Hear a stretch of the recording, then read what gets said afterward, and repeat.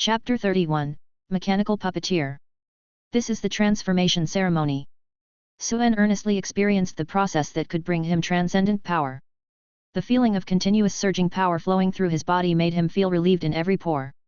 The entire transformation ceremony lasted about 15 minutes, and the light of the hexagram alchemy array gradually dissipated. All the materials turned into a team of lifeless ashes as if they had been burned. Success! Suen felt delighted. Because he could see his own panel after successfully taking office, he could clearly see the changes in his body. All his attributes had been improved: strength, perception, physique, all had increased by about 3-5 points. But the most exaggerated increase was in 3 of them.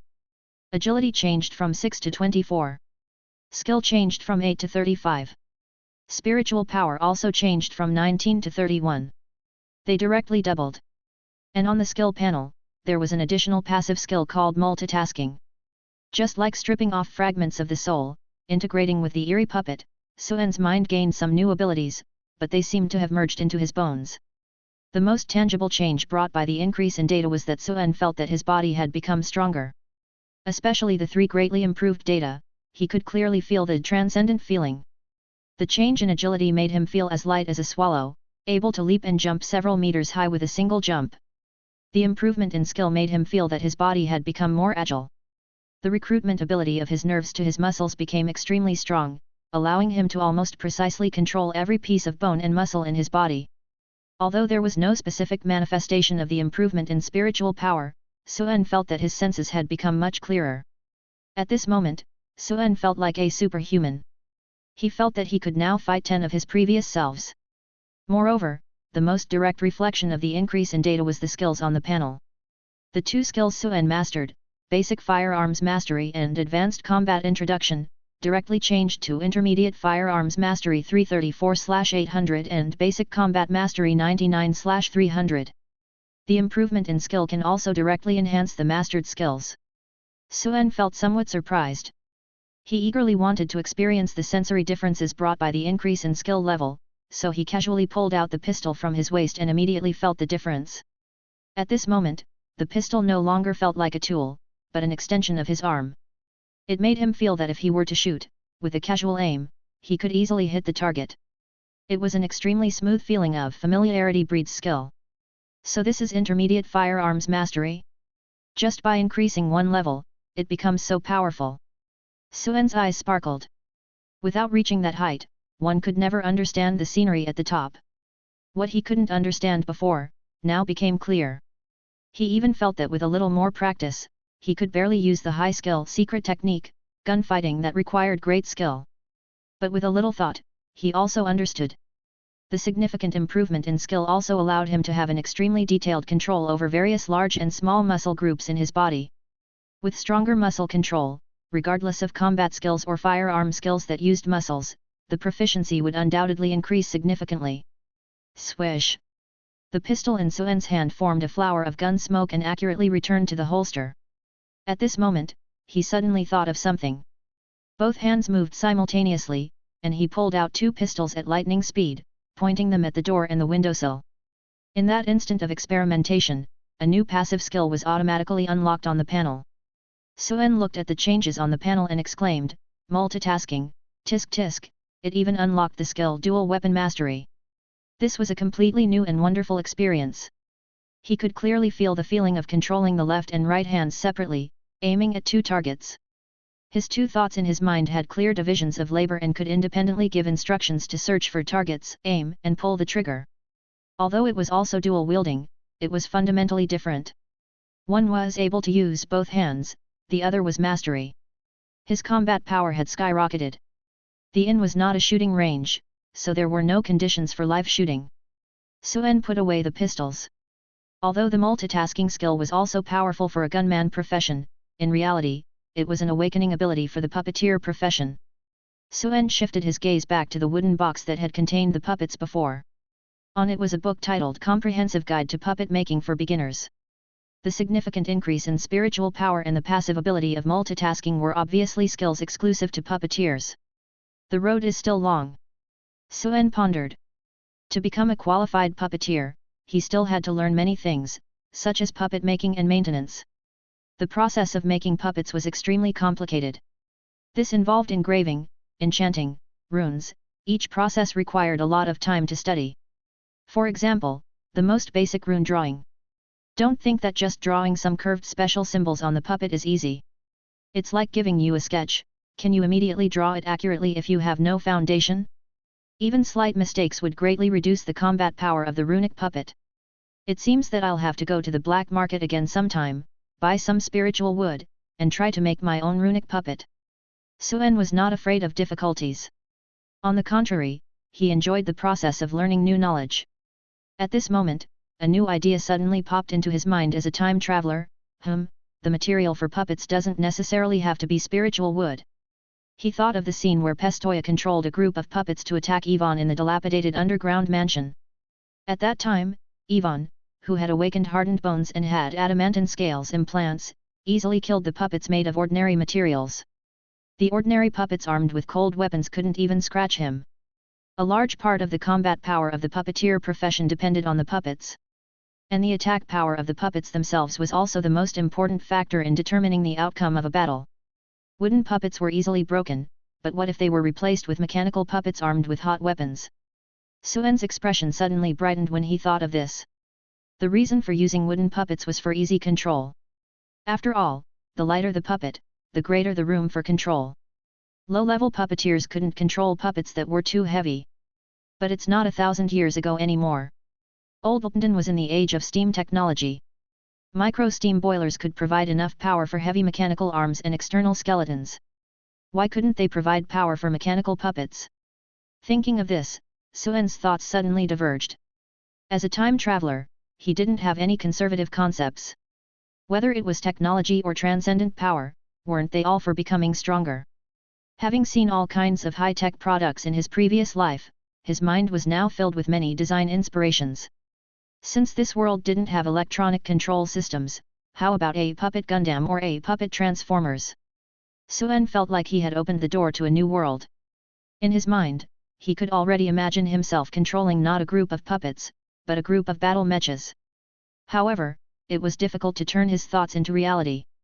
It was like turning the technology of making fireworks into a rocket that could reach the sky. They might look similar, but the difference in technological content was worlds apart. Firstly, the machinery was not agile enough. Even with a power device, steel materials were much heavier than wooden puppets.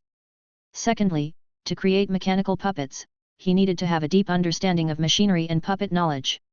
Of course, there was also alchemy, the foundation of everything.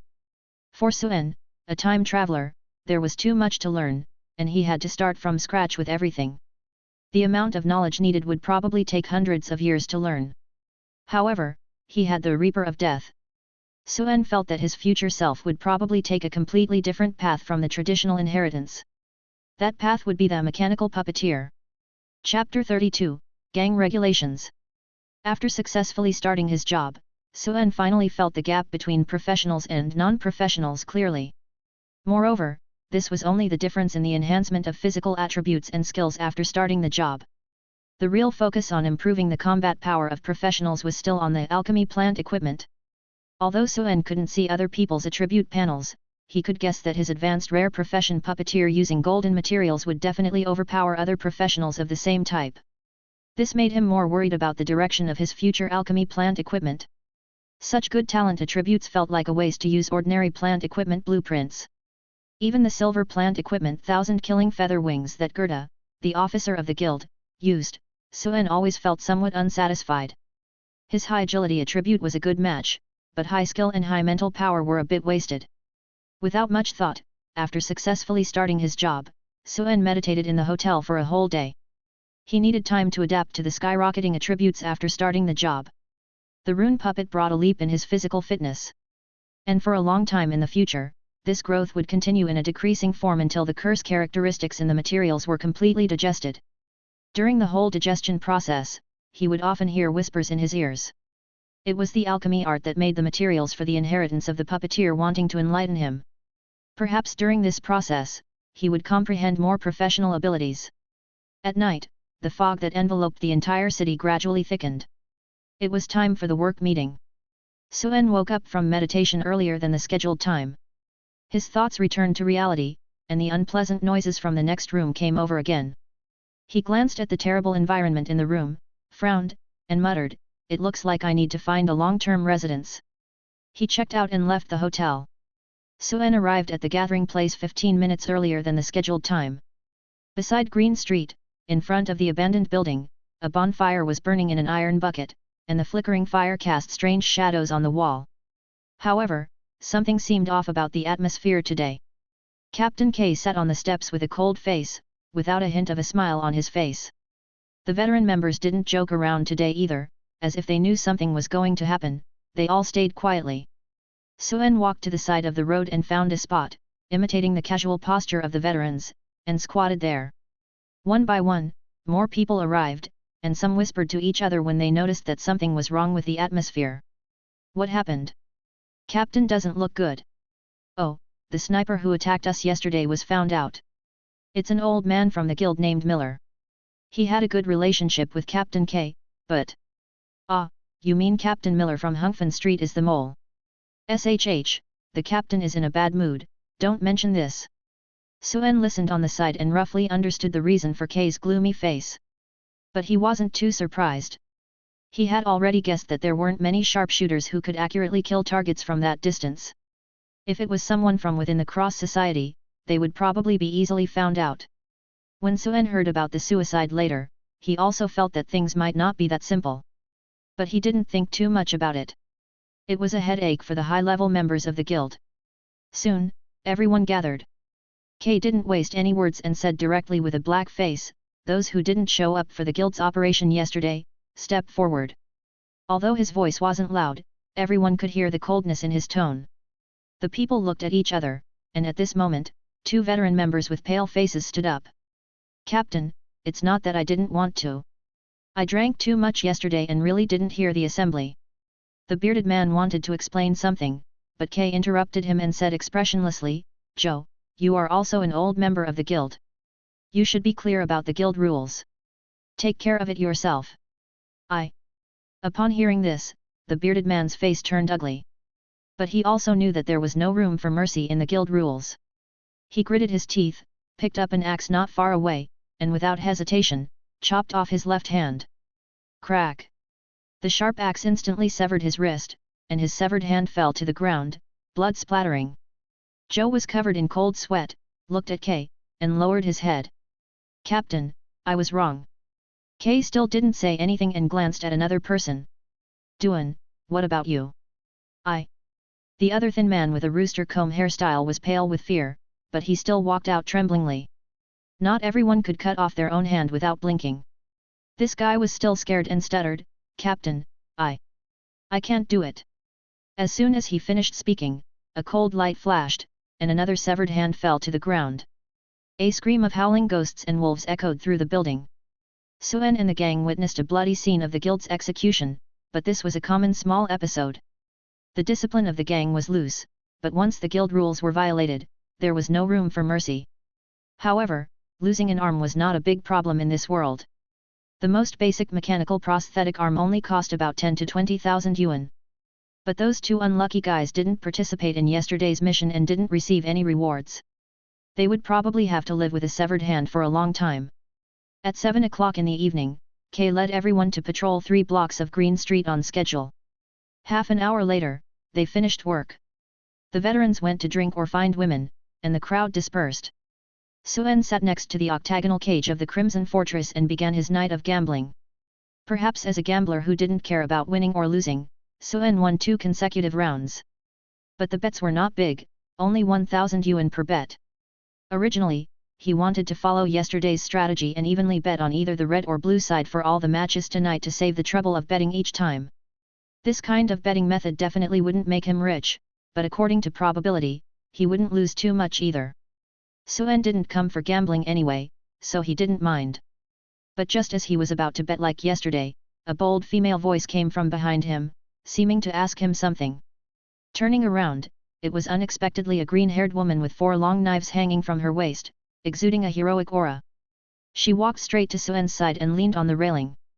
Seeing her serious expression, she seemed to be more interested in the gambling arena because it was closer to the octagonal cage. Boss Jian. Suen found this person very familiar, and when he saw the fierce tattoo on her exposed arm, he immediately recognized her. Wasn't this the Cross Society's officer, four-armed Azura Qiantiao? Although she wasn't wearing the sexy and revealing red leather armor from yesterday, today she wore a loose dress similar to a kimono, which couldn't hide her towering figure. Qiantiao seemed slightly surprised by Suen's address, raised an eyebrow, and looked at him. Oh, a newcomer. Suen nodded, yes. Thinking that she probably didn't mind being called that because of the cross symbol on his clothes. Qiantiao didn't seem to care about the address, she said, you're the same as little K, just call me Sister Qian. Suen nodded, okay, Sister Qian. But in his heart, he wondered why this officer came to the arena. Qiantiao's gaze returned to the octagonal cage, and she seemed to have a fanatic obsession with gambling. It seemed that she really came here specifically for gambling. She asked again, you seem to have good luck, who do you think will win the next round? I can't be sure either. Suen knew that his 2 red tickets in his hand already exposed the fact that he had won 2 consecutive rounds. But his betting was just a cover, he was only here to harvest the fragments of memories from the corpses. He didn't really have a preference for either side. Qiantiao found his hesitant answer unsatisfactory and raised her eyebrows, then which side are you planning to bet on? Red, blue side. Suen felt that if he continued to bet on the red side, it would give people a feeling of perfunctoriness, so he changed to the blue side. But unexpectedly, as soon as Qiantiao heard this, she waved her hand to call the betting lady and shouted loudly, come, bet 10,000 on the blue side. Chapter 33, See a person, send a message. Qiantiao threw a thick stack of green banknotes accurately into the tray of the girl, without looking back. Looking at her swift movements, she was definitely a regular at the casino. But even though the salary of a cotter in the Cross Society was not low, 10,000 yuan was still a considerable bet. Suen's eyelids twitched slightly, hoping that the boss wouldn't blame him if he lost. In order to not make people suspect that he was not just a gambler, he also bought 1,000 blue squares. Ding! The bell rang, and the match began. One charge, and the 2 gladiators collided in the octagonal cage, starting an intense fight. Perhaps due to luck, the blue side with serious injuries narrowly won this round. Wow, you won! Your luck is really good! Qiantiao exclaimed, in high spirits. After winning money, she turned her head and looked at Suen again, asking, which side do you think will win the next round? Suen didn't care about winning or losing. He didn't understand betting, he just bought whatever he thought of. But now, with a boss from a gang by his side, sincerely asking him, he couldn't just brush it off. In order to make himself appear more like a gambler, he thought for a moment and said a mystical phrase, if red wins, then blue will win next. I guess. Yes. Qiantiao blinked and nodded, looking like she thought it made sense. After winning a round just now, even though the casino took a cut, she still had 18,000 yuan. After hearing Suen's words, she directly told the betting girl to put all the money she had just won on the blue side, boldly saying, let's bet on the blue side together. Suen felt that something was off. This boss seemed to have a gambling addiction. After hesitating for a moment, he also agreed, I'll bet 1,000 too. If it weren't for the intimidating tattoos and the 4 long knives at her waist, who would have thought that this woman with a glint in her eyes while gambling was a member of a gang? Glancing sideways, Suen cautiously sized her up for a moment. If he didn't know that this boss was a ruthless professional, he would have thought that Qiantiao had attractive features and a great figure, with a sexy mature woman vibe. But, she was actually a killer. Can't afford to provoke, can't afford to provoke. Suen retracted his gaze. Ding! The bell rang again, and another gambling match began. This time, it was a fierce battle with no clear winner. The 2 gladiators in the octagonal cage fought with all their strength, bringing a fierce and bloody battle to the gamblers. The gambling booth was filled with the cheering and shouting of the gamblers. And Qiantiao, like an anxious coach, shouted and gave instructions to the gladiators in the arena, just like any ordinary gambler. Oh, take him down, Blue Knight. Hey, buddy, use the guillotine and strangle him, strangle him. Damn, what a stupid move, pursue the advantage. Qiantiao was like a coach who cared deeply, shouting while also giving instructions to the gladiators in the arena. Suen listened with a mix of laughter and tears, not knowing if this counted as cheating. As a skilled fighter, her guidance was enough to change the outcome of the gambling. However, Suen's attention was no longer on who would win or lose, but rather on carefully observing the movements of the two gladiators in the arena. Unlike before, at this moment, as long as he focused on the punches and kicks of the gladiators, he would notice that their movements had become slower. This allowed his gaze to clearly capture every detail. It was like watching a slow-motion video. It's not an illusion. There has been some change in my left eye. Suen murmured to himself, confirming his previous speculation. Since his successful job induction, he had noticed that his all-knowing eye had gradually changed. Not only could he see farther, but he could also see more details. It was like a fly flying by. Before, he could only see a black shadow, but now he could clearly see the frequency of the fly's transparent wings vibrating. Looking at this match again, every move of the gladiators was within his sight. Suen confirmed that because of the awakening of his profession, his talent had also improved. S-grade talent, it's not that simple indeed. Suen confirmed that the talent S018 all-knowing eye was not just for identifying items, it had many other undeveloped abilities. This new ability of dynamic capture was one of them. Suen's mind wandered a bit, and just at this moment, a powerful arm suddenly and roughly wrapped around his neck. He had just realized it and instinctively moved to draw his gun, but then he thought of something and instantly relaxed. Then, Suen bumped into something warm and soft, feeling like waves crashing. Haha! I won again! Hearing Jiantiao's excited voice in his ear, Suen realized what had happened. But he was also amazed. Was this the strength of a cotter? He was extremely agile now, with a super-fast reaction speed that allowed him to dodge crossbow arrows. But just now, he almost didn't react in time. Suen sighed in his heart and felt a little dizzy from hitting something warm and soft. Jiantiao let go of Suen and laughed, ha ha ha, luckily your luck is good, otherwise I would have lost my last bit of salary and would have to rely on my brothers in the gang for support for the next half-month. Upon hearing this, Suen's expression slightly froze.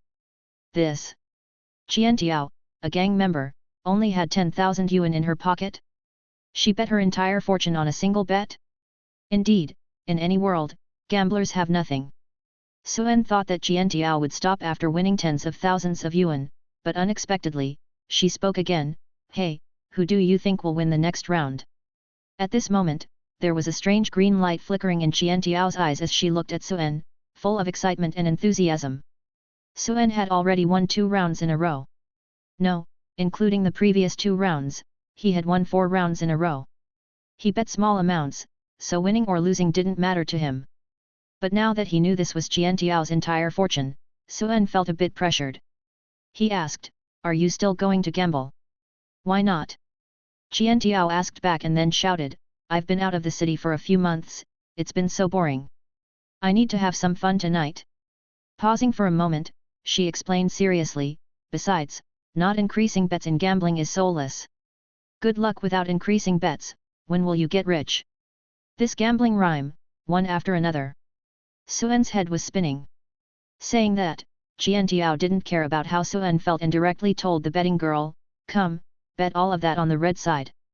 Suen looked at it, his forehead twitching. Betting everything, this woman was really daring. Well, if she loses, the world will be peaceful again. However, things didn't go as planned.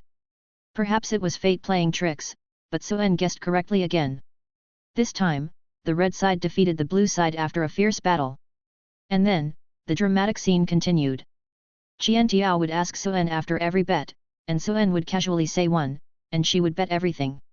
An amateur gambler dared to speak, and a fierce woman dared to bet. In this way, this strange duo gradually became the focus of the entire gambling booth. In the next match, they won. In the next match, they won again. No matter what Suen guessed, he would win just by saying it. Familiar scenes repeated mysteriously and strangely.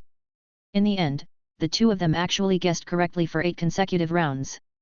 Jiantiao's initial 10,000 yuan capital turned into an astonishing 2 million yuan in cash every time she bet everything. Even Suen, seeing such a large pile of cash for the first time, was amazed. A pile of green banknotes, like a small mountain, constantly stimulated people's nerves, directly driving the gamblers in the casino crazy. Suen originally didn't want to attract so much attention, but it seemed like his luck was a bit too extraordinary. But fortunately, after the 8th round, he breathed a sigh of relief. Because the final round of the gladiatorial match had also ended. Finally, he no longer had to worry about guessing the winner for this gang boss. Ha ha ha, Gerda's gambling secret is indeed useful. If I have bad luck, I'll just follow someone with good luck, otherwise, I'll find a loser and bet against them. Your name is Suen, right? From now on, you're under me, Jiantiao. If anyone bullies you, just mention my name. After winning money, the boss was in a good mood. Suen decisively refused her suggestion to continue gambling upstairs and planned to slip away.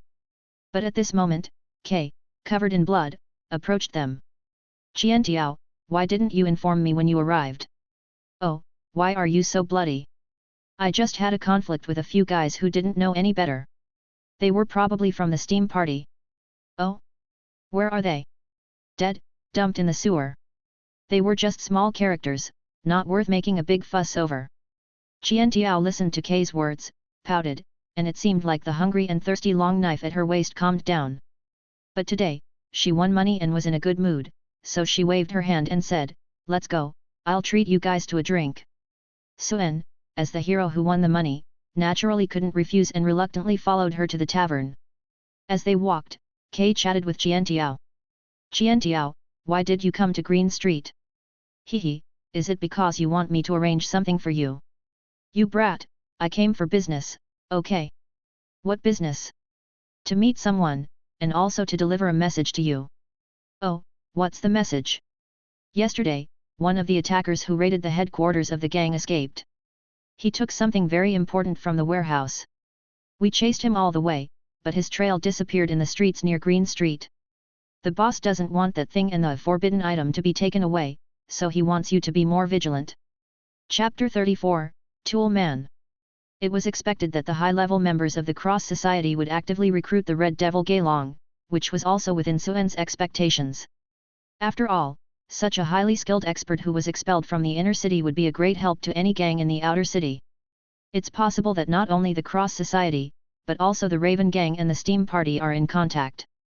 Otherwise, the guild leader Chuck would not have personally visited the Cross Society's core member, Jiantiao. Now Suen probably understands the difference between professionals in the inner city and the outer city. Although it is not absolute that professionals in the inner city are stronger than those in the outer city, the inner city, which concentrates more than 90% of the resources of Old Lingdun, cannot deny that the average combat power of professionals of the same level is much higher than that of the outer city. Rare silver blueprint for plant installation and employment materials that are rarely seen in the outer city often appear in the inner city's auction, and there are even rarer ancient cursed objects. After all, only those wealthy and powerful figures can afford the good things that hunters find in ruins. Over time, the major conglomerates have certainly accumulated a lot of rare alchemical resources. And the difference in resources is the fundamental reason for the difference in combat power between professionals in the inner city and the outer city. Just like the Red Devil Gaelong, a bodyguard can obtain top-level resources, which is unimaginable in the outer city. In the Elephant Tavern, heavy metal music was deafening. Suen followed Jiantiao and Kay and found a booth to sit down. Jiantiao waved her hand and shouted, "Hey, bartender, bring us 3 glasses of golden wheat." As a gambling addict who won money, Jiantiao didn't hesitate to order the most expensive golden wheat beer in the tavern. Each person had a large pitcher.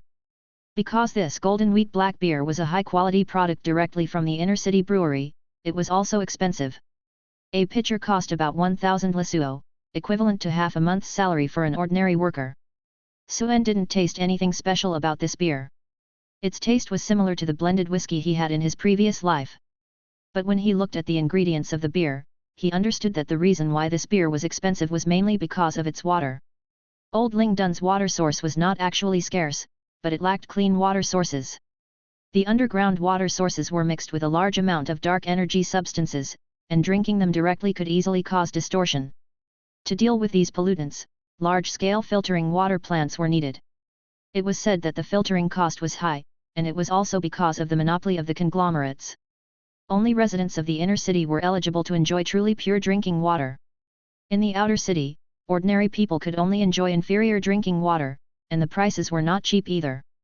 The cost of daily drinking water was the biggest expense for most ordinary people. Suen had just joined the gang, and although he felt that Captain K and Jiantiao were quite appetizing, he wasn't too familiar with them. After sitting down, he silently drank his beer and listened to their conversation.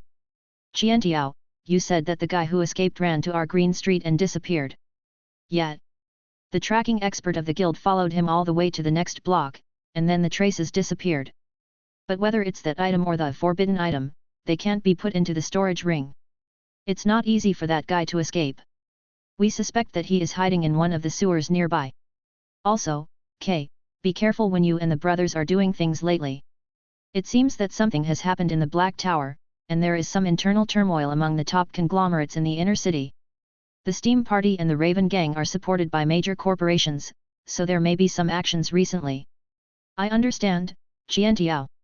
Suen listened on the side, but the two of them didn't mention what exactly that thing was. Perhaps it was tacit understanding, or maybe they themselves didn't know what they had lost. But Suen understood that it should be that manuscript. As for the news of turmoil in the inner city, it seemed to be something from another world and had nothing to do with him. What interested Suen more was something else, the special items called forbidden items mentioned by them. He also understood that the forbidden item seemed to be a large black scythe of about 2 meters. And those intruders used the scythe to cut open the door of the guild's vault. Suen didn't bother to ask what the forbidden item was. It sounded like a cursed object with special effects, similar to the rune puppet in his previous life. To make the Cross Society, one of the 3 major gangs in the outer city, go to such lengths to find it, Suen became even more curious about the magical properties of these so-called forbidden items. The only information he knew now was that the scythe was large and sharp, and could easily cut through metal doors. And the guy who escaped with the treasure was suspected to be hiding in the sewer near Green Street. Drinking his beer, a thought suddenly flashed in Suen's mind, hey. In the memory I stripped from the Scorpion book, it was said that a forbidden item was hidden in the Moon Inn. I wonder what it is. Thinking about it, he became somewhat absent-minded.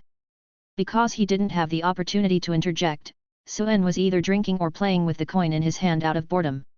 At this moment, the copper coin on the back of his hand was flipping between his fingers, from the base to the gap between his little finger and then flipping back. No matter how his hand moved, there was no sign of the coin falling. This was a direct manifestation of his greatly improved skills after joining the gang. He could now precisely control almost every muscle in his fingers. The coin seemed to stick to his skin, rolling skillfully, but it wouldn't fall. Of course, this wasn't just for fun. Suen was actually practicing a basic skill of a puppeteer, the 10-finger manipulation technique. It was the most basic operation technique for manipulating string puppets. It required the operator's fingers to be flexible and versatile, using subtle finger movements to make precise movements with the puppet's limbs. Now that he had learned the technique, but his muscle memory was still a bit awkward, he needed to practice continuously. And just at this moment, Qiantiao seemed to have noticed that Suen was bored. She raised her glass again and said boldly, "Cheers." "Cheers." Suen clinked glasses with her and took a big gulp of beer. Qiantiao drank boldly, gulping down the beer, and the beer stains flowed down her mouth and neck. She also noticed Suen playing with the coin and raised an eyebrow, casually asking, "Are you on the gunslinger career path?" Suen nodded, "Yet." There was no need to hide this, and he even intentionally did so. Although he had already joined the gang, Suen had no intention of revealing his special puppeteer profession. Occasionally showing some skills that were in demand in the profession would make people think he was a gunslinger. On the contrary, the more secretive he was, the more curious people would become. Qiantiao became interested and asked casually, "Are you interested in learning knife skills from me? Your hands are very dexterous, so you should learn quickly." Suen shook his head and politely declined, "Thank you, Qiantiao, but my awakened talent is Hawkeye, so gunslinging might be more suitable for me." Before he had self-defense abilities, he planned to continue being inconspicuous. Besides, knife user was not his career plan. "Oh, that's a pity." Qiantiao pouted and didn't say much. After a moment of contemplation, she suddenly said something that sounded somewhat melancholic, "Kid, don't die so easily. There will definitely be a place for you in the gang in the future." This gang leader seemed to be accustomed to farewells and said the most sentimental expectation in the most indifferent tone. "Don't die. In the gang, this was the best expectation." Suen listened and smiled, nodding slightly, yet he felt that this gang leader's temperament was quite to his liking, and he was slightly moved. But sometimes, plot twists could catch people off guard. Just as the serious atmosphere was building up, Jiantiao suddenly leaned her arm on his shoulder and leaned in mysteriously, "There's one more thing." Suen's expression became serious, thinking it was something important. But in the next moment, the dignified image of this gang leader suddenly collapsed. Qunei Xiao's eyes suddenly emitted the same green light as before in the casino, and she excitedly said, "Ha ha ha! It's rare to encounter someone with such good luck as you. Let me tell you, this kind of good luck usually lasts for several days. We'll meet at the arena tomorrow, don't be late." Suen's eyes twitched as he listened. So, when she said not to die easily, it wasn't because she valued his talent, but because she was afraid of losing her lucky tool. PLFFT. Unable to hold back, Captain K, who was beside them, also sprayed out his drink and burst into laughter. Chapter 35, Distortion Event. A cotter, a captain, and a small gang member. A strange combination started drinking heavily in the tavern. Suen and the other two were drinking happily. Suddenly, Sam and several members of the Cross Society rushed into the tavern in a panic, carrying heavy firearms. They scanned the tavern and immediately spotted Kay sitting at a table. Sam walked over with urgency in his eyes and said, "Captain, something bad happened. We heard that one of the troublemakers we dealt with earlier was the younger brother of a member of the Steam Party. I received information that Kun Tu, the red hair, is coming with a group of people and seems to be planning to cause trouble for us. Captain, we need to gather our brothers quickly." Sam spoke in a long string of words, almost out of breath. Gang fights were normal, especially in territories where two gangs had contact. Originally, this was an urgent matter. The enemy was coming with great momentum, and the Cross Society would definitely gather their brothers. They might not necessarily engage in a full-blown fight, but they wouldn't let the enemy have the advantage in numbers. However, after Sam finished speaking, he noticed that the atmosphere at the table was strange. Normally, the captain should have slammed the table and started rallying the troops, right? But Kay seemed calm. He even picked up his drink and leisurely took a sip before sneering, "Younger brother? Hat. It seems like those Steam Party guys are deliberately looking for an excuse to start a war." Suen remained silent and glanced at the gambling addict next to him. In other circumstances, he might have been worried about his own safety. But now, Qiantiao had her back to the entrance of the tavern, and Sam and the others were so focused on finding Kay that they didn't notice the woman at the table seemed familiar. Now that the atmosphere seemed off, they finally recognized the woman with the large tattooed arm as Qiantiao. "Qiantiao!" Sam and the others exclaimed in surprise.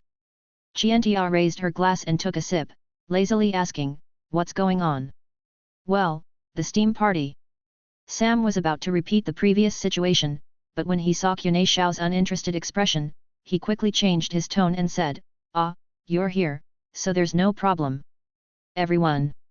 Not long after, the sound of motorcycles roared outside the door as the notorious biker gang of the Steam Brotherhood arrived on Green Street.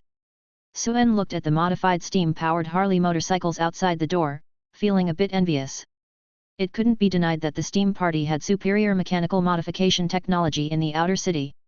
More than 20 people with mechanical prosthetics and long guns and short cannons rushed into the Elephant Tavern with great momentum, scaring the tavern's customers away. Judging from their posture, it was clear that they were here for revenge. But what happened next was a dramatic scene. The far-headed man with red hair saw Kay at the table and angrily raised his gun, shouting, "Kay, you!" But before he could finish his sentence, he caught sight of the woman with the large tattooed arm on the table, and his face suddenly changed. The harsh words he was about to say got stuck in his throat and he swallowed them back. Red Hair was quick on his feet as well. Without saying another word, he holstered his gun and turned to leave the tavern, as if he had taken the wrong path. This scene left the tavern's customers, who were unaware of the truth, confused. But the members of the Cross Society burst into laughter and jeered, "Ha ha ha!" Qiantiao ignored the departing Steam Brotherhood members. As a member of the Cross Society, she wouldn't stoop so low as to cause trouble with a small gang leader from a rival faction. After finishing their drinks, Qiantiao said to Kay, "Kay, be careful recently. The Steam Party guys are also eyeing Green Street. They won't hesitate to make some moves." Kay nodded thoughtfully, "I understand, Qiantiao. In the world of gangs, it was always about fighting and killing. From the moment they joined, they were prepared for it." The first day of joining the gang was eventful, but the following days returned to normal. Every evening at 7 o'clock, Kay would lead the new recruits on a half-hour patrol before disbanding. The days were leisurely. Even the steam party guys didn't show up again after the incident at the Elephant Tavern. The gambling addict, on the other hand, would always appear in the arena every night, dragging Suen along to gamble. But gambling was all about luck. Even though Suen had good luck, he couldn't win every time. Of course, he only gambled small amounts, so wins and losses were manageable. But this gambling addict, when she won, she would lecture about the importance of stopping losses and taking profits. But when she lost her temper, she didn't care about any of that. She would increase her bets after losing once, and double them after losing again.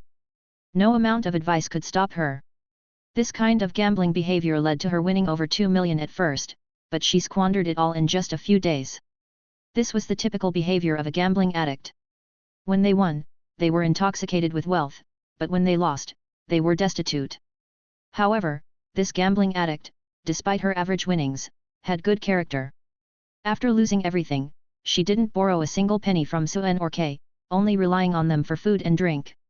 Suen had to go to the arena every day to collect soul fragments, so he could only accompany her in gambling. As a result, they became quite familiar with each other. Qiantiao didn't have the airs of a big sister, and they were more like drinking buddies. It was no wonder she had a good relationship with the gang members. A few days later, Qiantiao lost all her savings and reluctantly returned home. She planned to earn money by doing gang tasks and agreed to gamble with Suen another day. Suen bid farewell to this influential gang member, and his own life returned to normal. Every night, he would stay in the arena until dawn, then find a hotel to meditate, practice puppetry techniques, and read alchemy books. The days were regular and leisurely, harvesting soul fragments every day, practicing professional skills, and rapidly gaining experience. The arena had 8 to 10 corpses every day, and occasionally there were professional gladiator matches. In just a few days, he had acquired a variety of strange abilities, such as lip reading, dart throwing, motorcycle riding, and Gwent card skills. A mix of various skills, he had them all. However, he gradually discovered a problem. After his firearm and combat skills reached a certain level, he started gaining less experience from the corpses. Later, he realized that as he approached the level of advanced firearms mastery, he naturally couldn't learn much from a basic mastery corpse. Although he could learn from others' strengths to make up for his weaknesses, it wasn't much. Fortunately, there was no risk, and every little bit counts. During this time, Suen visited the black market a few times but couldn't find the ideal blueprint for his implants. However, he heard that there would be a high-quality auction held by the black market in a few days, where many good items would appear as hunters and thieves gathered to sell their goods. He planned to try his luck then. On this day, in the hotel room, a gunshot rang out, causing the lime powder on the wall to fall. It was unclear who had been shot. Although he was used to it, Suen's arm instinctively trembled at the sound, causing the runic pen with blue paint in his hand to deviate from its intended path, leaving a glaring mark of failure on the puppet's body. Another failure. Suen looked at the puppet in front of him, which had been completely ruined by his painting, feeling a bitter helplessness. Although he was usually focused and not easily distracted, he couldn't ignore the frequent fights and gunshots in this noisy environment. In the corridor of the cheap hotel, there were often drunken tenants fighting. In this world where everyone had a gun, physical fights almost always led to gunfights, which were always terrifying. Just yesterday, there was an incident in the room above Suen's, where a call girl and her accomplices conspired to shoot a mercenary. The ensuing chaos almost hit Suen downstairs. It's really difficult to find a suitable place to live. Suen sighed softly, feeling tired of this harsh noise environment. He wanted to find a place with soundproofing, quietness, and preferably a shooting range. As a puppeteer, a rare profession, he could hardly learn relevant skills from gladiators in the arena. He could only practice diligently. Enchanting and carving were much more difficult than he had expected, requiring a quiet environment and a lot of time to practice. Since he had already been disturbed, Suen didn't dwell on the sound of gunshots. He looked at the ruined puppet in front of him and turned his gaze. Just then, he suddenly bent his fingers, as if grabbing an invisible object. The puppet stood up strangely. It was only half a meter tall, like a toddler taking its first steps, and it started moving around the room. The sound of wooden joints rubbing against each other, click, click, was somewhat eerie. Suen stood still, his fingers moving rapidly like playing the piano, and the puppet followed suit, making various movements. Although it still looked stiff, it could perform some combat actions like punching, kicking, rolling, and stabbing. After practicing manipulation for a while, Suen felt his finger muscles stiffening and stopped. Phew! He let out a long breath. Looking at the steel wires entwined between his fingers, Suen shook his head slightly and muttered, "The wires are not thin enough or tough enough, and the maneuverability is too low. It's really not easy to find the right thread material." This was the most suitable material he could find to control the puppets, but it still fell short. He thought of the scene in the mansion ruins where Pestoya controlled dozens of puppets with threads, effortlessly restraining the bald Ivan. Controlling threads, but the effects were vastly different. The unfinished puppet lacked the right steel wire, and the manipulation skills were still unfamiliar. As a novice puppeteer, he still had a long way to go to form combat power with puppets. But Suen had a good mindset. To achieve this level in just a few days, he felt that his progress was not bad. There were still several hours before work, and Suen originally planned to continue practicing puppet manipulation. But just then, he received a call from Kay on the communicator, "All new recruits, gather at the usual place. We have a distortion mission." Suen didn't dare to delay, checked his equipment and ammunition, and walked out of the room. Shortly after the gathering message was sent, Kun Tu, the red hair of the steam party, quietly infiltrated the vicinity of Green Street with a group of people. A mysterious voice came through the communicator, "Captain Kun Tu, it has been confirmed that Kay and a group of new recruits, about 20 people, have gone to the tube building." Chapter 36, Monster in the High-Rise Building. Hee, 20 people? Only Kay, the professional, is a bit tricky. The other newcomers are not worth worrying about. But that kid who was close to the four-armed Rakshasa before needs to be watched more closely. If there's a chance, kill him first to avoid any accidents. Yes, Captain Kun Tu. Kay gathered his men to prepare for the first time to deal with the anomaly event. The members of the Steam Brotherhood received the news and quietly ambushed near the tenement building. The incident of the Elephant Tavern escaping in embarrassment has become a joke for red-haired Kun Tu in the underworld, making him lose face in front of his peers. Now that Jiantiao is no longer on Green Street, they are ready to take action again. Although the city is much safer than outside, anomalies still occur from time to time. Old Lingdun City is an ancient relic, and even after years of cleaning and excavation, some cursed objects with residual curse characteristics that have not completely dissipated are still occasionally found underground. These things are good for professionals, but for ordinary people, they are nightmares like radiation sources and easily trigger anomalies. The air in the city, although the concentration of dark spiritual power is thinner than outside the city, is enough to trigger anomalies with a low probability. Eating contaminated food and water, returning from hunting in high anomaly environments, and various other reasons. Almost every month, there are several anomaly events in each major district. And recently, the frequency seems to be quietly increasing. Of course, the most troublesome are the out-of-control professionals. The essence of anomaly is the uncontrollable dark spiritual power in the body, which destroys a person's will and transforms the body into a giant-like monster or other special forms. After the anomaly, the dark spiritual power in the body will be unrestricted and rapidly increase. Therefore, professionals who turn into monsters will be several times stronger than their combat power when they were alive, making them very difficult to deal with.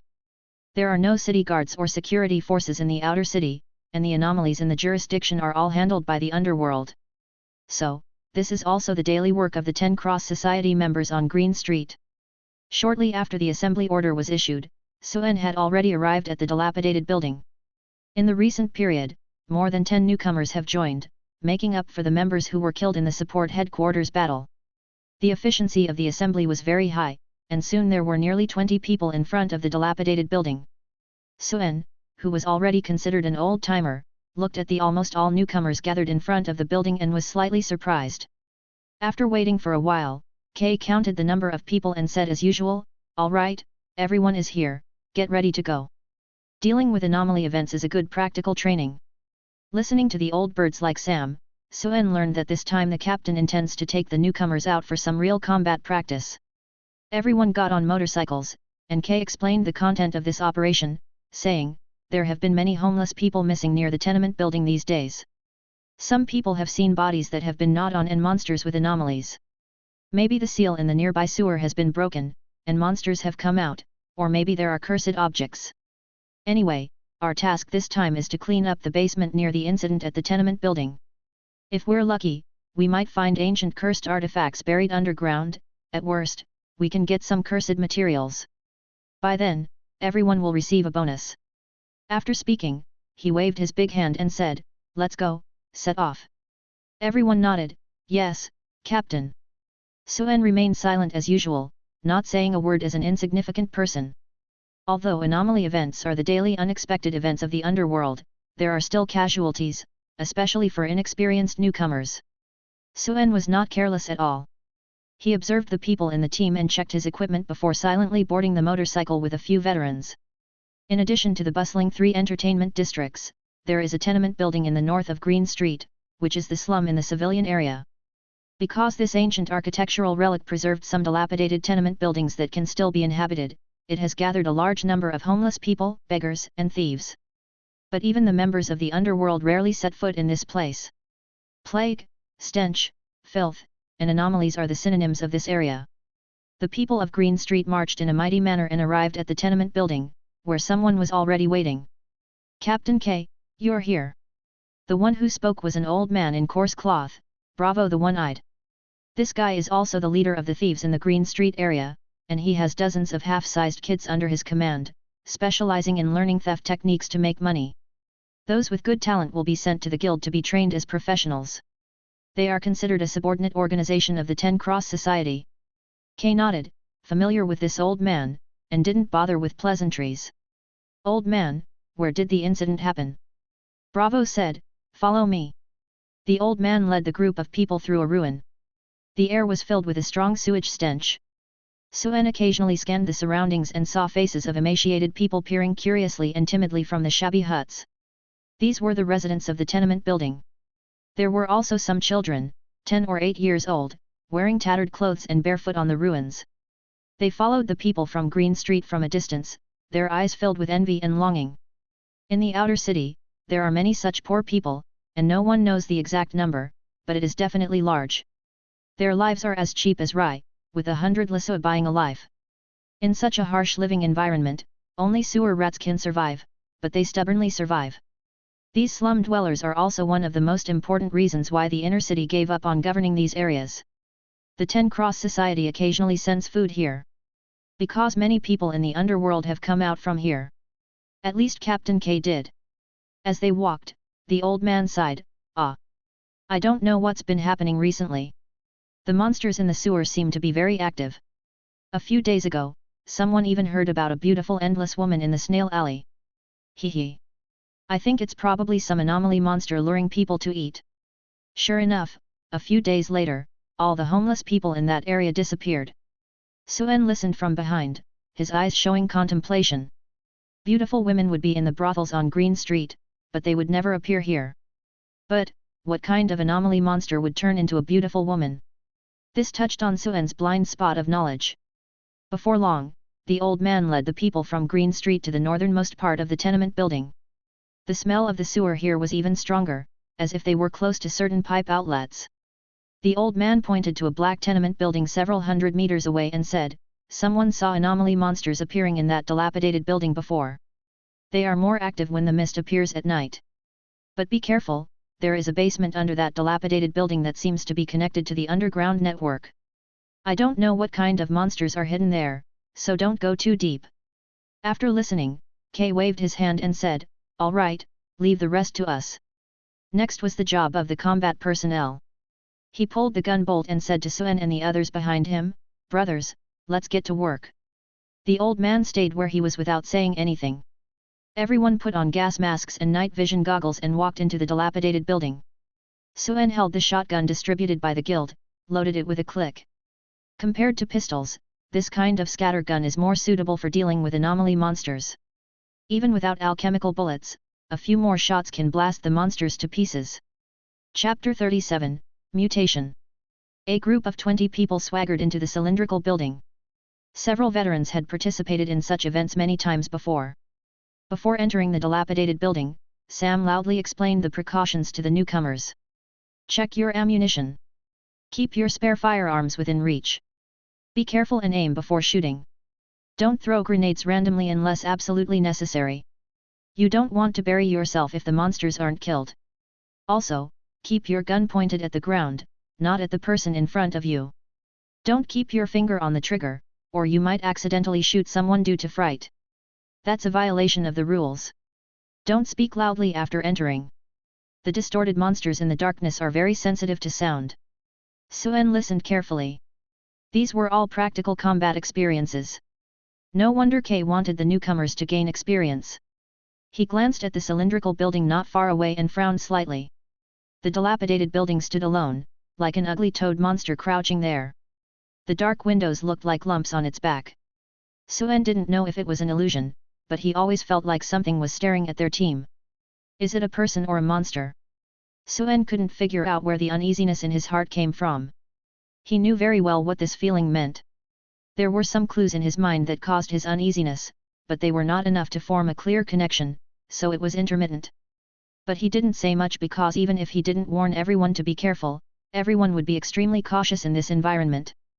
Before he could think too much, the team had already entered the cylindrical building. The interior of the cylindrical room was spacious, somewhat resembling a shopping mall from Suen's previous life. The house completely blocked the external light source. The gas lamps in the team provided sufficient light, but even so, everyone felt like they had entered a dark world. The light was only enough to illuminate a corner. Suen thought it was fine. After becoming a professional, his night vision ability had greatly improved.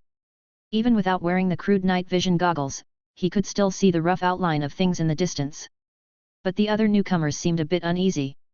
The dark environment made them feel a fear originating from the unknown, afraid that something man-eating would suddenly appear from the darkness. And at this moment, a gunshot suddenly rang out. Bang!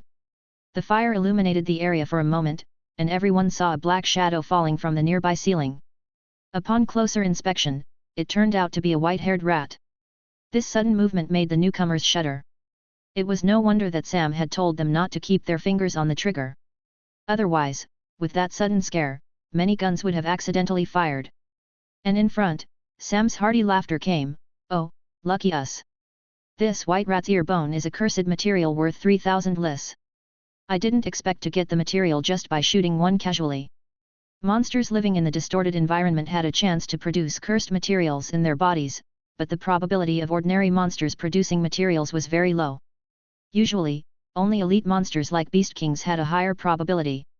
Suen's mind flashed with a thought as he listened. The first monster produced a cursed material. Was it a coincidence or something else? The veterans looked at the nervous expressions of the newcomers and laughed. Hey, everyone, don't be so nervous. This white rat giant mouse is just the most common monster in the sewer. Shoot it in the head, and it'll die. But be careful, they can jump up and bite your bird. Ha ha ha. The veterans seemed accustomed to this. This kind of operation was much safer than hunting in the wilderness. After all, this was old London City, where there wouldn't be groups of monsters. Even the distorted humans were only sporadic. With more than 20 people, they had an absolute firepower advantage and didn't need to be overly cautious. Kay carried his gun on his shoulder, looking relaxed. At this moment, he said, "Get ready, the monsters in this building should be coming." The gunshot immediately attracted the monsters in the darkness. But as the veterans had said, sporadic monsters couldn't pose much threat to the team. The journey ahead turned from hunting monsters to a shooting game. Gunshots would attract monsters in the darkness, saving them the trouble of searching each room one by one. Soon, 2 distorted humans that had been seen by witnesses appeared in the darkness and were quickly shot to pieces by the group. Suen had seen these monsters twice outside the city. At that time, he was alone, and the surroundings were complex, making it difficult to deal with. But for a team, a lone monster was just a live target. Except for one unlucky guy who stepped on nothing and broke his leg, everything went smoothly. And the harvest was good. They found that the probability of monsters in this cylindrical building producing cursed materials was much higher than outside the city. In less than an hour, the people from Green Street had cleared out the cylindrical building and arrived at the entrance to the underground chamber mentioned by the old man earlier. It wasn't a collapsed hole but had obvious architectural traces. Looking at it, it reminded Suen of the entrance to a subway station in his previous life. The clearing operation this time was so smooth that it became a bit boring. They probably felt like they hadn't had enough fun yet. Looking at the entrance to the underground chamber, one of the veterans asked, "Captain, should we go down and take a look?" Kay looked at the entrance of the underground chamber, his brow slightly furrowing. The last time we cleared these underground chambers on a large scale was 10 years ago. There were significant casualties. I don't know what kind of monsters are down there now. Apparently, he seemed to recall some unpleasant memories and shook his head. Going down to the underground chamber requires stronger equipment and more manpower. We are not prepared enough this time, so there's no need to go down. The harvest today far exceeded expectations and gave Kay a bad feeling. Suen blended in with the crowd without drawing attention. He didn't have many opportunities to shoot during the entire clearing process. The monsters would appear and be shot down by the group in one round. Regardless of marksmanship, with dozens of gun muzzles firing together, there would always be hits. That's the advantage of having more people. Now, hearing Kay say they were going back, he also thought it was good. The faint uneasiness in his heart made him feel that if they continued to explore, something unexpected might happen. And at this moment, something came just as he thought about it. Suddenly, his gaze caught a humanoid shadow rushing out of the subway station entrance. Suen's pupils contracted, and he exclaimed in his heart, "So fast! A distorted human?" No, this was definitely not the speed of a normal distorted human. Moreover, that thing could even climb walls. "Be careful!" Almost at the same time, Kay also shouted urgently. Apparently, he had also noticed the shadow rushing out. Before the words could fully leave his mouth, a gunshot rang out, followed by a barrage of gunfire. Although the monster was fast, it was hit in the leg by the scattered bullets, and then it was covered by another round of firepower. The lizard-like creature that could climb walls was rendered immobile by the shots. But before everyone could rejoice, a cry of horror mixed with fear suddenly came from the crowd, "Ah!" As Suen heard the scream from behind, he turned around, and his smoking firearm was already spewing flames, his movements seamless. Bang! The shotgun hit the long mouth organ that had fallen from the ceiling, and the helper who had screamed fell from mid-air. Everyone looked at the smoking firearm in Suen's hand, their eyes filled with shock, probably surprised at how quickly he reacted. But their attention was instantly drawn to something else, a half-broken mouth organ wriggling like a severed snake on the ground. Everyone's faces turned pale. It was a crimson mouth organ as thick as a bowl, with layers of sharp teeth wriggling in the red flesh, causing people with trypophobia to come out. Sam approached with a stiff face and used his gun to flip the still twitching mouth organ. He swallowed his saliva and asked, "What kind of monster is this?" The veterans also showed confusion, no one recognized it. "I've never seen it before."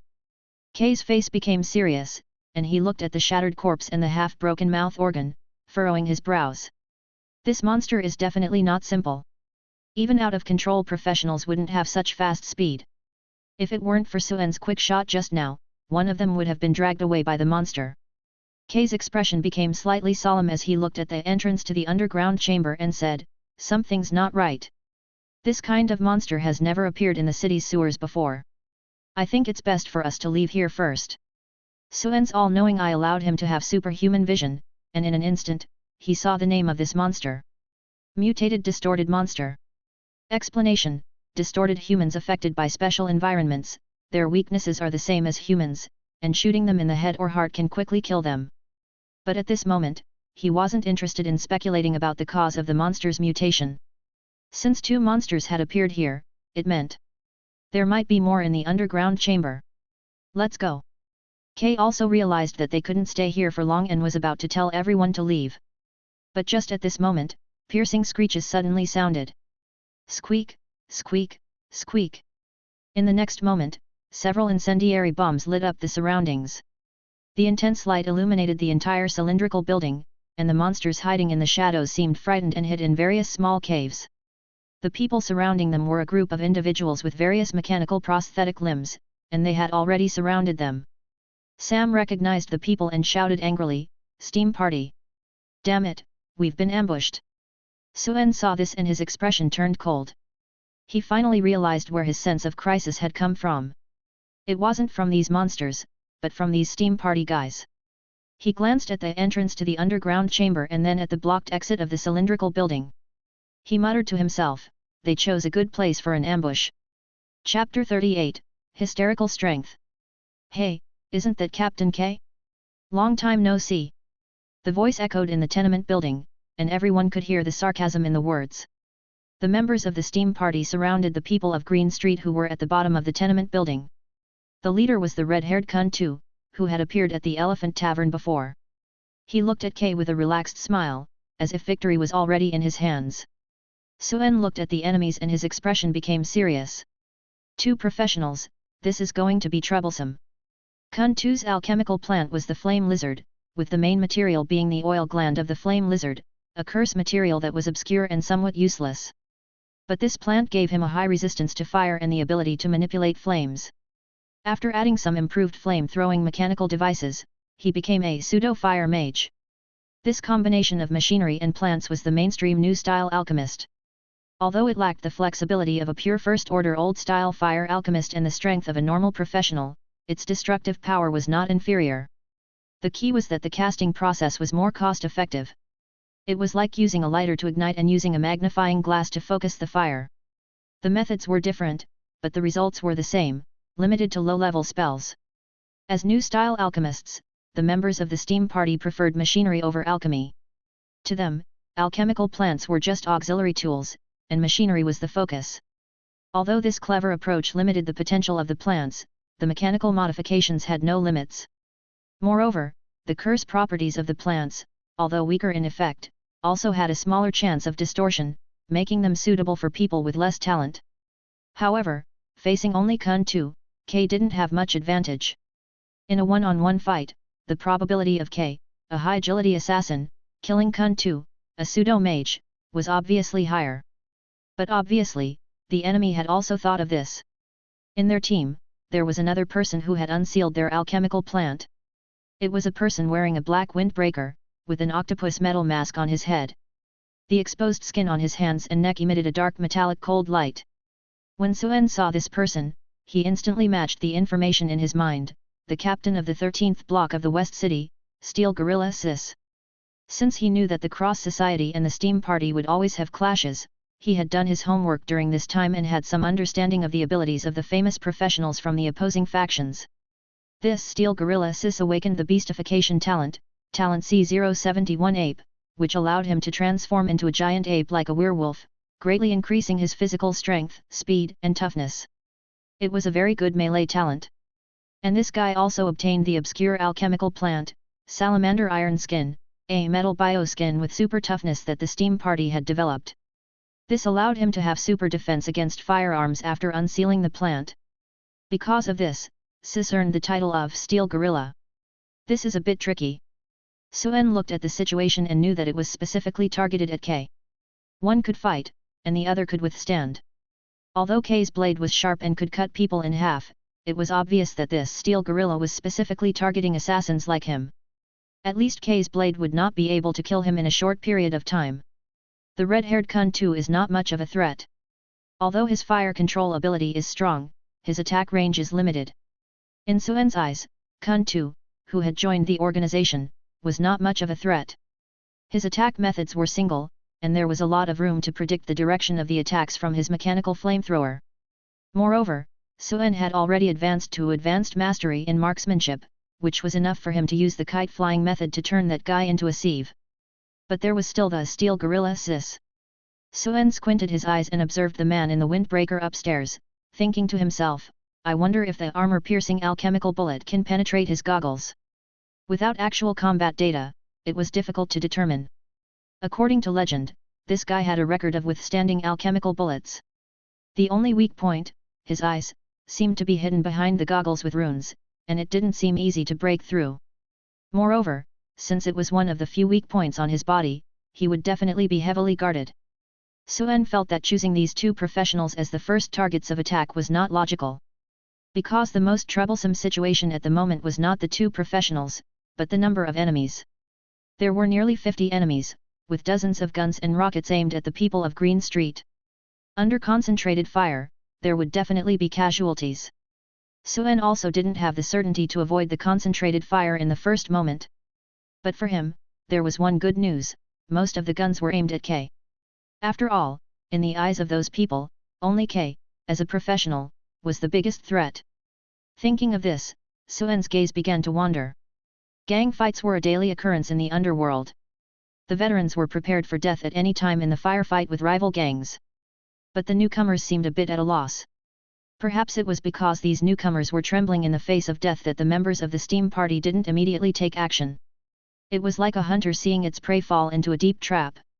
It wouldn't kill it immediately, but would appreciate its masterpiece. Kun Tu looked down from above and smiled. Captain K, oh, you don't look too good, do you? Hehe, is this all the Steam Party has? You ran away with your tail between your legs at the Elephant Tavern last time, and now you want to play dirty tricks. K mocked mercilessly. Then, he whispered to the people beside him, most of their attention is on me. I'll attract their firepower, and you find an opportunity to strike. Prepare for a fight, everyone. Surrendering was impossible. In gang fights, only one side being completely wiped out by the other would end it. Everyone was aware of this. Suen had a gun pointed at him, and his adrenaline surged. He had also been mentally prepared to face unexpected events, so there was no surprise on his face. However, upon closer observation, he noticed something strange. Suen's supervision allowed him to clearly see that among the group of gunmen upstairs, 2 of them were staring at him through their scopes. In the instant their gazes met, he realized that he was receiving special treatment. Suen also found it strange in his heart. Hey, why aren't those 2 aiming at the veterans or K? Why are they staring at me? The other gunmen were casually aiming at the crowd, but the gazes of those 2 gunmen were accurately locked onto him. Suen's thoughts quickly turned, and he immediately realized, could it be that I attracted attention because I was too close to Boss Jian before? He pouted at the thought. It seemed that he should avoid getting involved with important figures in the future, or else he would easily become the focus of the enemy. Since he noticed that he was being targeted, Suen didn't make any rash moves. Instead, he slowly relaxed his grip on the shotgun in his hand. In the eyes of the enemy, this action was not threatening and could make them relax their guard. But others didn't know that Suen was analyzing the situation in his mind at a rapid pace. The exit of the tenement building must have been blocked. After the first round of concentrated fire, the only chance to escape is to go to that underground chamber and use cover in the dark environment to kill the enemy. The position of the people from Green Street was awkward. Besides a few load-bearing columns, there were almost no cover on the ground floor. The enemy had the high ground, and if they engaged in a direct shootout, the people of Green Street would be wiped out instantly. Therefore, Suen decided to take the initiative. The feeling of adrenaline surging made his body excited as well. He licked his lips, and a strange ferocity appeared in his eyes. I'm going to kill again. Suen was well aware that he had a dangerous personality. This was diagnosed by the therapists at the juvenile detention center when he was 12 years old, after he killed those thugs. But he didn't think of it as another self, it was more accurate to say that he was a part of his emotions. Later, the learning and treatment at the detention center also taught Suen how to manage this part of his emotions precisely. This allowed him to separate certain negative emotions in his daily life, such as ferocity, fear, killing, desire, or pain. He used to think of it as an illness. But later, he realized that it was also a self-defense ability. In dangerous situations, letting certain specific emotions erupt would stimulate his potential. It was like the news in his previous life where a young mother lifted a several-ton car to save her child in a moment of desperation. It was like when he was 12 years old and could deal with those young and strong thugs.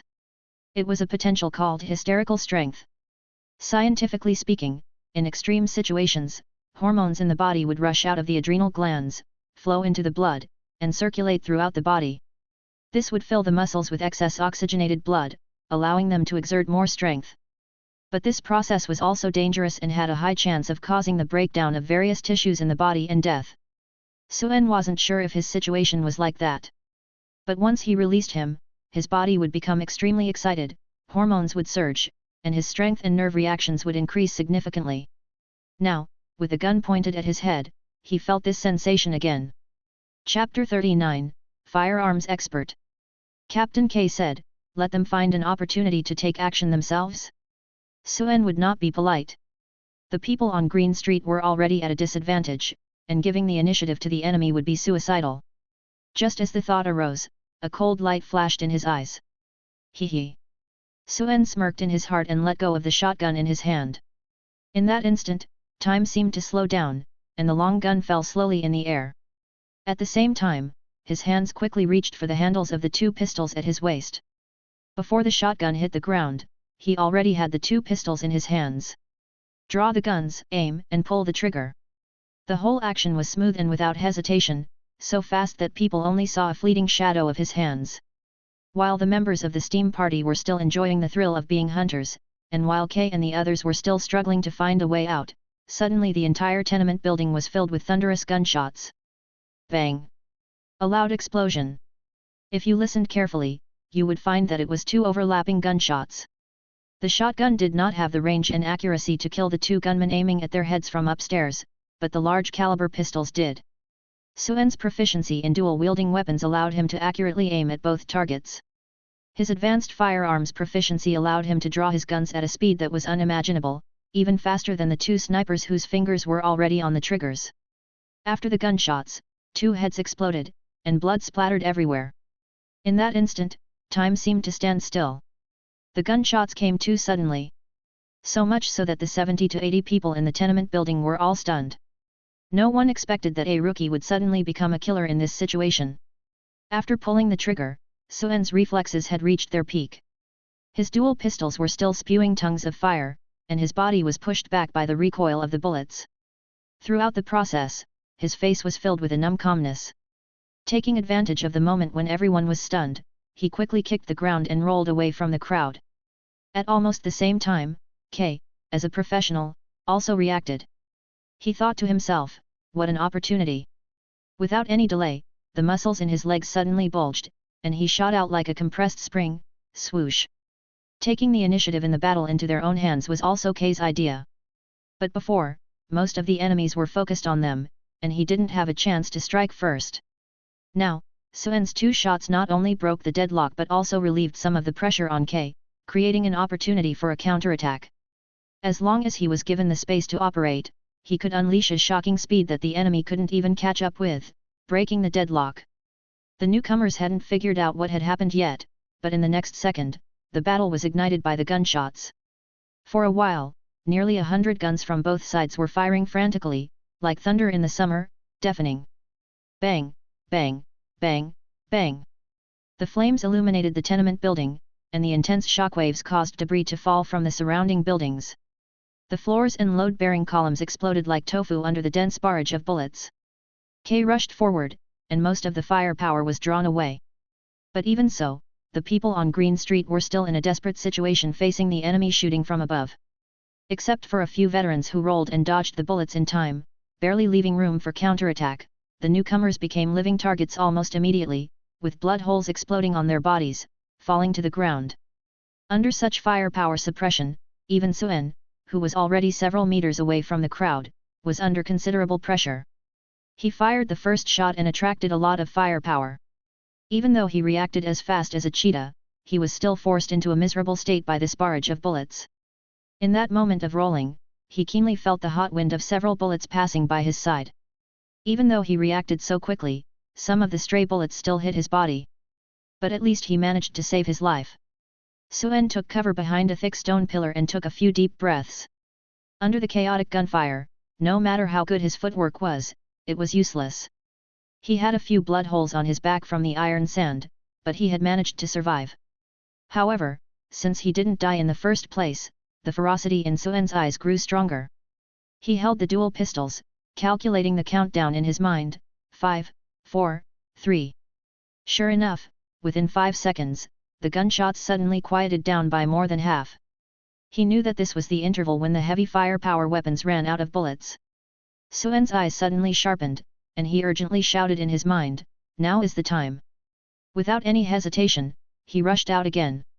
If it were an ordinary person, they would definitely think about self-preservation in this situation.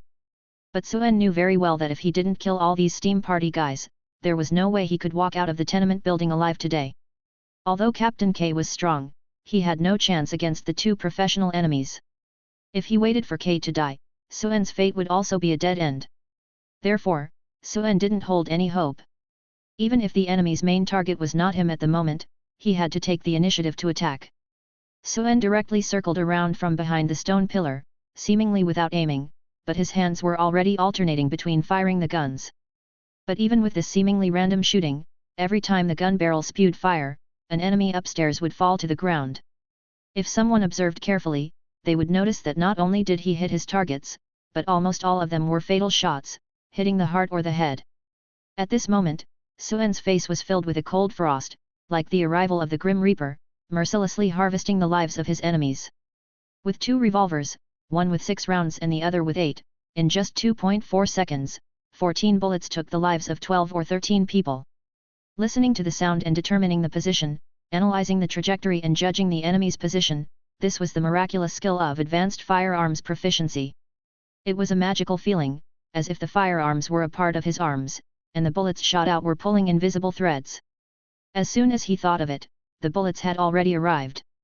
When Suen rushed out earlier, he had already roughly judged the positions of these 10 or so gunmen. With a glance, he had locked onto them, and there was no need to waste time aiming again. Shooting was as smooth as breathing. However, bullets were limited. No matter how strong he was, he only had 2 guns. Even if he succeeded, it was purely because K had drawn away most of the firepower, catching the steam party off guard. But the enemy were all bloodthirsty gangsters who had licked the edge of a knife. How could they give him the opportunity to reload and shoot again? Suen was well aware of this. He only had 1 round of gunfire. After this round of gunfire, he didn't hesitate to roll again. While emptying the shells from the cylinder, he had already taken cover behind a sturdy stone pillar. The entrance to the underground passage was less than 10 meters away from here. In the next second, a torrent of ammunition poured onto the stone pillar, and Suen tried to curl up his body as much as possible to avoid being hit by the bullets. Da. The sound of gunfire was deafening, and fragments of stone and bullets grazed past him. At this moment, Suen's gaze regained clarity. The steam party members were not ignorant. They were all shocked by Suen's amazing marksmanship. Except for the steel gorilla Sis, no one dared to show their heads casually and instead took cover to shoot. It was too terrifying. 1 shot, 1 head exploded. Anyone would feel a piercing headache. Kuntu, the red-haired man, cursed angrily, seemingly questioning the person who provided the wrong information. Damn it, how could there be a firearms expert among the cross-society guys? Wasn't it said that none of them posed a threat except for K? What the hell is going on now? Firearms expert was an exclusive title for advanced marksmen. In the entire outer city, besides the few famous firearms masters, this was the ceiling of combat power that ordinary people could touch. These marksmen were well known in the 3 major gangs, and now there was an unknown rookie who turned out to be a firearms expert. But which firearms expert wasn't a seasoned gunman who had been feeding bullets for decades? Clearly, he looked young, so how did he acquire such marksmanship? A freak! Kuntu cursed in his heart. Originally, the 2 steam party professionals had planned to team up against K, and everything was going according to plan. But they didn't expect a sudden turn of events. This level of marksman couldn't be underestimated. Otherwise, it would be an extremely deadly threat to professionals. At this moment, K also got a chance to catch his breath. His face lit up, and he quickly retreated, taking cover behind another stone pillar. And that position happened to be able to make eye contact with Suen. The 2 exchanged a glance, and K's eyes couldn't hide his astonishment. He had known that Suen's marksmanship was good, but he never expected it to be at such a level. It turned out that there was still a firearms expert hidden in his team. But now was not the time to talk about this. And Suen made a gesture, pointing to the nearby entrance to the underground passage. K instantly understood that they couldn't break out with the enemy shooting from above. Even if Suen's marksmanship was astonishing, it would be difficult for him to kill the 2 professionals. The only way out now was to escape to the underground passage and maybe hold on until the guild reinforcements arrived. However, the enemy didn't give them much time to catch their breath. The bullet battle couldn't break the load-bearing columns for the time being, but the flames could. Suen only knew that Kuntu had the ability to manipulate flames, but he had never seen it before. And in the next instant, he immediately experienced the abilities of this pseudo-professional. The entire tenement building suddenly lit up with a dazzling red light. Suen sensed the danger and glanced over, only to see a stream of fire spraying out from the mechanical gun on Kuntu's arm. As soon as the fire touched the air, it immediately turned into a small fireball. In the blink of an eye, the small fireball grew into a huge fireball with a diameter of about 10 meters.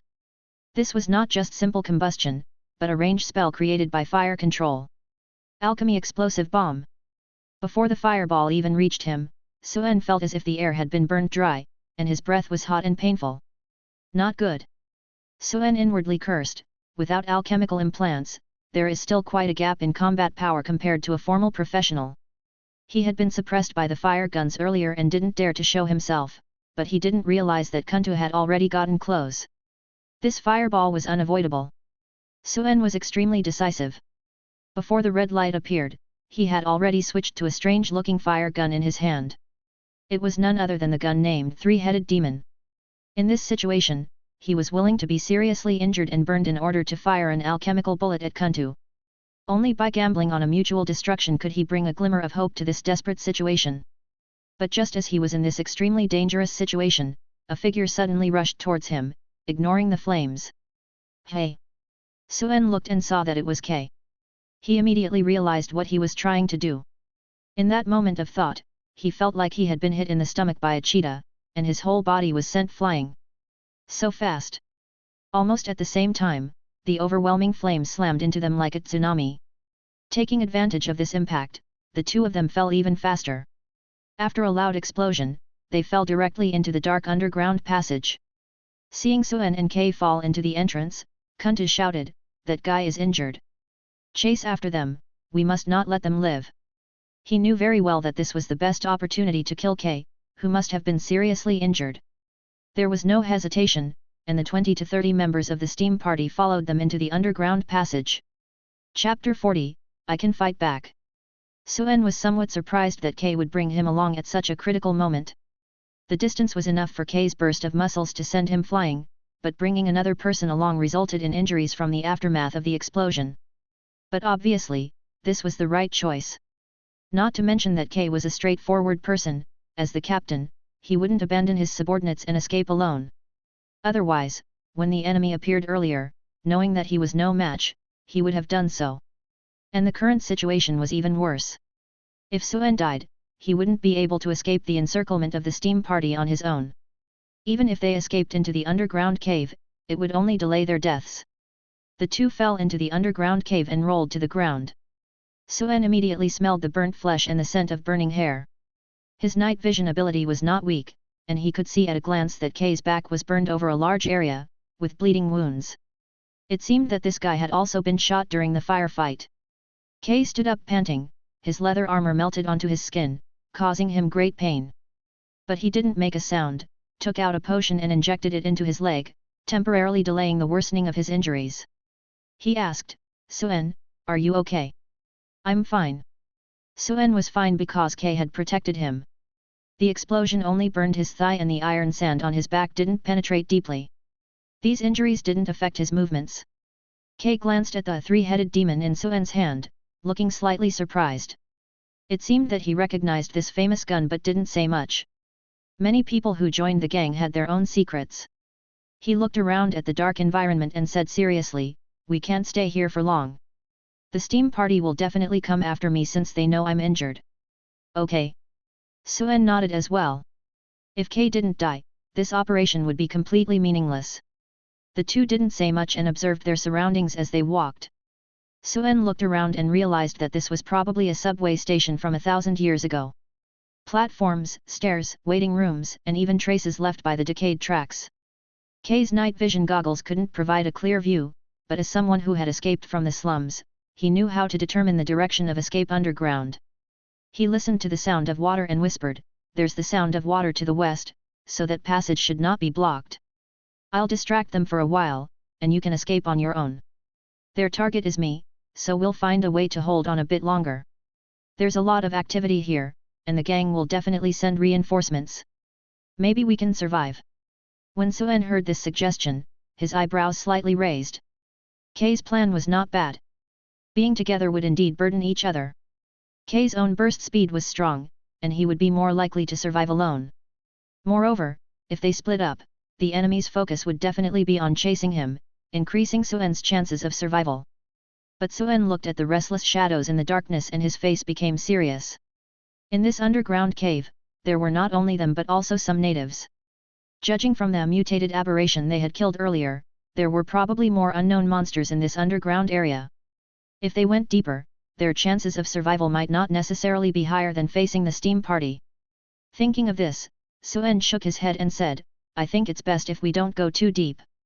Kay seemed to have also thought of the existence of monsters, furrowing his brows. But now, it seems like we don't have a better choice. No, I think we can ambush them here. Suen looked at the layout of the ancient subway station, whether it was the platform, the passage, or the tracks. They were all well preserved. In the previous battle, these ancient buildings withstood most of the bullets, giving Suen a clear understanding. This was the best cover. For a gunman, this complex environment was also the most advantageous battlefield. Are you suggesting we ambush them here? Kay was also surprised by Suen's crazy suggestion. If it wasn't for him being a lunatic, then he must have extraordinary abilities. At least for Kay, a melee fighter, there was absolutely no chance of winning. Suen's suggestion seemed to fit Kay's taste, and he became excited. Killing the enemy was much more satisfying than being chased. His eyes lit up and he asked, Are you confident? He couldn't see the calm and confident expression on Suen's face. Suen analyzed, this place is very suitable for sniping. Except for those two professionals, the others are not to be feared. When Suen said this, his tone was very calm. But Kay could hear the confidence and composure in his words. He realized that this was a gun expert who never missed a shot. Suen continued, but once I start shooting, my position will be exposed. That iron gorilla will definitely come to kill me first. At that time, I'll need you, as the captain, to buy me some time. I still have 2 alchemical bullets. If I'm lucky, maybe I can kill him, and then we can counterattack. Counterattack? Not just sniping, but also counterattacking? Kay's spirits were instantly lifted when he heard this. He immediately understood the key to this tactic. To counterattack, the two couldn't separate, otherwise, they would be picked off one by one. But professionals weren't so easy to kill, even if you had a gun. Advanced professionals had extremely high reaction speed and alertness, and it would be difficult for even a gun expert to kill them, not to mention the presence of Steel Gorilla Sis, who was impervious to both knives and guns. However, looking at Suen's expressionless face, Kay also knew that this calmness must be matched with confidence. This guy must have a trump card. Good. Kay chose to believe in Suen and nodded without hesitation. He said, although Sis's profession has some advantages over me, he won't be able to defeat me in a short time. Suen replied, okay. Please make sure to delay him for at least 10 breaths. Kay said confidently, just 10 breaths? That's definitely not a problem. Suen felt that communicating with smart people saved time and said, not only do we have to deal with the steam party, but there are also monsters. I heard some abnormal movements near the water source earlier, which might be the nest of the monsters. He pointed to the dark area as he explained, which was the most important reason why Suen chose to stay hidden here instead of escaping. He continued, most of the aberrant monsters here rely on auditory perception. Once I start shooting, it might attract the monsters. But the monsters are not only our enemies, the steam party will also have to face them. We can use the monsters to distract them, but our risk is also not small. Upon hearing this, Kay seemed to have figured something out and slapped his thigh. Right, why didn't I think of the aberrant monsters? Now the enemy had the numerical advantage, but once those aberrant monsters in the darkness joined the battle, it would become a 3-way melee. The numerical advantage of the steam party would instantly collapse, and Suen and Kay's 2-person team, with fewer people and smaller targets, would be more flexible. Time was running out, and reality didn't give them much time to discuss the details. Suen casually used his puppet control to set up a ghost thunder on the ground as they passed by. Then the two chose a passage that allowed them to advance or retreat and waited quietly for the enemy. Sure enough, a few seconds later, a group of people rushed into the underground cave. The gas lamps illuminated several figures, but Suen didn't rush to attack. His eyes were fixed on Kun Tu and Sis, the 2 professionals, hiding in the darkness where the light couldn't reach. Those guys were also smart. Knowing that Suen's marksmanship was astonishing, they obviously anticipated the possibility of an ambush and let the ordinary gang members go ahead. Once Suen revealed his position by firing a shot, the initiative would immediately change hands.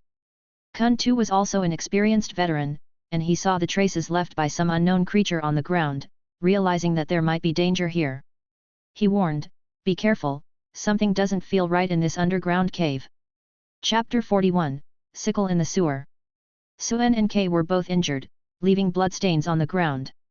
However, since it was a chase, the members of the steam party did not dare to slow down.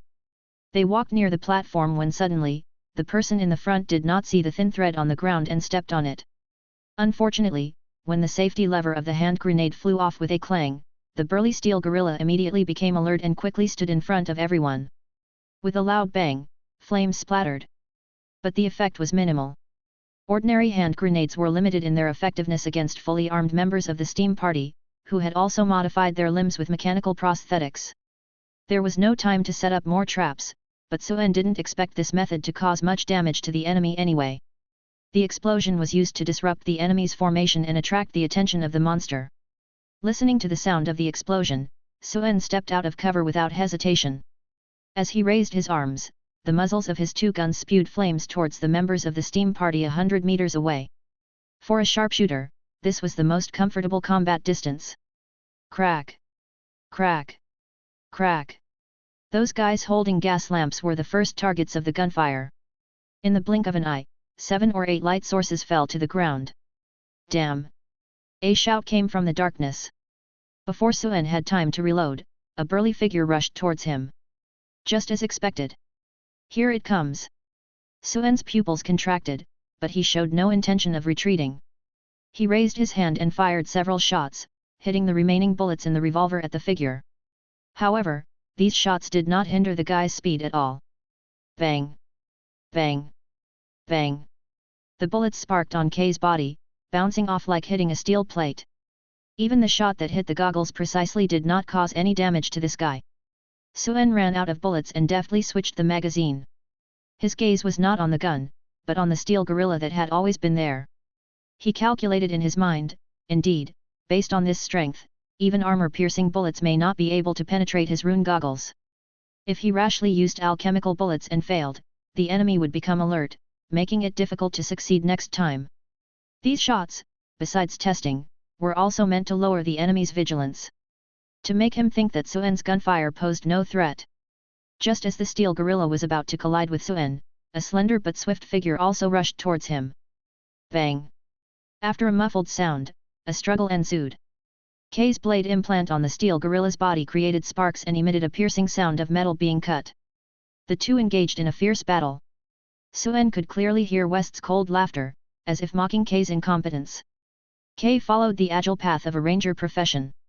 If he chose to move around, West might not be able to catch him in a short time. But if he chose close combat, it was exactly what he wanted.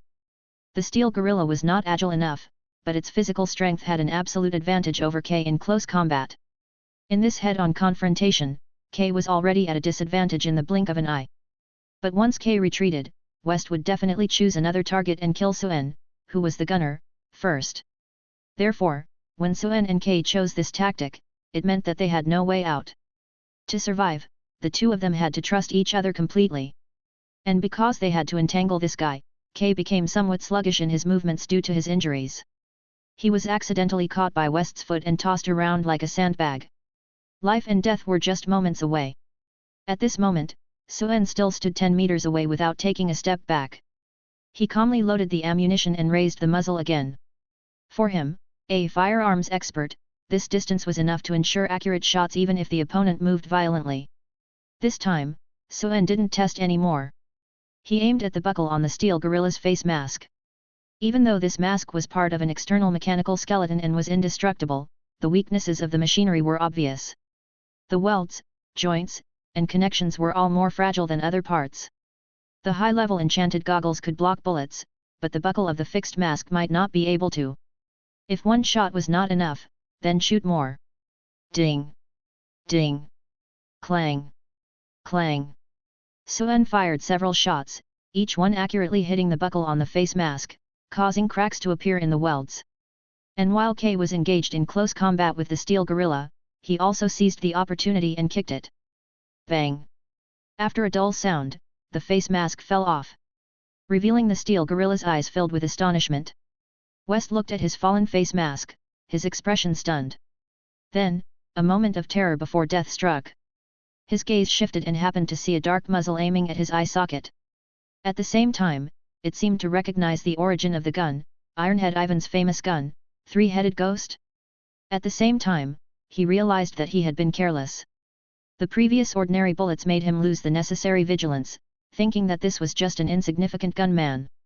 But he didn't expect that the opponent also had alchemical bullets. However, facing the dark muzzle, a sneer appeared at the corner of West's mouth. Humph, naive. He was extremely vigilant as well. In fact, when he noticed that Kay chose to confront him head-on, he sensed that something was wrong. Now, seeing his face mask being knocked off, he realized the purpose of Suen and Kay. Breaking the goggles was to hit the eyes, right? The idea was not bad, but, if a professional was so easily killed by a gun, it would be too weak. Even alchemical bullets would need to hit the few weak points on his body to kill him. West's crisis responsibility allowed him to instinctively turn his head as soon as the face mask fell off. This angle was a blind spot for shooting, and he felt that the bullets posed no threat to him. But just the next second, something despairing happened. In the instant West turned his head, he saw Suen on the opposite side suddenly make a strange shooting motion, and when the flames spewed from the muzzle, he actually threw the gun? Seeing this, the mocking smile on West's mouth had not yet disappeared, but turned into horror. He didn't have time to react anymore. At the last moment of his life, this veteran steam party captain thought of a master-level gunfighting technique. So, there was such a terrifying person hidden among the enemies. Like a venomous snake hidden in a pile of dead leaves, it would strike a fatal blow when the hunter least expected it. Suen's eyes were almost numb with calmness.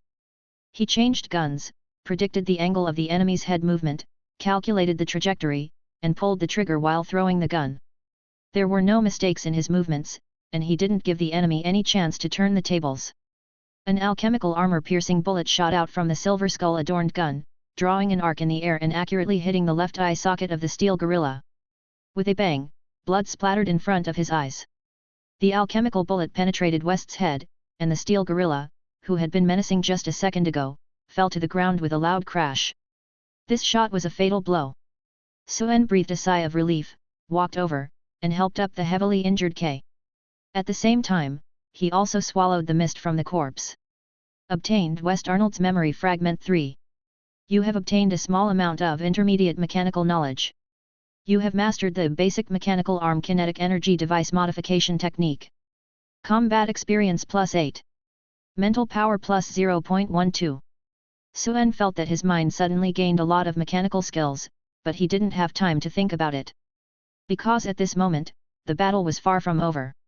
Suen supported Kay and asked, "Captain, are you okay?" "Not."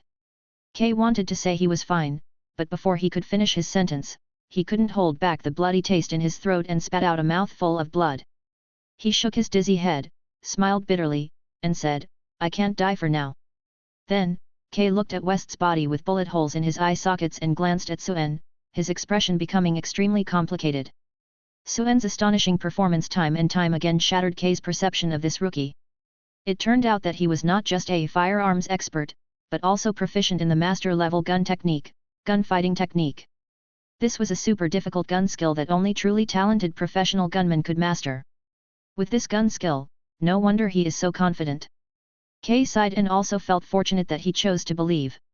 From the sound of the explosion to West rushing over and engaging in a fight, then being killed by Suen and Kay's cooperation, the whole process took just over 20 seconds. Kun Tu, the red-haired man in the distance, originally thought that even if West couldn't kill the two, he could at least hold them back. And when he and his men rushed over, it would be easy to kill the opponents. But unexpectedly, plans were always subject to change, and the explosion attracted the distorted monsters lurking in the shadows. Those agile monsters that could climb walls appeared out of nowhere, using their long mouths to bite one member of the gang after another. The members of the steam party were now too busy to take care of themselves. Even if they didn't take action, it was uncertain whether those creatures could survive the monster pile. In comparison, although Suen and Kay were in a somewhat unfavorable situation, it was not worse than before. Some monsters were also attracted to them and climbed onto their heads. However, the two of them cooperated well, with one shooting accurately and the other engaging in close combat with a knife. Although these distorted climbing monsters were astonishingly fast, the two managed to hold on for a while as they fought and retreated. But suddenly, while Suen was killing, he unexpectedly found a mist in the pile of monster corpses. Hey, an elite monster actually produced a soul fragment. Almost no mist appeared on the bodies of monsters due to their low intelligence. But at this moment, just as he shot and killed a strong distorted monster, Suen saw a fragment on its body. Because the distance the body fell was right at his feet, Suen swallowed it without thinking while shooting. However, after digesting the information in this mist, his expression suddenly became strange. Obtained mutated distorted monster's memory fragment 2. You have obtained the partial layout of the sewer's pipe network. You have obtained some incomplete images. You have mastered the intermediate climbing skill. Mental power plus 0.01. It was not surprising that Suen learned the intermediate climbing skill from these humanoid distorted monsters that could climb walls. The partial layout of the sewer's pipe network was also expected. But the incomplete images behind it made Suen feel that something was wrong. The perception system of monsters was not as clear as that of humans. In the monster's memory, Suen saw a fragment of a warm yellow image that looked like a thermal image. Even though it was unclear, he could still recognize that it was a sickle-shaped object. Chapter 42, Dilemma. Is this, the scythe known as the forbidden object? Suen's mind quickly made a connection. From his fragmented memories, it was clear that the monster had a strong aversion to the scythe, indicating that it was not an ordinary object and likely had cursed properties. Moreover, the appearance of the scythe perfectly matched the description of the night black scythe of Supanos given by the high-ranking members of the guild.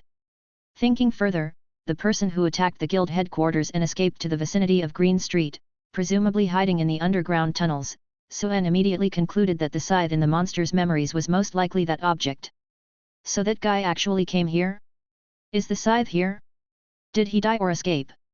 Suen believed that it was highly probable that the person had died. That place was the monster's lair, and it was unlikely for a living person to enter. Although Suen unexpectedly obtained some valuable information from the monster's memories, it didn't change his current situation.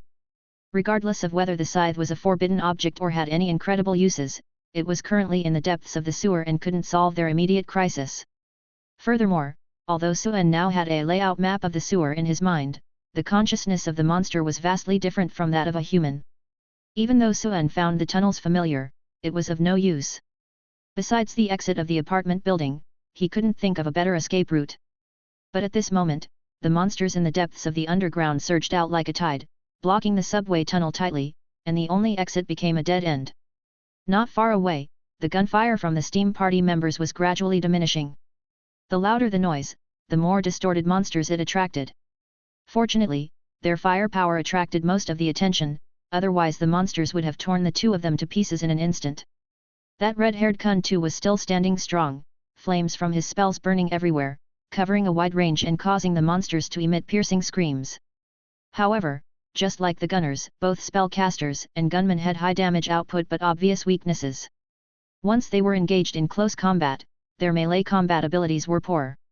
Moreover, even Kun too, who used semi-mechanical spell casting, had his casting intervals. The densely packed monsters would take advantage of these intervals to rush forward and take a few bites. As the number of their gang members around him dwindled, the death of that guy was also expected. On the other hand, Suen and Kay were also in a precarious situation. As they fought and retreated, they were forced into a culvert-like tunnel where they could hide from the train drainage. The advantage was that they only had to deal with the monsters in front of them and didn't have enemies on all sides. But the disadvantage was that more and more monsters were gathering outside, making it increasingly difficult for them to break through. This is bad, there are too many monsters, and we're injured. It's highly likely that we won't be able to break out and can only wait for rescue. However, Kay's words also had an element of comforting himself. Even if the support troops from Green Street received the message, it was unlikely that they would be able to rush in and save them. Unless, a high-ranking officer personally came. But there was no guarantee that the two of them would be able to hold on until then. Thinking of this, while mechanically making slashing motions, Kay cursed angrily, "Damn it, how could there be such a large-scale group of distorted monsters in the city's sewer?" This was also something that puzzled Suen. It was not surprising to have monsters outside the city with dense dark energy, but in Old Lingdun City, the conditions for distortion were limited, and there were people who regularly cleaned it. So why were there so many monsters in the sewer? The density of monsters in the sewer was definitely abnormal. Moreover, under the identification of the all-knowing eye, all of them were distorted monsters that had undergone unpredictable mutations due to special environmental factors. There were crawling monsters with long mouthparts, bulky mountain-like creatures, tall humanoid monsters with long arms and legs, and corrosive monsters that could spew acid. It was these monsters with long-range attack methods that forced Suen and Kay to retreat step by step. Suen listened to Kay's angry curses without saying a word, and his index finger on the trigger was starting to feel numb. There were simply too many monsters, and even without aiming deliberately, he could easily hit them. But even after killing so many, new monsters continued to emerge endlessly. I'm going to use explosives to collapse the entrance. Captain, be careful. All right. During the interval of changing bullets, Suen took the opportunity to throw a grenade, blowing away a group of monsters and temporarily relieving some pressure. He felt that there might be some problems in the sewer, but now was not the time to consider that. It was also fortunate to have Kay, a melee professional. Otherwise, no matter how good Suen's marksmanship was, he would be overwhelmed by the tide of monsters after firing only a few shots. Looking again, due to the intense and prolonged battle, Kay's condition was getting worse, and it was becoming increasingly difficult for him to cope. Without hesitation, Suen decisively chose to use directional explosives to collapse part of the pit. This would narrow the exit and reduce the monster's attack space. But in doing so, they would also be unable to leave. With a loud bang, rubble fell, effectively blocking more than half of the opening. And Kay took the opportunity to use his skill, Blade, to cut off several large rocks above, blocking the last bit of the passage. The two of them slumped down there. Outside the rocks, the sound of monsters digging holes could be heard incessantly. The monsters with sharp teeth and fangs were digging at a fast pace, and these rubble would probably not hold for long. Suen and Kay took advantage of the rare respite to bandage their wounds and reload their ammunition. At this critical moment, Suen didn't hold back and filled the cylinder of the three-headed ghost with the remaining alchemical bullets. Kay, who was not used to firearms, stuffed a few grenades into his pockets. The acid spray from the monsters and the wounds inflicted by their mouthparts made the two look quite miserable. However, after cleaning the wounds and injecting healing potions, they were not in any serious danger.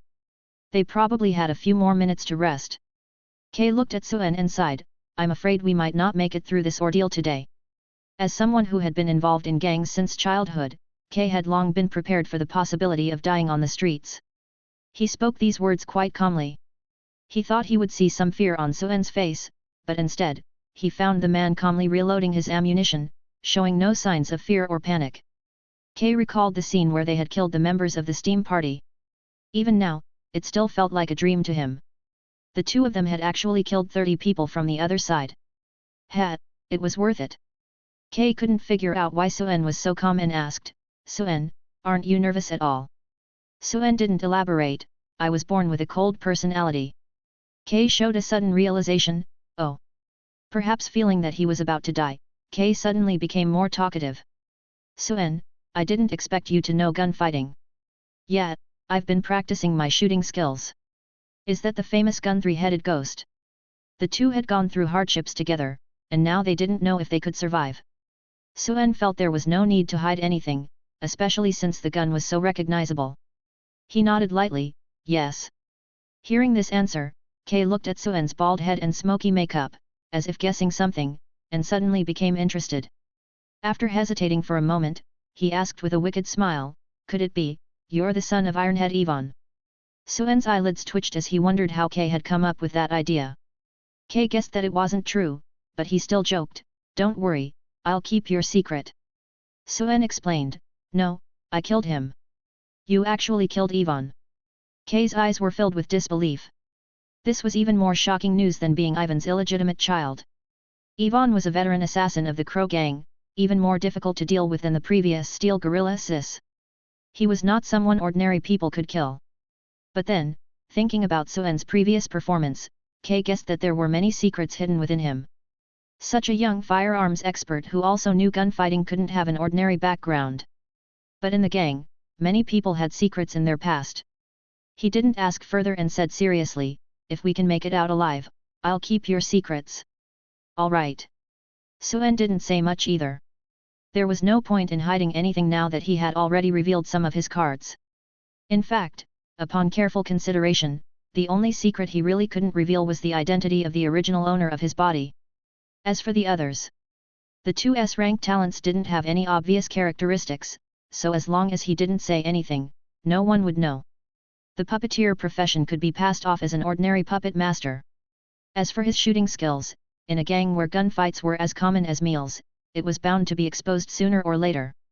Although they hadn't known each other for very long, Suen felt that Captain K was worth some trust. Besides, K had saved his life before. Chapter 43, Emergency Rescue. Prepare for battle. Suen and K were not the type to easily accept their fate, even in such dire circumstances. Now there was no room for them to retreat in the alley. They planned to wait until the monsters cleared the rubble blocking the door, and then make one final charge. This charge would probably determine their life or death. However, what they didn't expect was that just as the monsters were about to clear the rubble, the gunshots that had already ceased suddenly rang out again from outside. Reinforcements. Suen and K exchanged a glance, both seeing the disbelief in each other's eyes. The only ones who could come to their rescue were the veterans of Green Street. But with so many monsters, not a single professional was among them. How did they manage to charge in? Kay thought of something and said, "There must be high-level professionals here. Hopefully, they're not enemies." Suen tightened his grip on the firearm in his hand and said sharply, "Whoever it is, the monsters outside have already been attracted by the gunshots. This is our best chance to charge out." Kay nodded. "Should I go first?" Suen nodded. Kay took a deep breath, and the cold light of the mantis blades on his arms flashed, creating several cracks in the stone wall. "Charge!" After a sharp shout, Kay smashed through the rubble and charged out first. Suen didn't hesitate either and followed closely behind. The two of them had already prepared themselves for a fierce battle against the tide of monsters after breaking out. But they didn't expect that when they charged out, they found themselves facing an empty space. Upon closer inspection, besides the corpses they had killed earlier, there was not a single living monster in the tunnel. And when they looked again, not far away, a group of people and horses were engaged in a fierce battle with the monsters. The two leaders were a green-haired Rakshasa with 4 arms wielding 4 long knives, exuding a chilling aura, and a burly figure like a bear, with muscles as solid as rocks, and a deep red complexion. One of them swung their 4 arms, cutting through the crowd of monsters like cutting melons and vegetables, with limbs and arms flying everywhere. The other charged like a wild bull, a single punch enough to burst the monsters' bodies, blood and flesh splattering in a brutal manner. Just these two alone left a trail of corpses in their wake. "They are so strong." Suen's eyes widened in astonishment.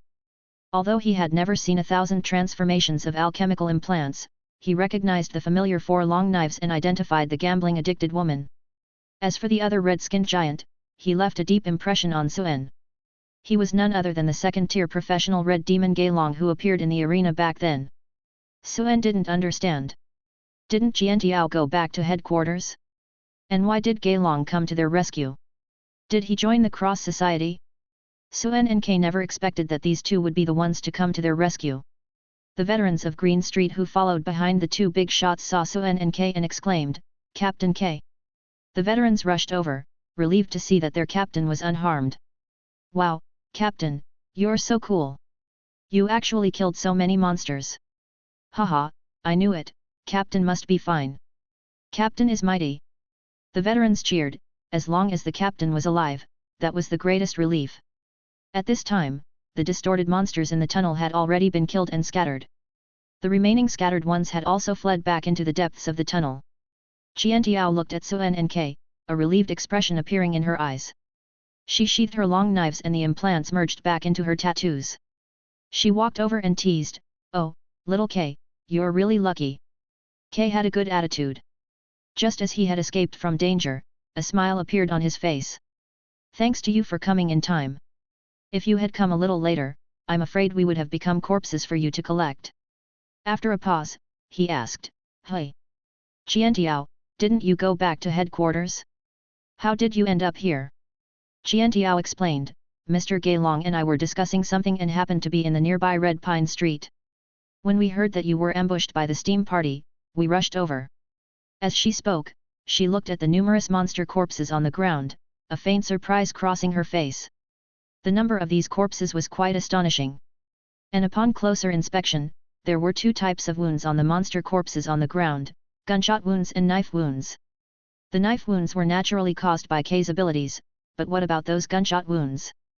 Qiantiao, with her experience, could immediately see that most of the gunshot wounds on the distorted monster corpses were fatal shots. 1 or 2 corpses could be attributed to luck, but if every single one had this kind of wound, then this marksmanship was quite rare. Thinking of this, Qiantiao seemed to have guessed something and looked at Suen, a hint of curiosity in her eyes. Because they had already become familiar with each other at the casino, there was no awkwardness when she spoke to Suen. However, she didn't mention the corpses on the ground and just asked, "Suen, are you okay?" "I'm fine. Thank you, Qiantiao." Suen didn't intend to say much and politely smiled at Qiantiao. Let K take the limelight. He was content to be a quiet little transparent person. Qiantiao didn't ask further and said, "It's good that you're fine. Let's leave here first. There's something strange underground, possibly some special distorted material. It's best not to stay here for long." She naturally noticed that there were unusually many cave monsters here, and almost all of them were species she had never seen before. There must be powerful distortion factors in the environment. Not to mention anything else, it's not necessarily safe to stay here for too long. After hearing this, everyone didn't dare to delay and quickly cleaned up the battlefield before leaving the building together. Breathing the outside air, Suen felt relaxed. The intense battle had made him tired. But as soon as they reached the surface, K, who had been rescued, had a cold expression on his face. He immediately called out to his brothers, "Brothers, let's go.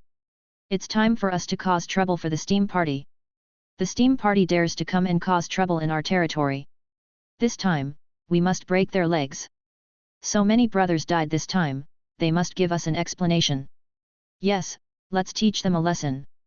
The veterans were excited to hear that they were going to fight the steam party. Qiantiao seemed unsurprised by K's decision and didn't try to dissuade him. Instead, she had a nonchalant expression and said, "If we're going to fight, we should do it sooner rather than later. Otherwise, the leaders of both sides will end up sitting at the negotiation table. We will not only suffer losses, but we will also have to pay. Our brothers' lives are not worth it." While they were ready to fight, someone raised a question, "Qiantiao, if we go there so openly, won't they wait to surround and attack us? What if their leaders show up?" Qiantiao was already familiar with this kind of conflict and spoke with certainty, "Don't worry, those steam party guys have no shame. They will have to bear the consequences this time. Although their leaders will definitely show up, there are still rules in the underworld. They definitely won't start a fight." After a pause, she lazily added, "Besides, there's me and Mr. Gailong. If something unexpected happens, the Cross Society executives won't just sit idly by." Upon hearing Qunei Shao's words, the members of the Cross Society gained confidence. Qiantiao looked at everyone ready to seek revenge and then glanced at Suen, who had remained silent. She explained to the 2 survivors, "The steam party's intrusion this time is directly related to the internal struggle between the inner-city financial factions. But many of these matters will be negotiated by the leaders, involving high-level power struggles. I can't go into details." In other words, conflicts and clashes were expected and inevitable in high-level power struggles. Green Street was a lucrative piece of cake in the outer city, conveniently located on the border between 2 gangs' territories. As the defending side, they couldn't take the initiative to attack, but if they were attacked, they had to fight back. Listening to all this, Suen quickly understood the meaning behind Qunei Shao's words. This ambush was not just a simple territorial conflict. It was like the border issues between major countries in his previous life. Conflicts were expected, but just because they were expected didn't mean they could launch a preemptive strike with atomic bombs. There were too many interests and power struggles between international forces involved. The Cross Society and the Steam Party were the 2 largest gangs in Old Lingdun's outer city. They not only involved countless gang members in various industries, but also the interests of the hidden backers in the inner city. Fighting for territory among the lower ranks was normal and a competition method tacitly approved by both sides' high-level executives. Small clashes resulted in small losses, but they could still determine who was superior. This was how gang turf wars worked. Either you were beaten down or you couldn't afford to back down and had to give up your territory. The Steam Party and the Cross Society had fought countless times for Green Street. K, the former captain of Green Street, was killed in the crossfire. Everyone wanted a piece of the pie, but it wasn't possible for the leaders to intervene every time the kids fought. If a minor incident escalated, high-level executives would step in and it could eventually evolve into a full-scale war between the two gangs. No one could bear the consequences of such a large-scale war. Even the leaders of the two gangs. Without an obedient Steam party, the inner-city backers could immediately support a new Steam party. Interests were eternal, not the struggle for supremacy. Although it sounded cruel, in Old Lingdun, in the outer city, in the underworld, the lives of the lower class were worthless. The gang members had long been prepared for this. Originally, if the Steam party had carried out the ambush cleanly and killed K's team, there would be no trouble at all. This was the norm in gang fights. Although everyone knew who was behind it, in gang warfare, if there was no caught in the act evidence, no one could do anything. You could send someone to assassinate them in return, as long as you weren't caught. But now, K and Suen had survived, while the bodies of the Steam party members were still lying in Green Street's territory. The nature of the situation had changed. This was the evidence. The Steam party was in the wrong, and now when K and the others went to fight back, the other side didn't even have a bit of temper. K acted decisively as always. After dealing with his own injuries, he gathered hundreds of people from the nearby blocks and headed straight for the Steam party's territory.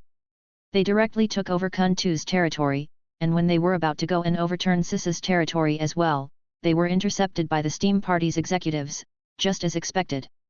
Then, the executives from both sides showed up, sat at the negotiation table, and the fighting stopped. Losing money, ceding territory, temporary reconciliation. This was the old standard procedure. Suen didn't care about the high-level negotiations, but he still went along and harvested many fragments. It had to be said, the Steam faction, worthy of the title New School, had gang members whose mechanical skills were indeed a cut above the average person.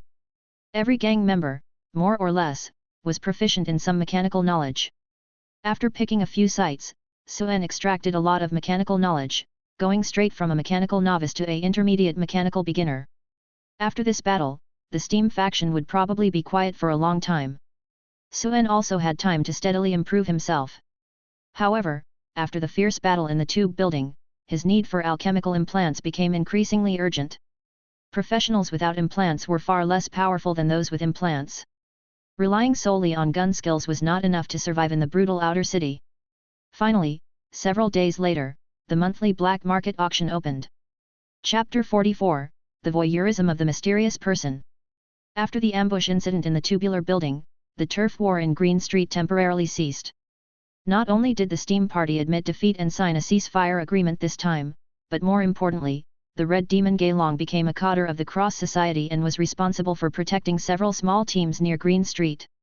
With such a powerful second-tier professional, the cost of launching another attack would be much higher. As for the scythe, the information left by the monster's memory fragments was different from human memory. It was vague and simple, only having the concept of turning at intersections, without the spatial concept of up, down, left, and right. Therefore, Suen knew how to find it by entering the underground entrance, but he didn't know its exact location. This meant that if he wanted to find it, he had to go down to the underground of the tubular building again. Before he regained his self-defense ability, Suen wouldn't be foolish enough to go down again. So, his goal was to find a suitable alchemical implant as soon as possible. He planned to try his luck in the black market and see if he could buy a more advanced blueprint. Unless absolutely necessary, he didn't want to exchange the silver blueprint for the 1,000 kill feather wings at the headquarters of the guild. After all, if he did that, it would expose the fact that his body had a high containment value, which might attract the attention of someone with ill intentions. Normal people knew that, without special circumstances, the higher the containment value, the higher the quality of the breathing technique. And high-quality breathing techniques were mostly mastered by the top financiers in the inner city, or even exclusive techniques of certain prominent families. Suen increasingly felt that the Higem breathing technique that the original owner had learned was of extremely high quality and definitely couldn't be revealed. For the time being, he planned to remain inconspicuous. The Shadow Lane black market held an auction every month at an irregular time. During the auction, hunters, mercenaries, and professional thieves gathered to sell their goods, and the shop owners in the black market also brought out the good things and collections they had acquired from various sources for auction, so there were many valuable items available. On this day, Suen received the newly delivered Old Lingdun news in the inn.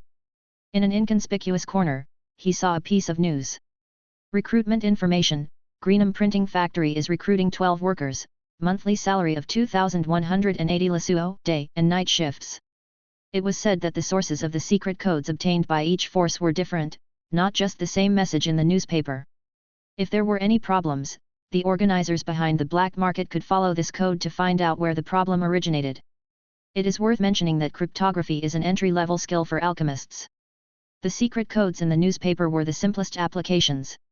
In the previous era, 1,000 years ago, when alchemy was flourishing, in order to prevent their research results from being stolen and to conceal the secrets of certain astonishing research, alchemists would divide their knowledge into many pieces and scatter them in various places. Almost all the content of the ancient alchemical scrolls that have been passed down contains hidden messages that must be deciphered to reveal their contents. The purpose is to ensure that only those who are truly worthy can access them.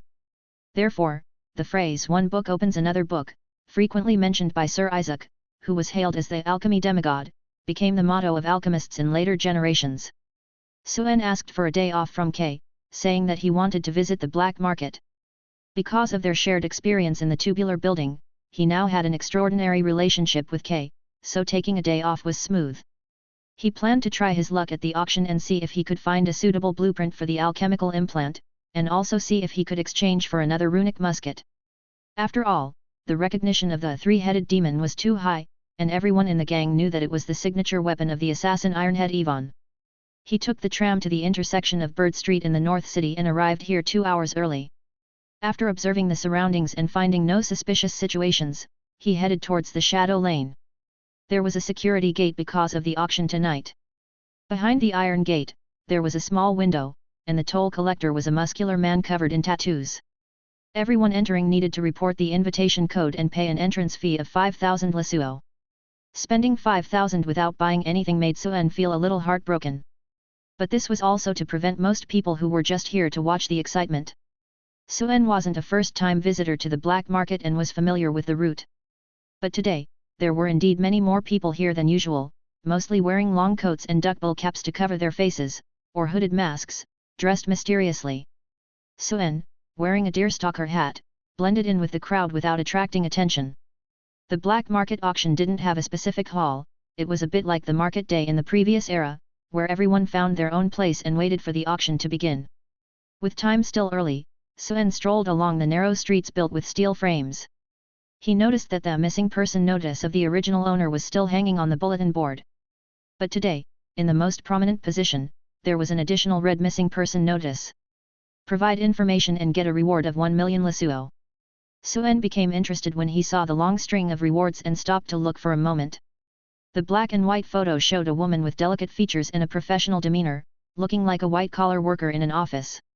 From the photo, it could be seen that she had a completely different temperament from the commoners in the outer city and should be someone from the inner city.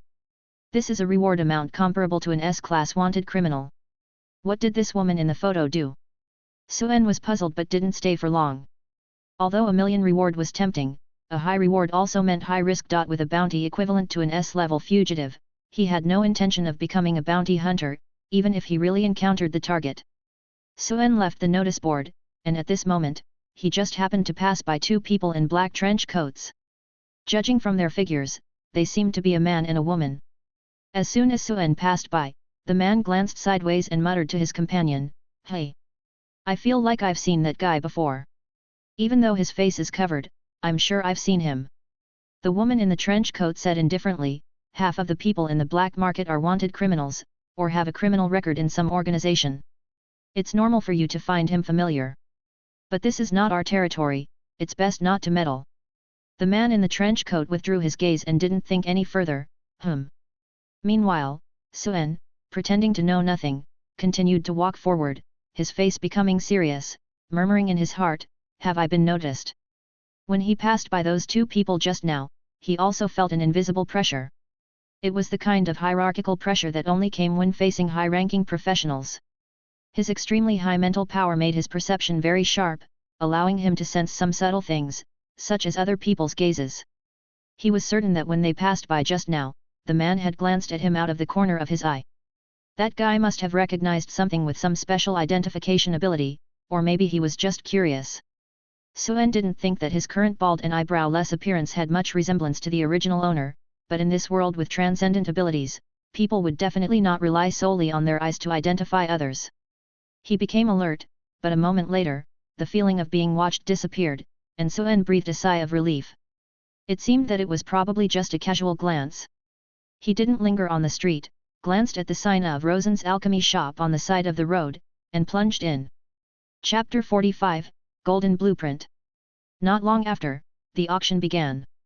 The black market auction was quite interesting, somewhat resembling the open-air car movies from Suen's previous life. Because the black market of the Shadow Alley was built on the pipes on the rock wall, there was a pitch-black rock wall on the opposite side. And it was this rock wall that the organizers of the black market didn't know how to create a projection-like thing. Then the information of the auction items was displayed on the rock wall in the form of slides, so that everyone on every floor and in every shop of the black market could see it clearly. There were no auctioneers, only the introduction of the items and the constantly changing prices. Famous guns, famous swords, ancient relics, cursed objects, alchemy secrets, every item was a good one. Suen was envious in the shop, but also felt somewhat powerless. There were too many things he wanted to buy, but with items that were worth hundreds of thousands or even millions, his current financial resources could probably only afford one, which would deplete his savings. Not only the inner city had wealthy people, but also the top professionals in the outer city had considerable net worth. Forget it. I'll just wait for the blueprints. Suen comforted himself like this, resisting the temptation to bid on the impressive famous gun. And at this moment, an item appeared and its price instantly skyrocketed. It was something that looked like a notebook, a thin sheet with blurred images, making it impossible to see the words on it clearly. But on the introduction of the item, it was written, "Authentic Sir Isaac's Alchemy manuscript page. You should know that a common black iron plant would only cost around 100,000 li." As soon as this page appeared, its price soared to over 2 million, causing Suen's eyelids to twitch, and he couldn't help but feel amazed. There are indeed many wealthy people in the outer city. In the end, the manuscript was bought by a mysterious buyer for over 3 million. This was still a bargain price. You should know that in the auction in the inner city, it would probably be sold for 4 or 5 million.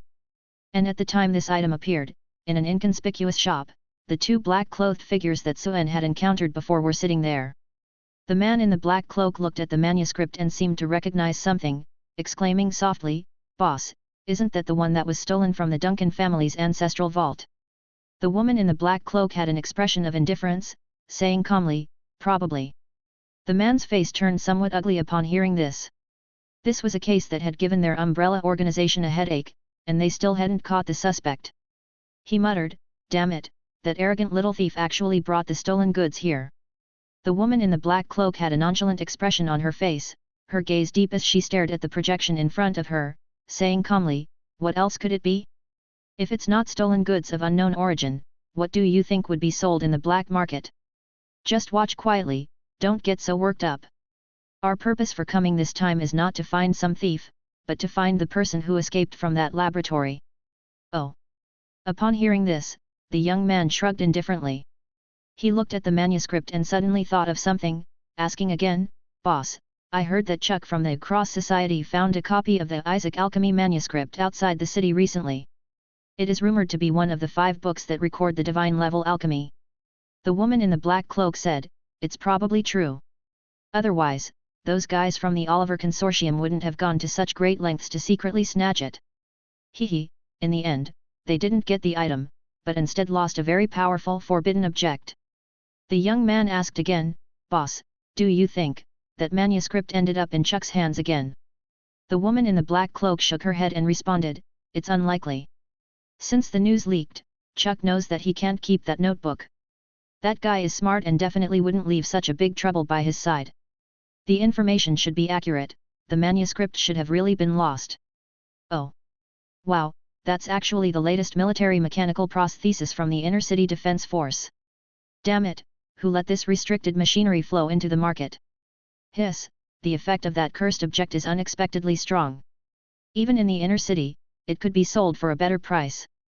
Oh, it's probably stolen goods again. Oh, my god, the batch of super recovery potions stolen from the Nathan Chamber of Commerce." It seemed like it was the young man's first time attending the black market auction, and he was shocked again and again by the high-quality shops. The woman in the black cloak, on the other hand, seemed to be accustomed to it and watched calmly. And at this moment, an item called the Aberrant Distortion Curse material appeared at the auction, and the young man seemed to remember something and asked. Boss, recently there have been several serious sewer monster incidents reported by the Outer City Security Department. Looking at the specimens of those monsters, they seem to be mutated species that have never appeared before. Could it be a sign of something bad? Sewer monsters? Hehe, most likely a laboratory leak, with some remnants flowing into the sewers. Those guys in the Black Tower always like to conduct some crazy experiments, and accidents like this are not uncommon. You haven't been in the organization for long, but as you stay longer and gain enough authority to access some high-level confidential files, you won't find it strange. Ah, then, do you think the person I was ordered to find this time by the higher-ups is related to some secret experiments in the tower? Did you forget about the confidentiality agreement?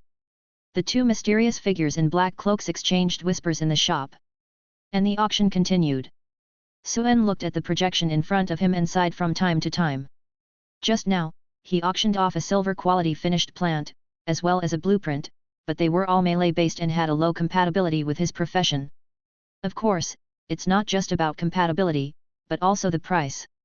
Last time at the Tongza building, Suen received over 200,000 in compensation, and with his own savings, he had nearly 400,000 in cash. He originally thought that buying a plant blueprint would be enough, but now, as he looked at the increasing prices of the auction items, he became less hopeful. Silver blueprints have already appeared, so the following items will only be better and more expensive. Could it be that the legendary golden blueprint will appear?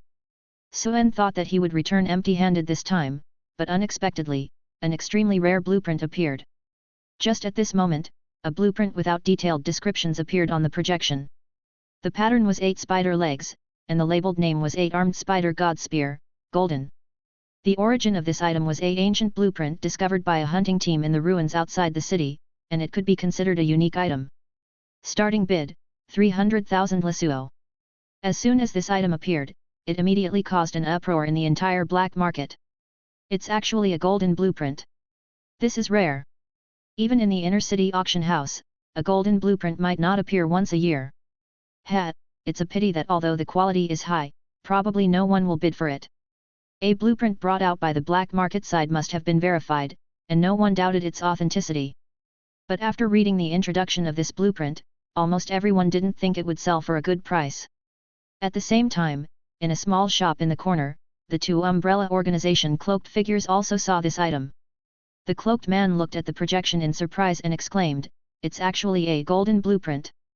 How can such a good thing be seen in the outer city?" The cold woman also took a glance but shook her head, commenting, "Although the grade of this blueprint is high, its practicality is not great. The alchemical plant in the form of a spider is too complicated to control and requires extremely high skills and multitasking abilities. For most professionals, it is difficult to match." Pausing for a moment, she continued incisively, "Moreover, the more complex the plant, the stricter the material requirements, and the higher the requirements for alchemy. If not handled properly, it is easy to have defects and high failure rates. Similar things have appeared in the inner city auction before, but they are only good as collectibles and have low practical value." Hearing this, the cloaked man felt a bit regretful and hesitated, "But, this is something from an ancient ruin, so it shouldn't be simple, right? A plant that can reach the golden grade is naturally not simple. Once it becomes a finished product, its power will definitely surpass the same grade plants by a large margin." However, the cloaked woman agreed with this statement.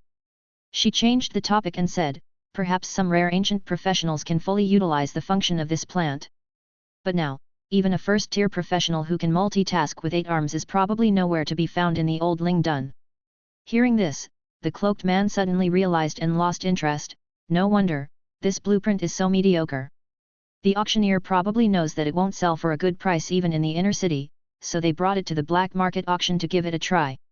Almost everyone in the black market didn't think highly of this golden blueprint, and few people were interested. But in Jerson's alchemy shop, someone couldn't take their eyes off it. Requires high skills, high difficulty in control, high displacement speed, climbing ability, poison needle mechanism. Suen squinted his eyes and muttered something as he looked at the image on the projection. He didn't know that this alchemical blueprint was considered mediocre by others, but the moment he looked at it, he immediately realized that it was the perfect alchemical plant for his puppeteer profession. After reading some of the effects described on the blueprint, Suen felt that this was definitely something tailored for him at the moment. Controlling 8 spider arms may be difficult for others, but for Suen, who awakened the ability of multitasking, it was not impossible as long as he practiced diligently. Suen calculated, with this 8-armed plant, it means that I will have 10 arms in total. In the future, I won't be limited to just 2 hands when controlling puppets. Looking at this blueprint, he could already imagine himself simultaneously controlling 10 or even more puppets in battle. With this plant, coupled with his puppeteer profession, he alone would be an army. Moreover, the blueprint stated that this plant had extremely high displacement and climbing abilities, capable of both fighting and fleeing. This was the ideal combination. The reason for the high skill requirement and limitation of the 8-arm climbing was also mentioned. This plant was a perfect fit for Suen. However, although he was satisfied, Suen's eyelids twitched slightly as he looked at the auction price. The starting bid is 300,000. He had never witnessed the scene of a golden blueprint auction, but he estimated that the final hammer price would be at least 1 million or more. After crossing over for so long, Suen felt poor for the first time. It should be noted that a normal finished black iron alchemical plant would only cost around 100,000. This blueprint alone started at 300,000, not to mention the cost of materials.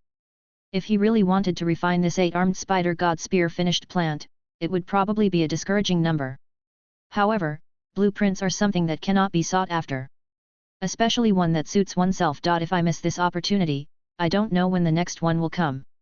The auction item was put up, and for a long time, no one bid.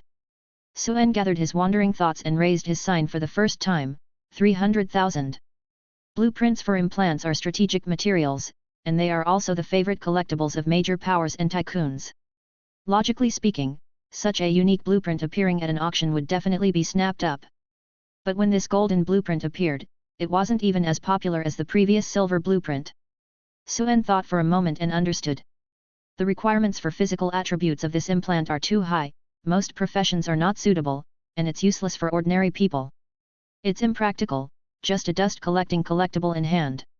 People in the inner city might spend hundreds of thousands on a collectible, but there are definitely no such extravagant people in the outer city. Seeing that the price didn't skyrocket too quickly, Suen breathed a sigh of relief. But, the auction price soon exceeded 400,000. This was the total amount of cash Suen had. Then, 450,000, 500,000. Suen looked at the blueprint, a touch of determination in his eyes. Then, he turned his gaze to the bespectacled old man engrossed in reading at Rosen's alchemy shop and asked, "Boss, do you buy cursed materials and finished implants here?" "Yes." The old man glanced at Suen and nodded. Finally, after several rounds of bidding, Suen gritted his teeth and shouted the high price of 800,000, finally getting the blueprint. The cost was that he sold all the spoils of war from killing Ironhead Ivan, Silver Mechanic Dick and his group, and almost everything from the tube building. A blueprint for an alchemical implant, he had spent his entire fortune. Chapter 46, Ancient Relics at the Auction. Suen emptied his savings and bought the blueprint for the 8-armed spider god spear implant. But besides feeling fortunate, he also found it strange. This alchemical implant blueprint seemed to be tailor-made for his illusion puppeteer profession, with its strict usage conditions and perfect compatibility.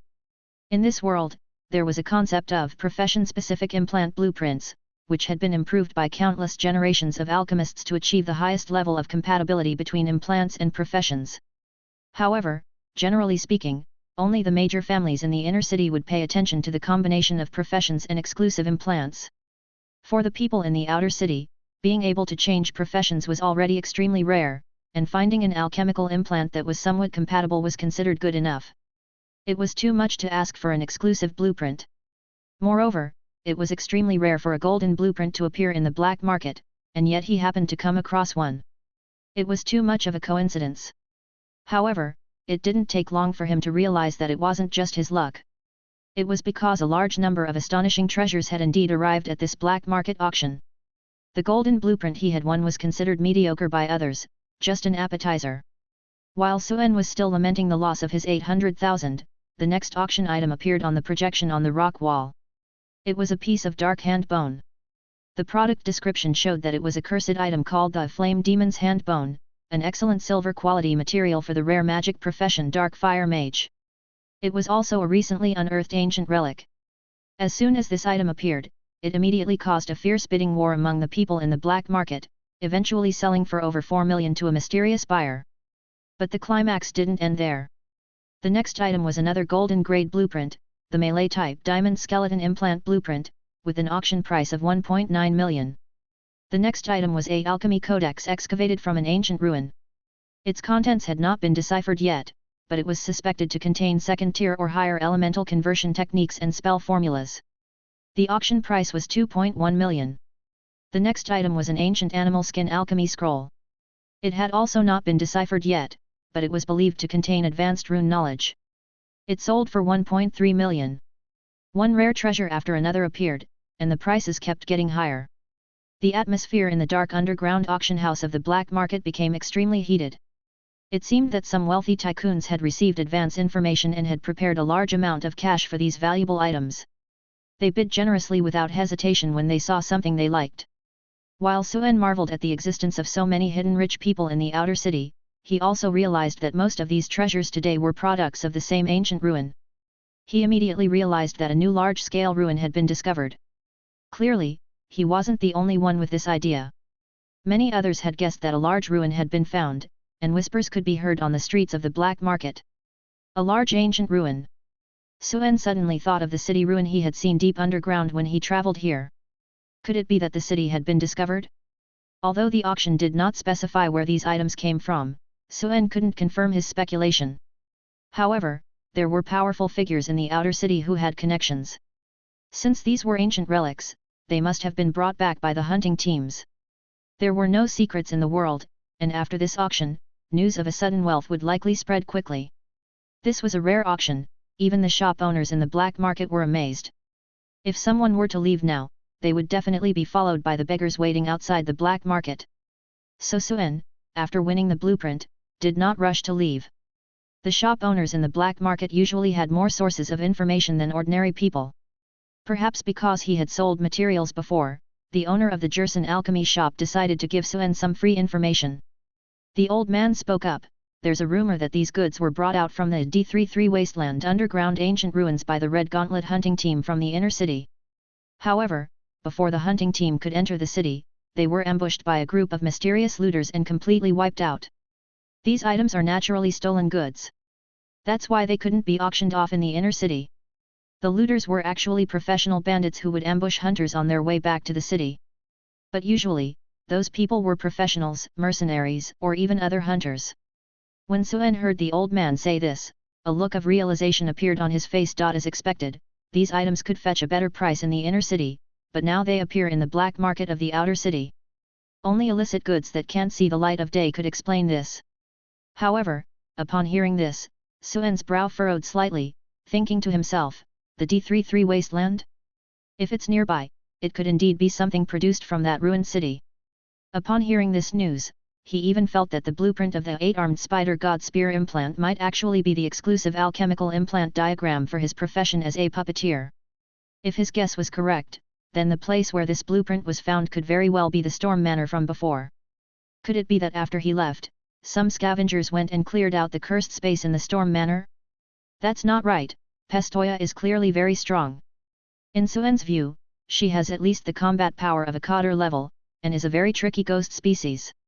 Ordinary scavenger teams can't handle her at all. He had heard the boss mention the Red Spear Scavenger Group.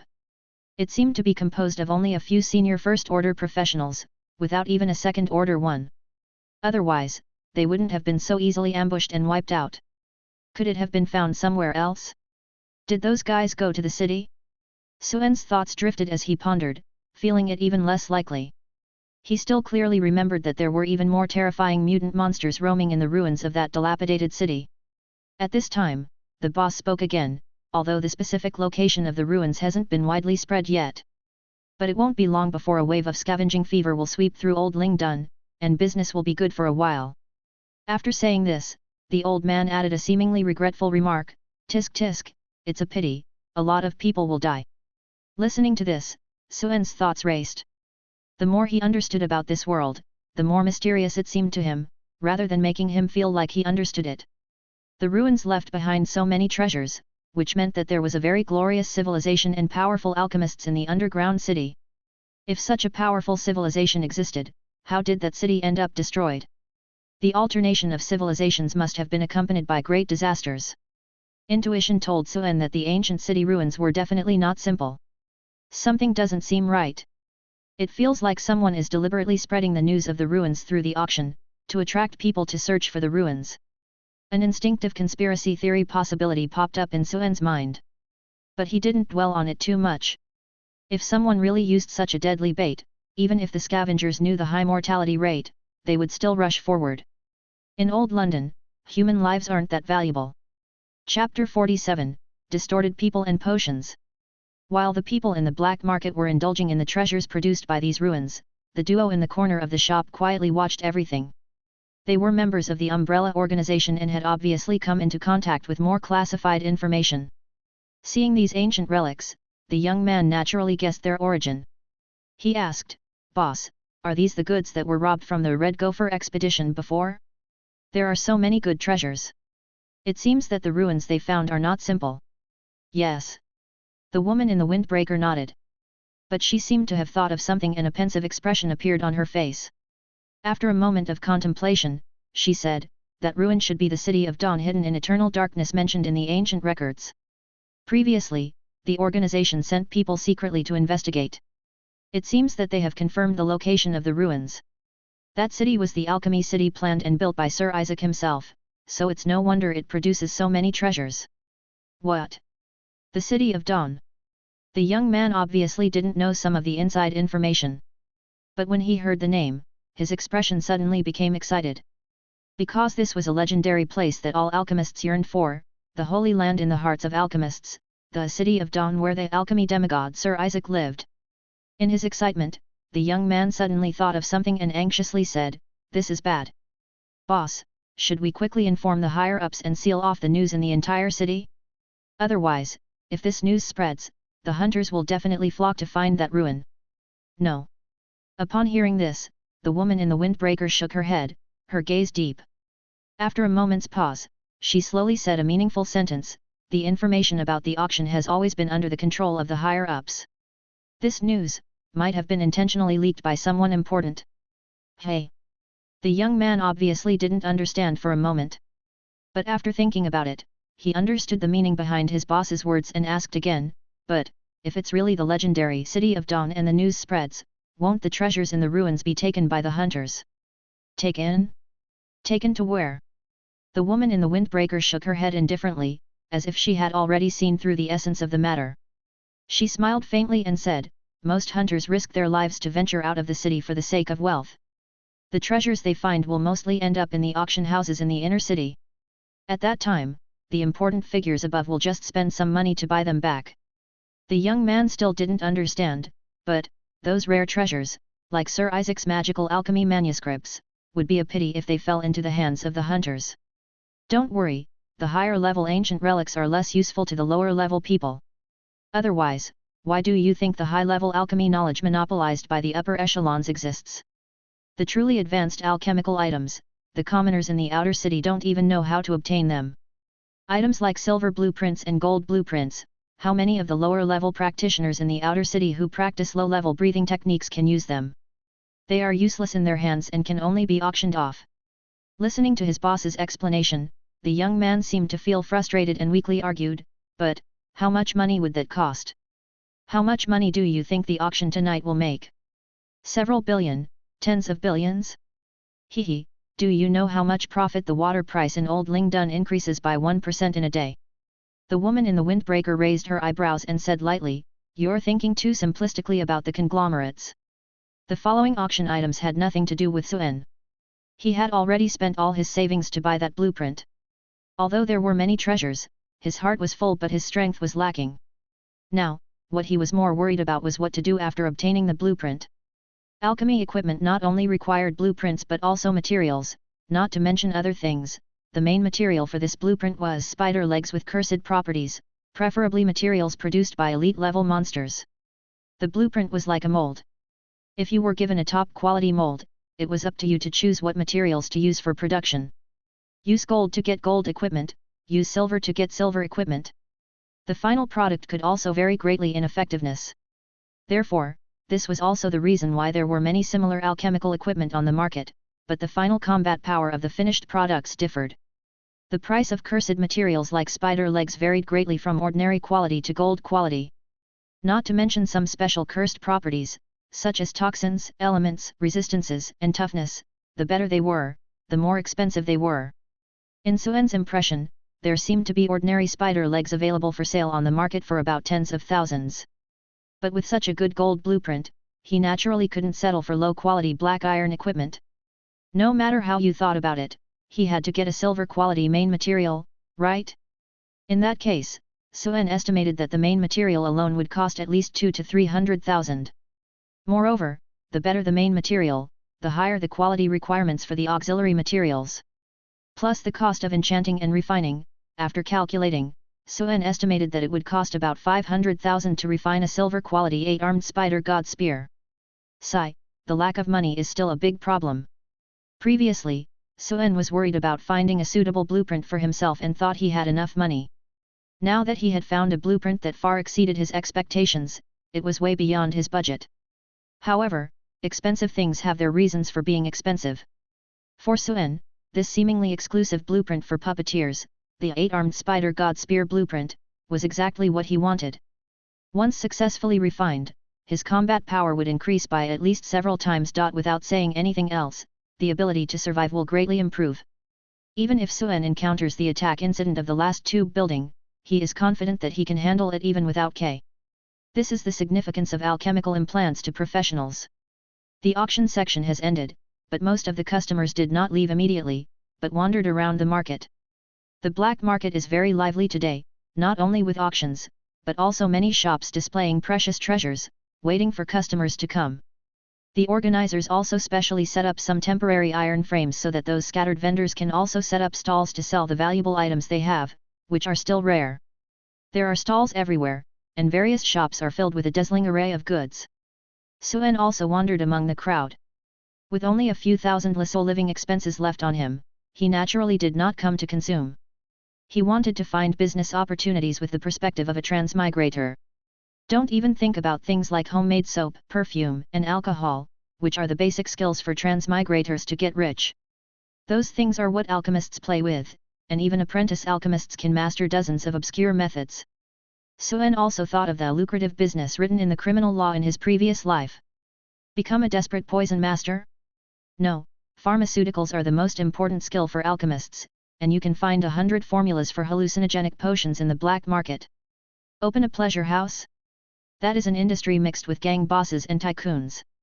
Suen, a small transparent person, is not qualified to get involved in such a big business. Moreover, the entertainment industry is long-term, and it is impossible to get rich overnight. As for gambling, Suen stayed in the gambling stall every day and saw countless people lose everything. If you go gambling with the mentality of winning money, you will undoubtedly lose. As for other businesses such as resource monopolies, don't even think about it. The social hierarchy in this world is already fixed. The inner city tycoons monopolize all resources, and people from the outer city can't even think about getting involved. So the fastest way for Suen to make money at the moment is to use the all-knowing eye to find a big loophole in the black market. Therefore, he strolled around and looked at various shops and stalls along the way. Surprisingly, after walking for a while, he really saw an opportunity to pick up a bargain. It was a simple stall, with several crude test tubes placed on a black cloth, which looked like potions. The fat man wearing a black cloak that covered his face was probably the stall owner. At this moment, he seemed to be arguing with someone. It was the sound of the argument that caught Suen's attention. You dare to sell this potion for 30,000 without even the production batch number and seal of the pharmaceutical guild? Haha, with this shoddy potion, you dare to claim that it has a similar effect to the top-level healing potion. And this, you said this 20,000 potion can enhance the body's containment value and overload fusion of alchemical implants? Ha ha ha. I've never heard of such a magical potion from the pharmaceutical guild. Why don't you say it can bring people back to life? Do you really think we're fools? Faced with the customer's questioning, the stall owner looked helpless, wanting to explain something, but it seemed that he couldn't explain a single question. Suen walked over and took a look at the stall owner. The bloated body covered by the black cloak was probably a disguise. Because of the irregular obesity, it looked more like a deformed monster than a human. And the slight movements of the body showed that the stall owner was slightly nervous, and he didn't look like a merchant who often frequented the black market. After observing the person, Suen looked at the several potions on his stall, and his eyelids twitched slightly. No wonder those customers spoke harshly just now, because the appearance of these potions was too poor. They were just ordinary cheap test tubes filled with some red and green unknown liquids. It is well known that as long as the potions are produced by regular manufacturers, the containers will have trademark inscriptions. After all, potions are often used to save lives, and almost all potions sold on the market have special seals and anti-counterfeiting marks. Therefore, potions without seals and anti-counterfeiting marks will never be bought. Although there are indeed some inferior counterfeit drugs on the market, those counterfeit merchants have also put a lot of effort into packaging, and no one dares to make them so fake. The feeling given by the potions on this stall is like finding a mineral water bottle at random, filling it with some yellow-brown liquid, and claiming that it is Kang's Huaifu iced black tea. And it's sold for a 3 yuan? Moreover, even if it's not fake, how can you prove that this is a genuine potion? Potion appraisers are a prestigious profession in high society, and can only be seen in the inner city. Take a sip? There are only 4 small workshop potions in total, who dares to drink them? Or if you accidentally drop it and break it, you have to compensate tens of thousands. No matter how you look at it, these potions are definitely problematic. Suen originally thought it was some kind of staged collision trick, but looking at the stall owner's helpless appearance, he became curious and focused his gaze on the extreme potion, scanning it with the all-knowing eye. But as soon as he looked, his gaze immediately froze. The small red potion displayed a row of information. Extreme Healing Potion. Explanation: High Purity Extreme Healing Potion, stops bleeding rapidly, wounds heal quickly, almost no impurities, no side effects. It really is an extreme healing potion. Suen was truly surprised.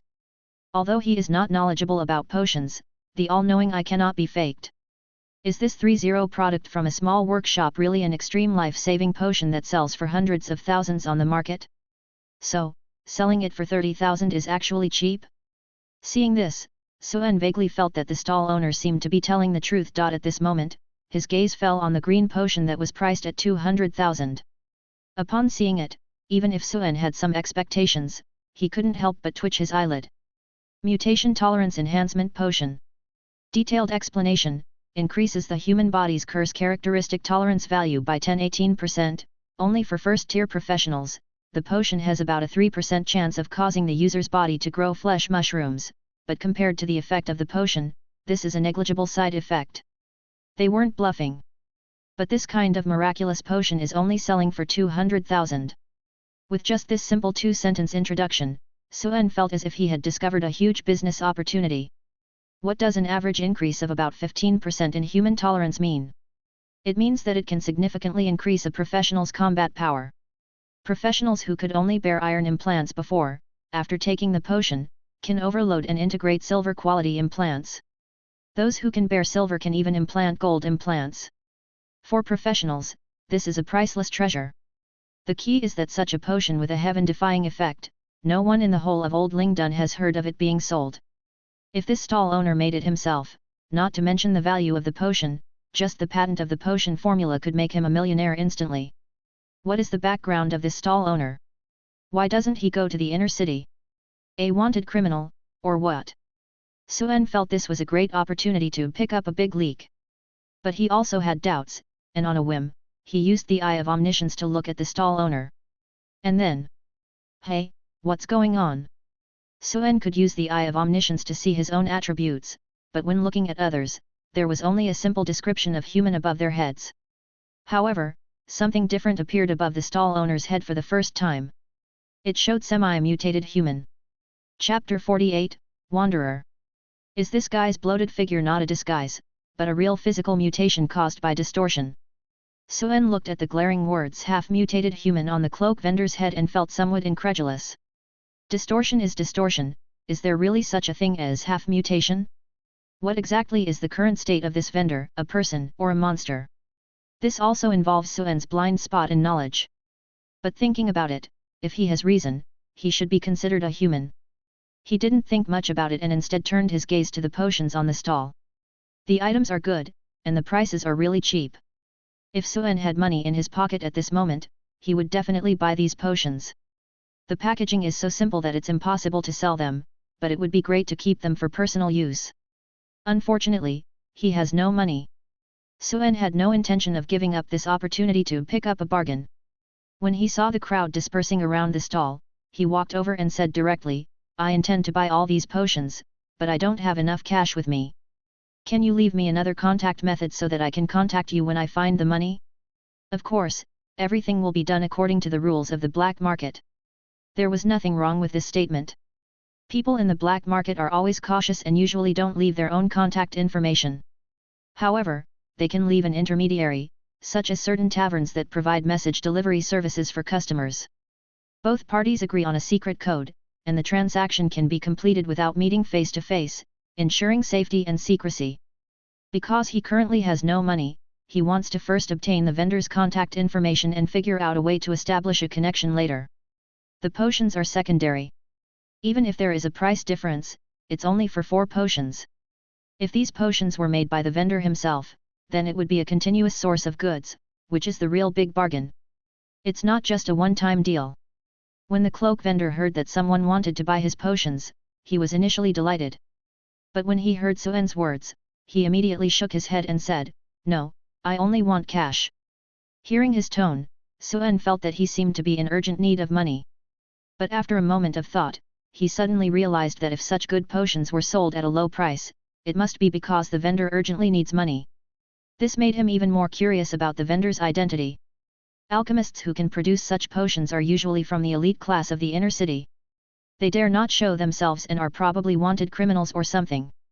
After hesitating for nearly a minute, Suen racked his brains and proposed several plans, but the vendor stubbornly insisted on an immediate cash transaction. He knew that if he continued speaking, he would appear somewhat suspicious, so he could only retreat and say, "That's really a pity. If you change your mind, you can leave a message at the 3 Fire Guns Tavern on Green Street. The secret code is Pigeon. Once I receive the message, I will contact you immediately." Upon hearing this, the vendor also seemed hesitant. Obviously, he also knew that his potions were not easy to sell, and it was rare to encounter an interested buyer. He didn't want to give up so easily. Just as he was hesitating whether to agree or not, he suddenly seemed to see something in the crowd and a trace of panic flashed in his eyes. "I'm sorry, sir, I have something urgent to attend to." Without waiting for any reaction from Suen, he quickly collected the potions on the stall and hurriedly blended into the crowd. Suen had noticed before that the vendor's gaze had been wandering, as if he was afraid of being recognized. Seeing him suddenly leave, Suen was slightly surprised. He glanced at the crowd in the black market and wondered who the vendor had seen that made him so flustered. Could it be those 2 trench coat-wearing individuals he encountered earlier? Suen didn't look too closely and restrained his gaze, blending into the crowd. He himself couldn't afford to be exposed for too long. But even in this brief exchange, Suen had roughly guessed that the vendor was young, polite, and probably had a good upbringing. He was likely from the inner city. In urgent need of money, with a distorted body, and considerable knowledge in alchemy. Thinking about it, Suen had a rough idea of the vendor's background. He was probably from a prestigious medical family in the inner city. Although the person had left, Suen had done what he needed to do and didn't dwell on it any longer. Looking at the bustling black market in front of him, Suen sighed softly, "I hope he will contact me." Having been here a few times before, Suen had already figured out what each shop in the black market sells. He didn't waste time in those shops with shrewd owners. He strolled along the way and gradually walked to the makeshift shack area at the bottom of the black market. Today, the black market was probably crowded because of the appearance of some relics and treasures, attracting many wealthy hidden big shots. As a result, there were also many opportunistic merchants. Some of them were even branches of major trading companies from the inner city. After all, although the outer city is poor, its population is tens of times larger than that of the inner city, and the low-end market is also very profitable. The low-end goods and second-hand items that cannot be sold in the inner city are top-notch hot items in the outer city. For example, textiles, outdated steam equipment, mechanical prosthetics. Suen passed by the stalls piled with a large number of mechanical prosthetics. He took a glance and found that the military mechanical prosthetics discarded from the inner city were indeed good. Although they were old, the parts that could be disassembled were definitely top-notch components in the gang's mechanical modification shops. These military machines were all classified as contraband. The inner city would concentrate on destroying them and they would not be allowed to circulate. It was unknown where the opportunistic merchants found their sources. However, old mechanical equipment and prosthetics were not cheap, costing tens of thousands. A mechanic with good judgment might be able to make a 20–30% profit from disassembling parts, but it required a large amount of capital. Suen didn't have that much money, and it wasn't suitable for him to stockpile mechanical parts. As he continued to wander, he was unexpectedly drawn to a bustling storefront. It was a shop that appeared in the black market for the first time, and it had directly hung up a sign that read Rose Ore Trading Company. Suen had an impression of this trading company from some fragmented memories he had harvested from somewhere. It was a famous financial conglomerate in the inner city, the Heidi Mining Group, which specialized in various rare ore businesses. From a distance, he could hear the bustling noise. Oh my god, this gentleman is so lucky, he got a high-purity cursed crystal from just 3 raw stones. He made 10,000 Lesuo with just 900.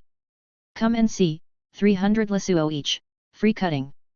Over here, 800 each for high-purity cursed raw stones, there's a chance to get top-grade crystals. As he approached, he saw several large piles of fist-sized grey stones on the ground of the shop.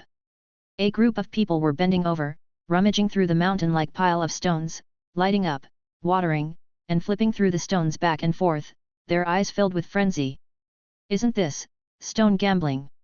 Suen looked at this familiar scene and immediately realized what these people were doing. Cursed crystal was the most important hard currency in this world.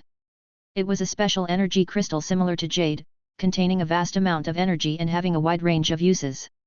Cultivation, casting spells, enchanting, alchemy, mechanical energy supply. In the field of alchemy, almost all the energy used in the law of equivalent exchange refers to this thing. Cursed crystals were natural products, sourced from mineral veins in the Earth's crust. The veins could yield exposed crystals, as well as cursed raw stones wrapped in stone skin. The raw stones might contain crystals or crystal fragments, but most likely, they contained nothing. The greyish raw stone skin also had energy fluctuations, so it was impossible to determine from the outside whether there was definitely a crystal inside the stone. That's why opportunistic merchants came up with a clever business opportunity. Under normal circumstances, the probability of a crystal appearing in the raw stones mined from a certain area is roughly the same, say 3%. So, out of 1,000 raw stones, 30 crystals could be cut out. Given the market price of about 10,000 Lesuo per crystal, that's 300,000 Lesuo. But if you sell 1,000 raw stones as blind boxes for 500 Lesuo each, then each stone has value, and the total value is 500,000. The value of this batch of ore instantly increased by 200,000. Many people are willing to gamble on the chance of winning 10,000 with 500. Besides, if you're extremely lucky, there's a chance to get a top-grade cursed crystal worth 100,000 Lesuo. Just like buying a lottery ticket, you lose a little money if you don't win, but if you do, you get rich. This is the origin of the stone gambling shops in this world. I remember this thing being a pastime for the rich in the inner city, right? Suen looked at the stone gambling project that appeared in the black market for the first time and muttered to himself, it seems that those guys in the inner city have also realized that the poor are more likely to gamble on luck. That's why no matter how poor the place is, gambling stalls can always do well. The shop was getting busier and busier. In addition to those gambling on stones, many outer city people interested in this business had already started talking with the manager of the Rose Ore Trading Company. It seemed that those people from the inner city also intended to bring this business to the outer city, and both sides were having a lively conversation. However, all of this had nothing to do with Suen. Looking at the raw stones all over the ground, his eyes were sparkling. The prestigious S-level talent eye of omniscience, at this moment, he seemed to have finally found the correct way to use it. Chapter 49, Pick Up Corpses. Suen approached the shop filled with raw stones and casually identified a stone using the all-knowing eye. Cursed raw stone. Explanation, purity 6. There was no further explanation, only a purity number. He identified several more stones, all of them being low-quality raw stones with a purity of less than 10. This pile was the cheapest, costing 200 Lesuo per piece. Suen identified dozens of them, consuming a considerable amount of dark energy, but he didn't find a single stone with a purity higher than 10. He speculated that they were all waste stones, so he didn't buy any of them. If the probability of cutting a cursed crystal is theoretically no more than 2% for a stone that costs 200 lesuo, then only 1 out of every 50 stones on average can produce a crystal. The merchants are the ones making a profit. In other words, only stones priced above 50 can have a chance of producing a crystal. He calculated in his mind and knew that unless he had extraordinary luck, this probability was normal. Merchants were shrewd, so the price of gambling stone ore fluctuated. After a vein was opened, the ore merchants could only estimate the approximate crystallization rate of the raw stones through samples. However, no one could determine the final condition of this batch of stones until they were cut open. There might be cases of localized rich ore or localized poor ore. If the frequency of crystals cut during sales was high, the shop owner would automatically increase the price of this batch of stones. If the probability was low, it would be reduced accordingly. Therefore, theoretically, the probability of raw stone crystallization could be roughly estimated from the unit price of the raw stone. Suen didn't rush to make a move, as cautious as ever. He carefully observed on the side, wanting to see if there were any other tricks in this gambling stone. The size and appearance of the stones varied, and the size of the crystals determined their value. The 200 lesuo raw stones were slightly smaller, with the lowest probability of producing crystals. On the other hand, the 500 lesuo and 800 lesuo raw stones were larger, of better quality, and had a higher chance of having a purity between 10 and 20. While Suen was observing, the cutting room in the shop suddenly heard good news from time to time. Oh! Congratulations to this gentleman for cutting a medium-sized cursed crystal. Our shop is willing to purchase it for 13,000 lesuo. Look, this lady's luck is also quite good. She cut some good quality crystal fragments, worth at least 1,000 lesuo. You only spent 500 and earned double. Wow, that gentleman's batch of 30,000 raw stones unexpectedly produced crystals worth over 50,000. Oh my, such good luck. The shop manager energetically presided over the sales, loudly announcing each shipment with enthusiasm. This also led to more and more people coming to mine the stones. The people in the outer cities seemed to enjoy this novel form of gambling. Those who could come to the black market were probably not poor. Batch after batch of raw stones were cut open, and news of stones being cut out would occasionally spread. More and more people came to watch the excitement. Suen silently watched on the side.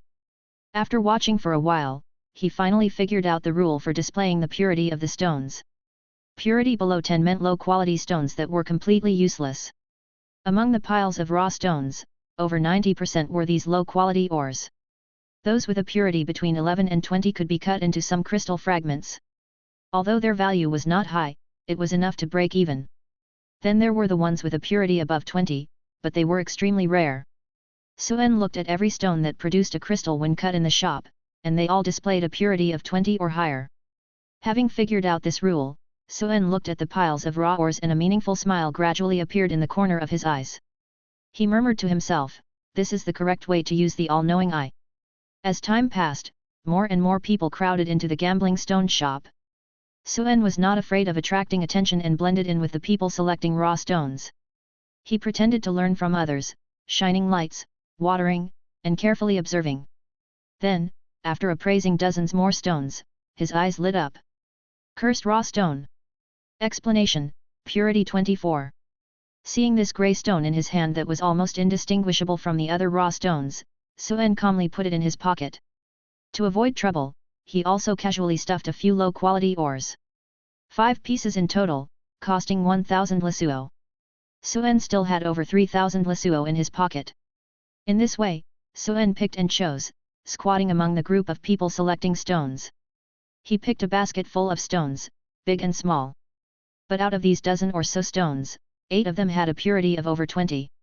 This meant that once they were cut open, they would be worth at least 80,000 lesuo. A cost of 3 to 4,000 turned into 80,000, a 20-fold increase, faster than gambling. But Suen didn't plan to continue selecting. First, he didn't have the money to buy more raw stones today. Second, he felt that if he used cheating methods to pick out most of the stones with crystals from this batch, the shop owner might become suspicious. However, good luck kept coming. Just as Suen was preparing to pay and leave, suddenly, an unremarkable stone was thrown at his feet. It was a piece of ore that others had overlooked. Among the 800 unit price ores, this one indeed had a poor appearance. Since Suen was already planning to leave, he casually appraised it and immediately realized that he had found a treasure. Cursed Origin Stone. Detailed explanation, Purity 99. Such high purity. Suen's eyebrows jumped in surprise. With a purity of 20, it was already possible to produce cursed crystals. How could a 99 purity suddenly appear? Clearly, this was most likely the legendary top-quality cursed crystal worth 100,000. Finding such a treasure, Suen didn't show any unusual expression and casually threw the stone into the frame. The staff enthusiastically helped him settle the bill. "Sir, would you like us to cut it open on the spot?" "All right, cut a few pieces to test my luck." Suen didn't behave too differently and chose 2 pieces of inferior ore with a quality below 10 to be cut open. As expected, they were both worthless. Seeing this, he had an uninterested expression and stopped the staff from continuing to cut, muttering, "Forget it, I'll take the rest back and deal with it myself." The gambling stone shop was bustling, and the staff happily packed it for Suen. And so, Suen discreetly left the black market with a stone worth nearly 200,000. Shortly after Suen left, this batch of ore had already been sold out, and a new batch arrived. The manager of the gambling stone shop also had doubts. "Hey, strange, even though a batch of high-quality ore was selected and sold at a reduced price, why is the probability of finding valuable stones not as high as expected? Also, this pile of 800 unit ores was brought from the special rich ore area that produced top-quality ores. They even said they would create an explosive atmosphere today, but not a single one has been found until now.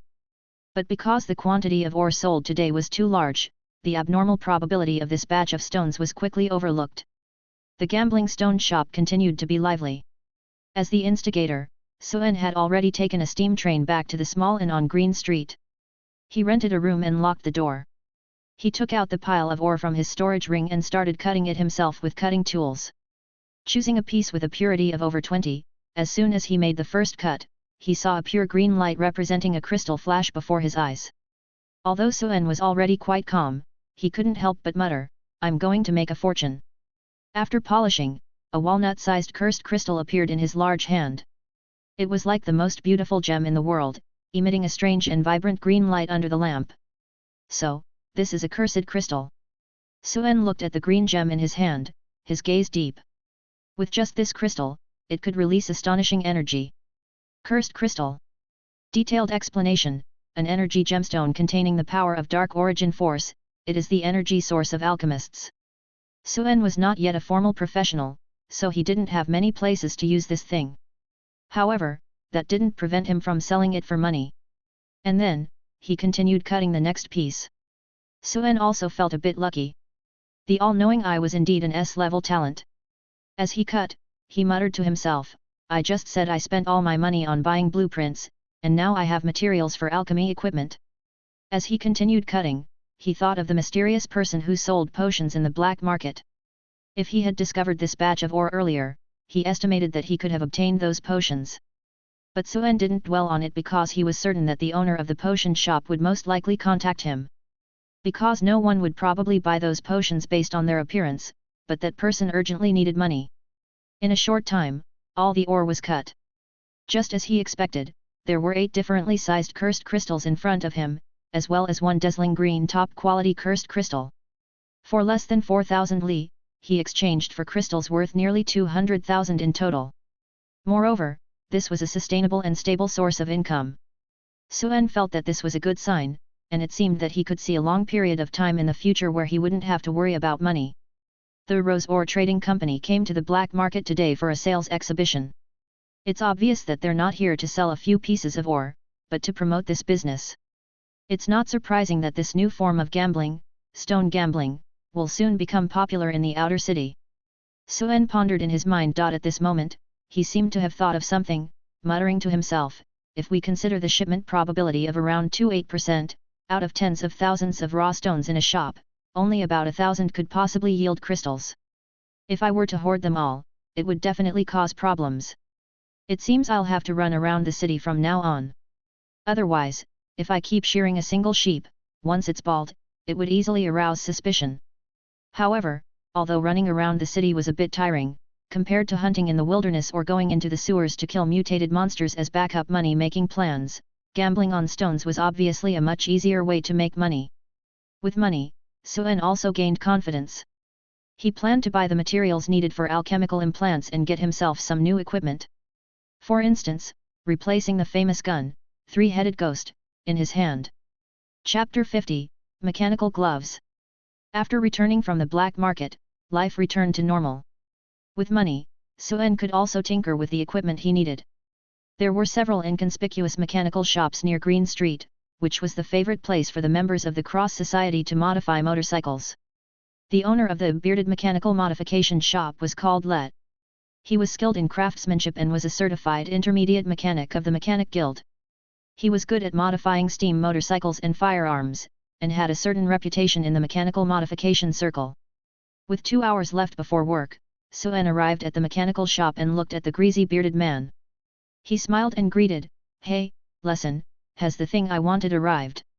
"Suen, brother, your material requirements are too demanding." The bearded Le looked at Suen and grumbled. He put down the steam Harley shock absorber he was tinkering with, picked up a black cloth next to him, wiped his hands, and suddenly raised his eyebrows. "But, this can't stump me, Let." As he spoke, he took out a coil from the house and introduced it in a boastful tone, "This is the Werue 7 alloy wire produced by Jerson Arsenal. I dare say, this is the finest and most resilient alloy wire you can find in the outer city. It's a top-grade material that flows out of the inner city's military industry channels. It's just too expensive, 300 li per foot. I managed to get 300 feet for you, and they're all here." These shop owners all had their own fixed channels for goods. As long as you could afford the money, those material merchants would always be able to find satisfactory materials for you. Even prohibited and controlled goods from the inner city. "Oh, I'm very satisfied with this material." Suen looked at the alloy wire, which was slightly thicker than a hair, and showed a kind smile. As Le said, this was already the best material that could meet his requirements in the world.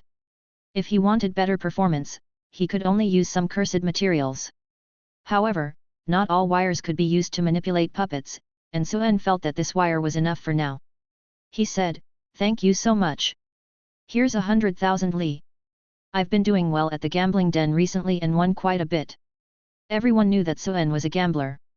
He would stay at the arena every night until dawn. His record of winning over 2 million at once with Jian Tiaoyu had spread throughout Green Street and became a topic of conversation for people after dinner.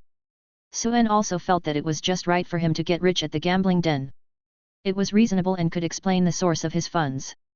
He generously took out a stack of banknotes, received the coil, and said, "Lita, I also need to use your workshop." Le shrugged as if he was already familiar with this request and said, "Feel free to use it. If you need any help, just ask." Suen had been here many times before and walked into the workshop of the shop with familiarity. There were 2 operating rooms in the shop. One room was for modifying steam motorcycles. It was filled with various old parts that were dismantled from different channels. The air was always filled with a strong smell of rust. The other room was for firearm modifications. The walls were like an arsenal, hanging with various firearms of different shapes. Sprayers, pistols, submachine guns, sniper rifles. Because of the existence of alchemy in this world, there were many directions in which the performance of materials could be modified, which also led to the variety of firearms in this world.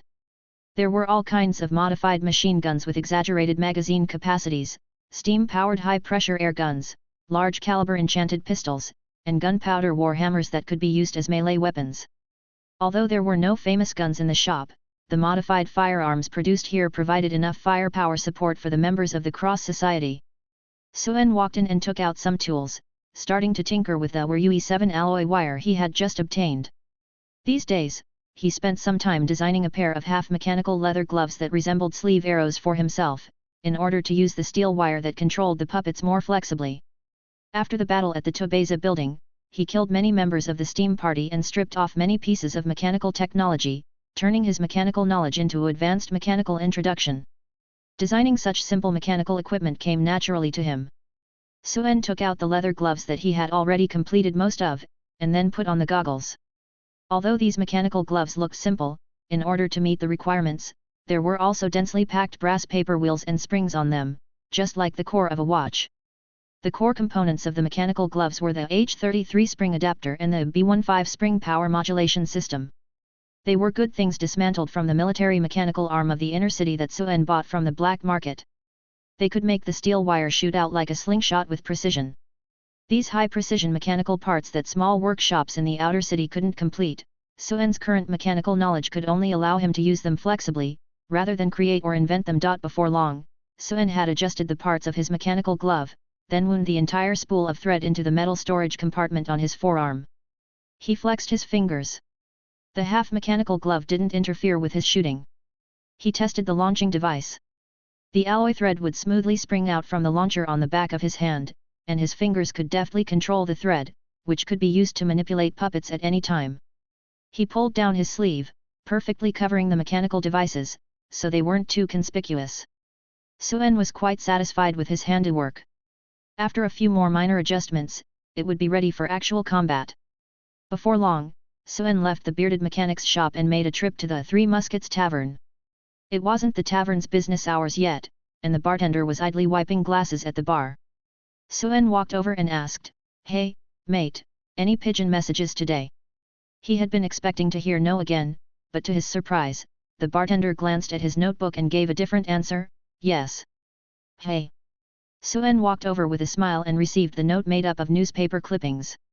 It was the third day since their initial meeting in the black market, and he had finally received a message from the mysterious stall owner. The note read, "At 5 p.m. on the 12th, put 10,000 lira in a leather bag and place it under the mailbox at the entrance of the Burman Bakery on number 14 Ginkgo Street.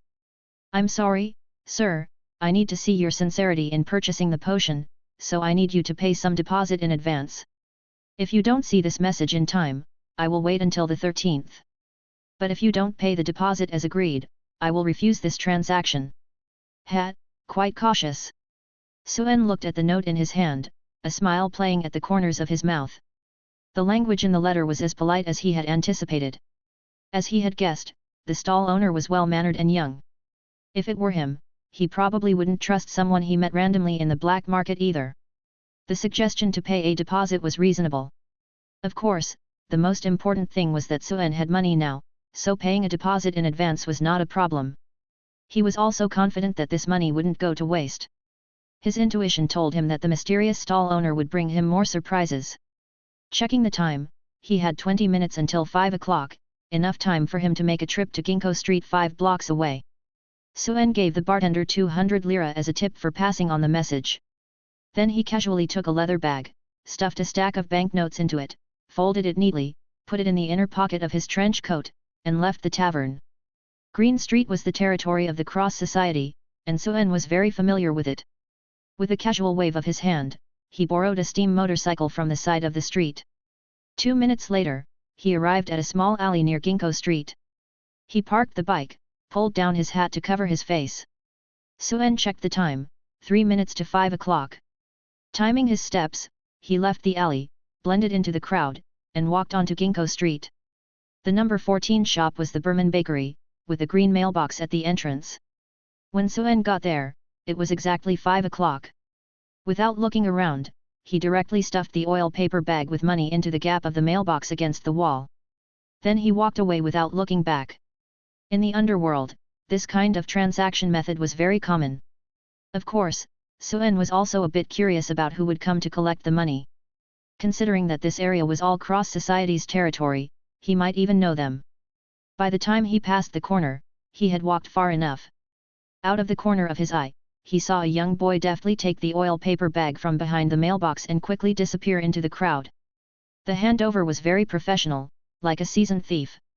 "Hey, looks like one of the kids from the tenement." Suen glanced at him, but didn't think much of it. He circled back to find his bike in the alley, then returned to Green Street. Having paid the deposit, all he had to do now was wait for the next message. By then, the mysterious person would probably bring the potion for the transaction. Chapter 51, The Trial Team of the Inner City. Back on Green Street, Suen began his regular nightlife. At 7 o'clock in the evening, the members of the Cross Society gathered punctually at the dilapidated building. Then half an hour of patrol. After finishing, Suen went to the arena of the Crimson Stronghold as usual. As expected, he would stay here for the whole night. Recently, there seemed to be some changes in the inner city, and there were more professional death matches in the arena. According to the rumors, several major financial conglomerates in the inner city were engaged in intense internal struggles due to conflicting interests. The participants in the arena were mostly outstanding professionals, bodyguards, retainers, or people with special identities.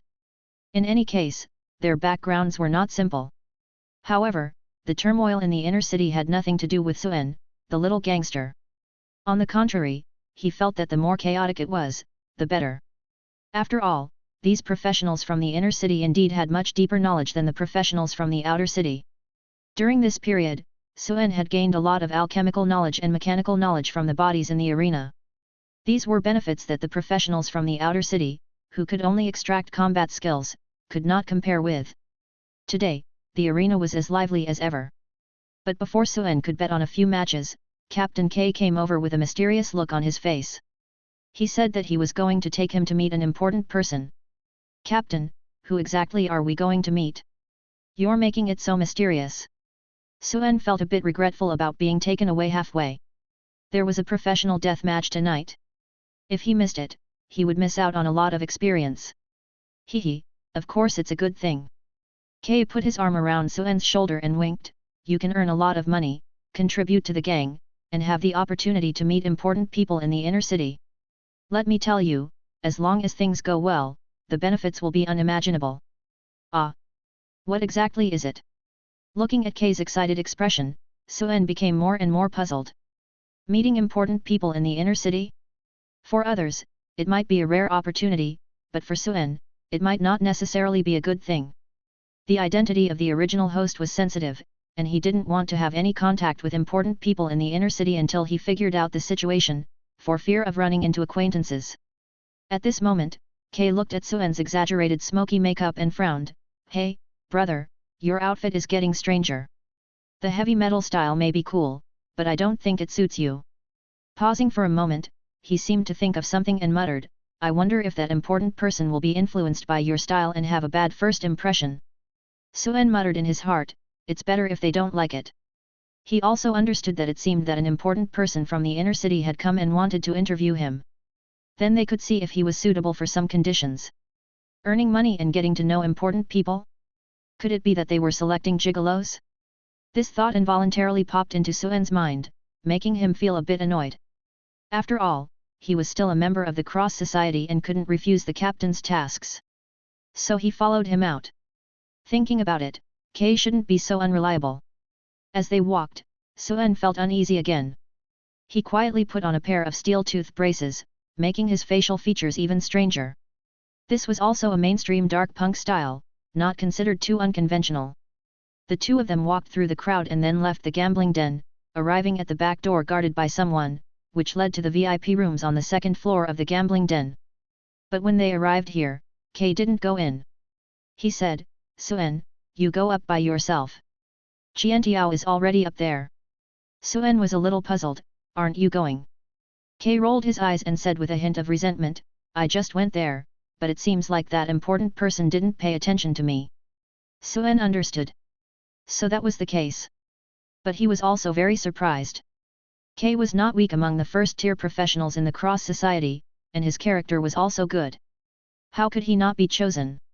Even if they were selecting gigolos, Kay's appearance was much better than his current punk style, right? What kind of conditions did that important person want? At this moment, Kay looked at Suen, who was full of doubts, and finally revealed some information. He said, forget it, I originally wanted to give you a surprise. Pausing for a moment, he continued, it's not a difficult task. That important person wants to find a guide who has been to the Tubular Tower dungeon. Only the two of us have survived before, so, well. So, he wasn't chosen, and Suen was called instead. The Tubular Tower dungeon? As a guide. Suen became even more puzzled. The important people from the inner city despised even coming to the outer city because it was dirty, so why would they go to a smelly and dangerous place like the dungeon?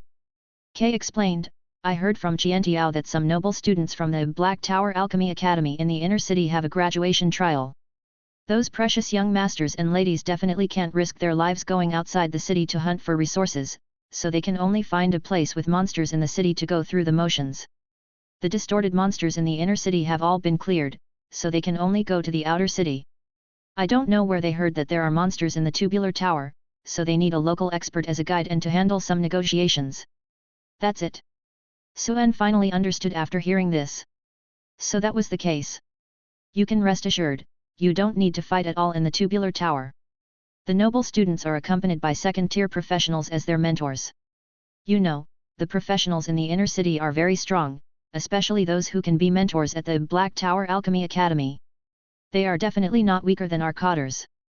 As Kay said this, he seemed to be a bit resentful that he wasn't chosen by the big shot. He pursed his lips and continued, so, you just need to follow them, there's no need for you to lift a finger. Just lead the way for them and make sure the residents of the tube building don't disturb those young nobles. I see. Upon hearing this, Suen finally understood completely. An inner-city trial team was going to the tube building to kill monsters for their graduation trial, and they needed a local guide? If it was just guiding, Suen would definitely try to get out of this task. He didn't want to run into people the original owner knew. But hearing the address of the tube building made Suen hesitate. Because he immediately thought of the sealed weapon, the scythe, still deep in the tunnel. After the battle at the tube building, Suen realized the terror of the underground monsters. He estimated that without second-order strength, he had no confidence in retrieving the sealed weapon alive from the depths of the tunnel. What if this group of people went down for the trial and, by some twist of fate, found the place where the scythe had fallen? Wouldn't he be wasting a great opportunity? Now he also understood the value of the sealed weapon. During this time, he had specifically inquired about the legend related to the Night Black Scythe of Shub-Niggurath. He was quite shocked when he understood it. That black scythe was a super weapon that could slash open spatial rifts. Nothing could withstand it, nothing could resist it. Even the toughest armor would be split in two under that scythe. So, that group who attacked the headquarters was able to easily break open the door of the treasury with this scythe. Although the scythe must have its unknown negative cursed characteristics, Suen felt that if he could really get such a divine weapon, it would definitely be a life-saving weapon. If he encountered a powerful enemy and couldn't beat them, at least he would have some confidence to die together. Maybe I can follow this group of people, and then use their high-end combat power to clear the monsters in the tunnel, to achieve my goal of retrieving the item. At this time, Suen quickly weighed the pros and cons in his mind. If he was to guide them to the cave tunnel, he was indeed the most suitable for this task. After all, he had a real map in his mind. Without much thought, Kay urged him, Suen, you should go up, don't keep that big shot waiting too long. Okay. Suen nodded. Regardless of his decision, he had to go up and meet the big shot from the inner city. Maybe, they wouldn't even like him? He walked up the stairs to the second-floor private room, then down a quiet corridor with luxurious floor mats. Although there was no one, the moment Suen stepped into the corridor, he felt as if there was a gaze watching him. This was not an illusion, but a warning of danger brought by high perception. An assassin. Suen suddenly became alert, his hands quietly reaching for his gun. Just then, a cold dagger silently pressed against his neck from behind. In that instant, Suen's combat experience allowed him to make the most timely response. His super-fast nerve reaction speed allowed him to make a prejudged evasive action before the dagger could cut his throat. Then, with a swift elbow strike, he hit the attacker's abdomen. The assassin grunted, and in the moment he curled up, a fire gun was already pressed against his chin. However, Suen didn't pull the trigger. If it were anywhere else, this guy's head would have been blown off.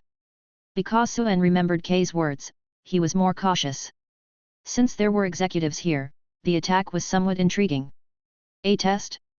Sure enough, at that moment, a familiar voice sounded from not far away, I told you he's good, but you had to test him. This was obviously not addressed to Suen, but to the person in the room. After saying that, the woman called out to Suen from a distance, smiling, come, let me introduce you to someone. Seeing this gambling-addicted woman, Suen raised an eyebrow and finally let out a sigh of relief. He naturally holstered his gun and walked over. Entering the private room, he saw a very cool woman. Chapter 52, just took a quick glance at your legs. It was probably because she was going to meet an important person in the inner city that Jiantiao dressed quite formally today. She didn't have her usual street thug look, with one arm bare and the intimidating big tattoo on her arm exposed. Today, she was wearing a red, green, and blue mixed color battle kimono, giving off a homely vibe. Suen looked at her with a hint of surprise, feeling that something was off. The loose overlapping robe had a white collar, without any bandages to bind it, making it even more heavy and profound, catching one's eye. Her dressing style was as bold as ever. She had lost some of her bossy social aura and gained a bit of sexiness. Perhaps Suen didn't expect Jiantiao to have this side. Of course, don't look at the four murderous long swords hanging from her waist, she still had a bit of the charm of a gentle wife. Jiantiao looked at Suen, who easily dealt with the assassin in the corridor, squinting her eyes and seeming very satisfied with his performance. Listening to her tone when speaking to the people in the room, it seemed like she was saying, "See, the person I introduced, isn't he good? Come, let me introduce you, Lady Philove." Jiantiao greeted Suen, casually putting her arm around his shoulder, and whispered, "This is the patron of our cross society, behave well." If it weren't for Kay telling him the purpose of this trip beforehand, Suen would have found the phrase behave well quite strange. Suen felt his arm being enveloped in tenderness, unable to refuse, and nodded, He was also curious about what the patron behind the cross society would look like. It was not a secret that the three major gangs in the outer city were supported by major corporations in the inner city. It could also be said that it was because of the support of these corporations that the three major gangs existed. Many times, the conflicts between the gangs were actually competitions between corporations. Jiantiao led Suen into the VIP private room, and then introduced him to the patron sitting on the sofa, saying, "This is Suen, he has excellent marksmanship." Suen glanced over and immediately identified the main person. Although there were other people in the room, the woman sitting on the sofa had a very special aura, making it easy to guess that she was the Lady Philove. The Gothic-style black one-piece short skirt reflected a high-quality pure black under the lights, which was a high-end fabric that could be seen at a glance. The silk strapless top outlined her figure perfectly, and the appropriate hollow lace revealed her cleavage, standing proudly. The embroidered hem of the pencil skirt was finely crafted, and the skirt had a high slit, almost reaching the root of the thigh, revealing her long and beautiful legs, captivating the eyes. The cold expression matched her graceful figure, sexy yet with a hint of aloofness. She was a woman who made people's desires surge but dared not defile, with a conflicting style of coldness and desire. She sat on the sofa so casually, but the feeling she gave was like a queen sitting on a throne. Suen only took a glance and then lowered his gaze, saying, "Hello, Lady Philove." He didn't dare to look directly at her, partly out of courtesy, and partly afraid of running into acquaintances of the original host and being recognized. But in that moment of avoiding eye contact, the woman in the black dress on the sofa raised an eyebrow slightly. Jiantiao, who was beside her, naturally knew the criteria for selecting candidates by the patron, and seeing Suen's calmness, a slightly proud smile appeared on her face. "How about it? I told you he's good, right?" Suen found the phrase "he's good" quite intriguing, as if he had just gone through a test. Obviously, the woman in the black dress was not familiar with the original host. Suen felt that there were eyes scrutinizing him, but there was no trace of anything unusual. As long as they didn't know each other, it was fine. After a few moments of silence, the woman in the black dress finally spoke, in a cold and emotionless tone, "It's you." Then, she said without any emotion, "All right, you can leave now." Her lofty tone made Suen, as a transmigrator, feel that this woman was arrogant, but he remained unaffected. Being cold was the normal attitude. As the behind-the-scenes patron of a gang, it was already good enough for her to look at a small gang member directly. In the entire cross society, besides Suen, there probably wasn't anyone else who could personally meet this ordinary gang member. The concept of social hierarchy in this world was strong, and people from the outer city naturally felt inferior to those from the inner city, let alone someone from the upper class like the woman in front of them. This was also why Kay, even though he wasn't chosen, was so excited just by meeting her briefly. Suen didn't say anything and turned to leave. Jiantiao seemed afraid that Suen would misunderstand something, so she gave him a smiling glance, probably meaning to say that he had performed well and that the patron had no ill intentions. Suen nodded slightly and walked out of the private room. After Suen left, Jiantiao immediately broke the formal atmosphere of the meeting between superiors and subordinates in the VIP private room. Jiantiao seemed to be quite familiar with the woman in the black dress. She unabashedly sat across from her and said, "See, the people I recommend are always good, right? Suen's marksmanship has reached the level of a firearms expert, and his crisis awareness is strong. He's not your average professional. Of course, Kay was also pretty good before. That's indeed true. With no outsiders around, the coldness on the woman in the black dress's face eased. She looked at Qiantiao and explained somewhat helplessly, Kay was acceptable, but he's too young and lacks steadiness. Qiantiao knew what she was referring to. Feeling a bit indignant for her own people, she retorted, so what if he looked at your legs a bit more? Hearing this, the woman in the black dress gave Qiantiao a glance and lazily said, it's always better to be more careful. After all, those young masters and misses are not easy to serve. If the person we choose causes trouble, it will be a big problem for your cross society. Qiantiao shrugged noncommittally. But at least they had chosen someone, and she had understood the task assigned by the president. She unabashedly glanced at the woman in the black dress's beautiful legs again and said in a low voice, I knew Suen would satisfy you. After all, a person who can control his bets when gambling, how could he be disturbed by your beauty? Hearing this, the woman in the black dress shook her head with a wry smile. Her old friend was good in all aspects, but she was a bit blunt when it came to matters between men and women. Clearly, the woman in the black dress understood human nature better. She had read a lot from Suen's gaze. He had desires but could restrain them, such people live longer. But she didn't explain further. At this moment, she looked at Qiantiao, a cunning smile flashed across her face, and she deliberately asked, but, are you sure that Suen likes women? Right. Upon hearing this, Qiantiao was taken aback, as if she had discovered something, I'm really not sure about that. If he liked men and was not moved by women, wouldn't that be too normal? But the young masters in the city were all fair and tender, wouldn't that be a problem? Suen left the private room and went downstairs, where he ran into Kay who was still waiting. Kay asked expectantly, brother, how did it go? Did that lady choose you? Suen frowned and thought, I'm not sure. He should have been chosen, but the woman in the black dress gave him a strange feeling, not like an ordinary noblewoman. At this moment, Kay leaned in mysteriously and said in a tone that all men would understand, Hee, isn't Lady Philo beautiful? Of course. Hearing this, Suen's expression became a bit strange, and he suddenly realized why this guy wasn't chosen. If you're talking about beauty, that woman's figure and looks were impeccable. But lust should be appropriate. In any world, no woman in a high position of power is simple, and it's not just about appearance. His intuition told him that the woman in the black dress was very cunning. When the name of the sponsor was mentioned, Kay showed a fascinated expression and sighed, the big shots in the inner city really have a different temperament. He stopped halfway through his sentence, probably feeling it was inappropriate, and swallowed the rest of his words. Suen was a bit curious and asked, Captain, do you know what that big shot does in the inner city? Kay frowned and thought, who knows? But I heard that she lives alone now. I also heard that she has business dealings with many big tycoons in the inner city, but I don't know what she does. Oh, I see. Upon hearing this, Suen became curious. Living alone and being called a lady, could she be a widow? Since she's a sponsor, there should be some big consortium backing her. But this one seems a bit wild. A socialite of high society? Or the spokesperson for some real big shots behind the scenes? But before the two could say more, footsteps sounded from the stairs. Turning their heads, they saw Qiantiao. The gambling-addicted young woman seemed to be in a good mood. She waved her hand and said, Kay, Suen, let's go, I'm treating you guys to a hot spring. Ah, hot spring.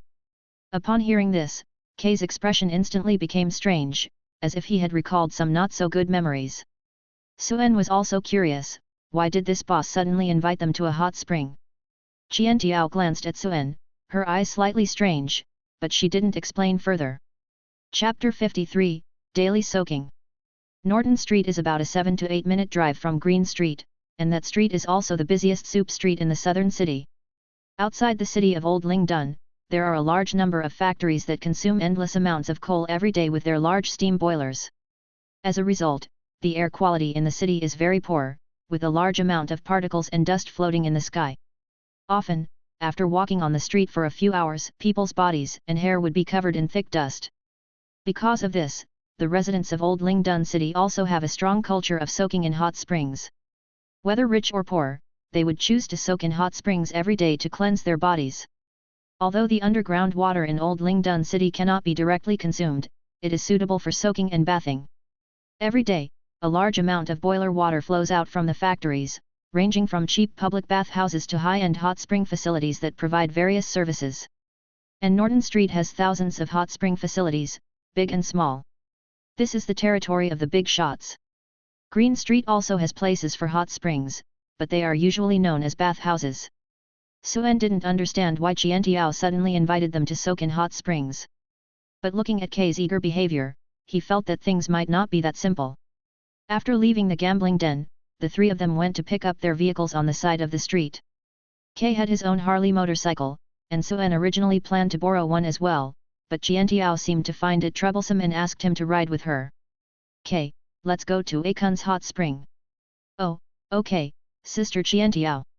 Kay glanced at Suen, revealing a mischievous smile, then started the motorcycle and disappeared around the corner in a flash. Suen was a bit puzzled, but could only sit on the back seat of Qunei Xiao's motorcycle with a stiff face. It must be said that the cotter's motorcycle was several levels higher than an ordinary one. Qunei Xiao's ride was a black cheetah motorcycle, with body lines that matched the softness of a woman, but also had a fierce and wild appearance. Suen's mechanical knowledge now allowed him to understand that the modifications on the motorcycle were high-end, and its performance was definitely top-notch. However, the back seat was small, as if it was more suitable for a single rider. Qiantiao got on the motorcycle and seemed to feel restrained, so she rolled up one of her sleeves, revealing her iconic large floral arm. She started the motorcycle, looking like she was ready to speed off, and reminded Suen behind her, "Hold on tight." In the gang, street racing was one of the favorite entertainment activities for the gang members. These guys were extremely reckless in their street racing, and their speed on the streets was even faster than professional racers in the previous life's racing tracks. Suen was afraid of being thrown off, so he got on the motorcycle and naturally held onto the waist of this gambling-addicted woman. The two of them were quite familiar with each other, and they often had physical contact in their daily lives, so it wasn't awkward. Vroom! Vroom! Vroom! The motorcycle's boiler roared like a wild beast, and the sound of the tires rubbing against the ground was piercing. With a swoosh, the motorcycle shot forward. The sudden acceleration made Suen feel like his whole body was rapidly tilting backwards, but fortunately, he reacted in time and hugged Qunei Xiao's waist, avoiding the embarrassment of falling off. The wind rushed past their ears, and the scenery on the side of the street quickly flashed by. Suen gradually adapted to this speed, and his perception became clearer. It must be said that melee professionals generally had good physiques, and this gambling-addicted woman's figure was also excellent. Her well-proportioned and strong waist had no excess fat, and it felt warm to the touch. Because of the leaning riding position, Qiantiao seemed to be lying on the engine, and Suen, who was hugging her waist, felt like his hand was being pressed down by something heavy and couldn't move. The wind blew her green hair, and the strands tickled Suen's face. Suen felt that their posture seemed a bit too intimate. After all, she was a high-ranking member of the gang, so it was somewhat presumptuous. But seeing that the big shots didn't say anything, he didn't say much either. After a while, the motorcycle slowly decelerated and stopped by the roadside. This was a Japanese-style hot spring facility, with low-tiled houses, lattice windows, and a sign hanging at the entrance that said Akun's Hot Spring.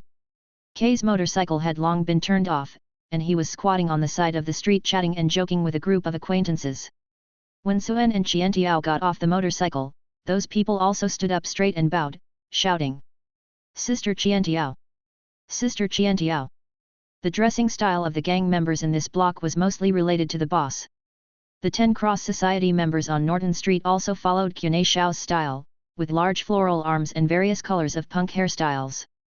Both men and women had a fierce and aggressive look, resembling the Yakuza from the previous life in Japan. Qiantiao nodded to everyone and waved her hand. "There's nothing to do today, everyone can leave." After a pause, she added, "By the way, make arrangements for the Sanquan pool, I want to take a bath." "Yes, Qiantiao."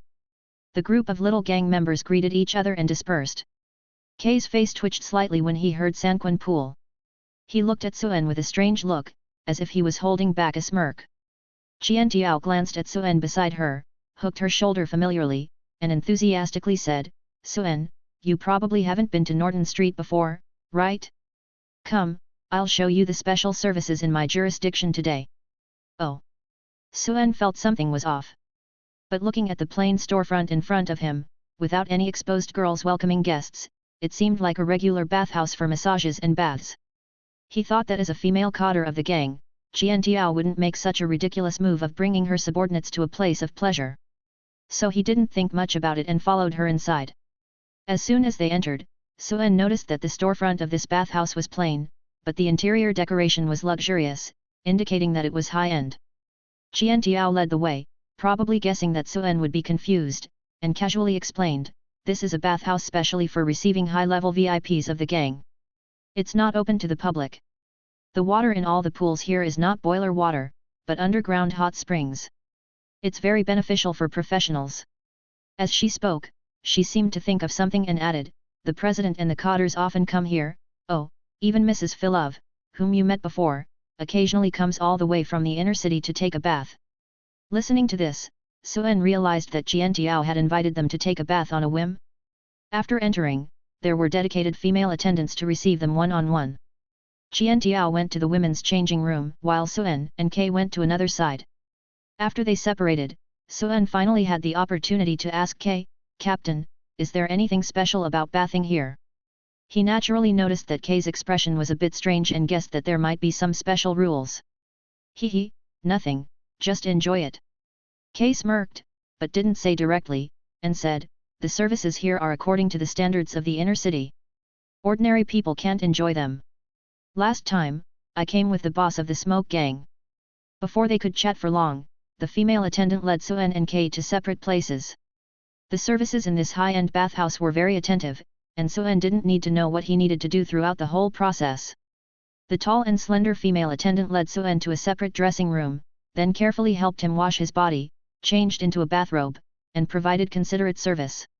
Even though it was his first time here, he didn't feel uncomfortable at all, but rather felt completely at home. Suen didn't find it strange either. After changing his clothes, he followed the female attendant into the courtyard behind. "Sir, please follow me." The backyard was larger than it appeared, with a Japanese-style courtyard and corridor design, taking care of the environment while cleverly ensuring the privacy of the guests. You could see the smoke and hear the sound of water, but the bath was cleverly hidden by artificial hills and vegetation, so no one could be seen. White smoke emerged everywhere, seemingly an open-air bath. The female attendant who Suen followed walked through several corridors and arrived at an independent courtyard called the Sanquin Pool.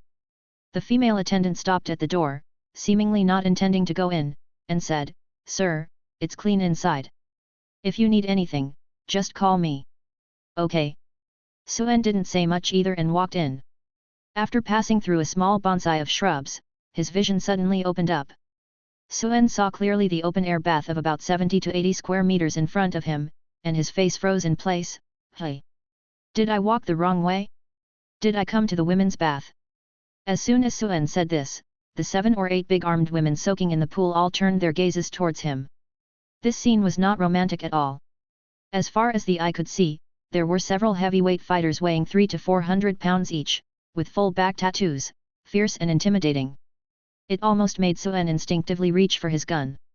Looking at the calm temperament of these women, they were almost on par with professionals. Suddenly, Suen thought of something and thought to himself, could these be the powerful subordinates by Jiantiao's side that the Cross Society talks about? There is a legend circulating in the Cross Society that Jiantiao has a group of strong women as her capable subordinates, with formidable combat power. Could these be the ones in front of him? He thought he must have gone the wrong way, but before he could turn around, he saw Jiantiao entering through another entrance, with a towel hanging on her shoulder. She greeted Suen, "Hey, why are you standing there? Come and join me in the bath." Suen's face twitched, suddenly realizing what Kay's teasing gaze meant. However, he was only surprised for a moment before his expression returned to normal. Because he suddenly knew why the gambling addict had invited him to soak in the hot spring. Jiantiao took off the towel and walked into the hot spring pool. He wasn't completely naked, still wearing a thin grey linen robe and shorts specifically for swimming. However, when the robe and pants, as thin as paper, got wet, they became semi-transparent, not much different from being naked. Suen could see through them clearly. This boss does have a good figure, with distinct curves. It's not that he doesn't look at others and only looks at Jiantiao, but the other people in the pool are a bit eye-catching. This is a mixed bathing encounter, and Suen is not shy. He calmly enters the water. At this time, Jiantiao lazily lies by the poolside and shouts, "Get a few people to give me a back rub." With a call, several female attendants dressed in the same cool attire enter, and the atmosphere finally becomes less oppressive. After waiting for a while and Kay still hasn't come, Suen knows that the guy probably already knew what would happen here. However, he is also at ease. Since he's here, he might as well enjoy it. Although the color of the hot spring water is slightly dark, it is still clear. Soaking in the water, he feels the refreshing sensation on his countless pores. And with each breath, he can clearly feel the circulation of that dark spiritual power in his meridians. With these several gang elders by his side, Suen doesn't have to worry about his safety. After traveling through time for so long, this is the first time he has enjoyed such a leisurely time. The clothes of the female attendants around him are completely soaked, sticking to their bodies as if they were not wearing anything, even adding a hint of temptation. The two attendants help with the washing, occasionally making provocative physical contact, and casually reaching out can touch their alluring tenderness. Although there is no danger this time, you should be more careful. Those noble young masters and ladies are not easy to serve. Do your guiding job well and try not to talk to people. Okay. The communication signal is cut off in the depths of the underground cave. So, be more vigilant and adapt accordingly. It's just some irrelevant small talk. Even if Suen doesn't open his eyes, he can feel certain stolen glances wandering over his body. In this scene, he has already guessed Qunei Shao's scheme. Finally, he didn't say anything, but the other person couldn't help but speak. "Ah! It's been a long time since a man dared to come to these 3 spring pools even though it's a mixed bath. Suen, do you know why I invited you to soak in the hot spring? To see if I'm really not interested in women." "Hey! You guessed it.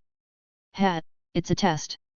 Probably that lady was afraid that I had abnormal tendencies and would disturb those noble young masters in the inner city. And you, Jiantiao, were curious if I really liked men. Ha! You're quite clever.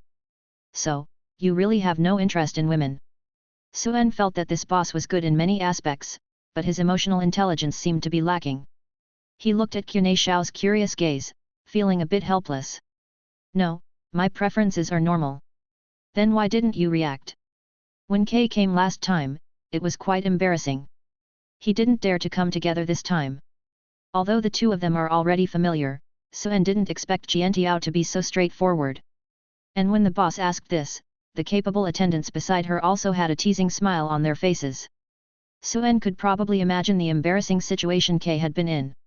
In this world, the concept of gender is very open, especially for gang members who live on the edge of life and death. Pleasure is commonplace, and the nightlife is like home. The hot spring culture in Old Lingdun is very ancient, just like ancient Rome in Suen's previous life. Mixed bathing between men and women is normal. And Jiantiao seems to have no problem exposing herself in front of Suen. In her eyes, there are no men, only brothers and knives. Suen was speechless when asked. He didn't explain his ability to control certain emotions in his body. But he also glanced at the several capable attendants. The meaning was clear. "Are you going to make me perform in front of everyone?" Jiantiao probably guessed something and waved her hand. The several capable attendants also wrapped themselves in towels and left the pool, instantly lowering the water level by several centimeters. In the pool now, there were only Jiantiao and a few female attendants, all of whom were quite attractive, creating a scene of springtime beauty. The attendants probably knew what Jiantiao wanted them to do, so they clung even closer to her. Seeing the gossip-hungry eyes of the gambling-addicted woman, Suen helplessly stood up. Jiantiao saw something, her eyes lit up, and she even let out a meaningful hum, saying, "Oh, not bad." She didn't shy away from her gaze, seemingly not finding anything inappropriate. Having witnessed it firsthand, she confirmed that this guy was indeed straight. Suen rubbed his temples in annoyance, and in retaliation, he stared at Jiantiao's almost uncovered chest. Majestic and upright, round and smooth. And those tight, slender, beautiful legs. However, the carefree smile that Jiantiao had on her face from beginning to end was not a pretense, but a true reflection of her pure heart. After a few seconds, Suen felt as if his gaze was somewhat disrespectful. It was just like that internet phrase from his previous life, "I treated you as a brother, and you actually want to ex me." Jiantiao seemed to have noticed Suen's unabashed gaze, and only then did she realize something. But she didn't cover herself, instead, she squinted her eyes and warned in a stern tone, "Hey, Hey, you're really not polite, are you? In the guild, there were no such bold guys. Even if there were, they would have been souls under the knife. The corner of Suen's mouth slightly lifted. He didn't argue, but he did avert his gaze. He didn't sense any killing intent, so this boss probably didn't really mind. Chapter 54, Haunted House. When Suen came out of Akin's soup room, it was already the middle of the night. On the street, he ran into the refreshed K. This guy disappeared as soon as he entered, probably sneaking off to another bathhouse to enjoy a soak. He caught up with Suen and started the motorcycle, asking, "How was the soup room here?" Seeing his teasing expression, Suen guessed that K wasn't genuinely curious about the luxurious service he had enjoyed, but rather wanted to know about the embarrassing situation he had encountered. After all, the last time Suen came, he was almost humiliated by a group of capable subordinates. The women's eyes were too sharp, and their words were full of malice. It still left him with psychological trauma. Suen guessed what K was thinking and smiled without explaining much. "It's not bad." As he spoke, a fleeting and beautiful image flashed through his mind. That gambling addict's figure is indeed good. Although Jiantiao didn't have much of an attitude towards familiar subordinates and everyone was eloquent when communicating, besides being addicted to gambling, he hadn't heard of any chaotic private life from this boss. Suen felt like she had no interest in men at all. Oh. Kay thought that Suen didn't want to talk about his embarrassing situation and showed a knowing smile. The two rode the motorcycle back to Green Street. It wasn't too late when Suen returned, and he caught the last professional gladiatorial match at the gambling stall, conveniently harvesting some soul fragments. This night was not wasted. Then he went to the Three Fire Guns Tavern and, as expected, received a message from the potion stall owner. Tomorrow at noon, the warehouse on the back street of Ginkgo Street. The note left the meeting place and time, and Suen looked at it and had a rough idea. He paid the deposit this afternoon and made an appointment to meet tomorrow morning. He must be urgently in need of money.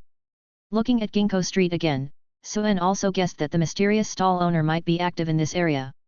After all, secret transactions generally wouldn't take place in unfamiliar territory.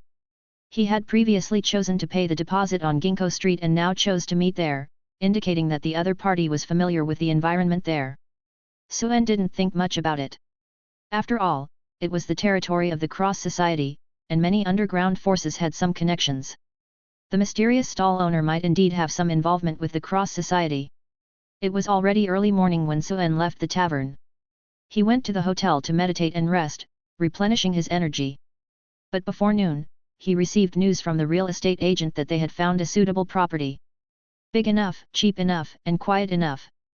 Thinking that it wouldn't affect the noon transaction, Suen decided not to rest and took the opportunity to go to the real estate agency. He was tired of the poor accommodation conditions in cheap hotels.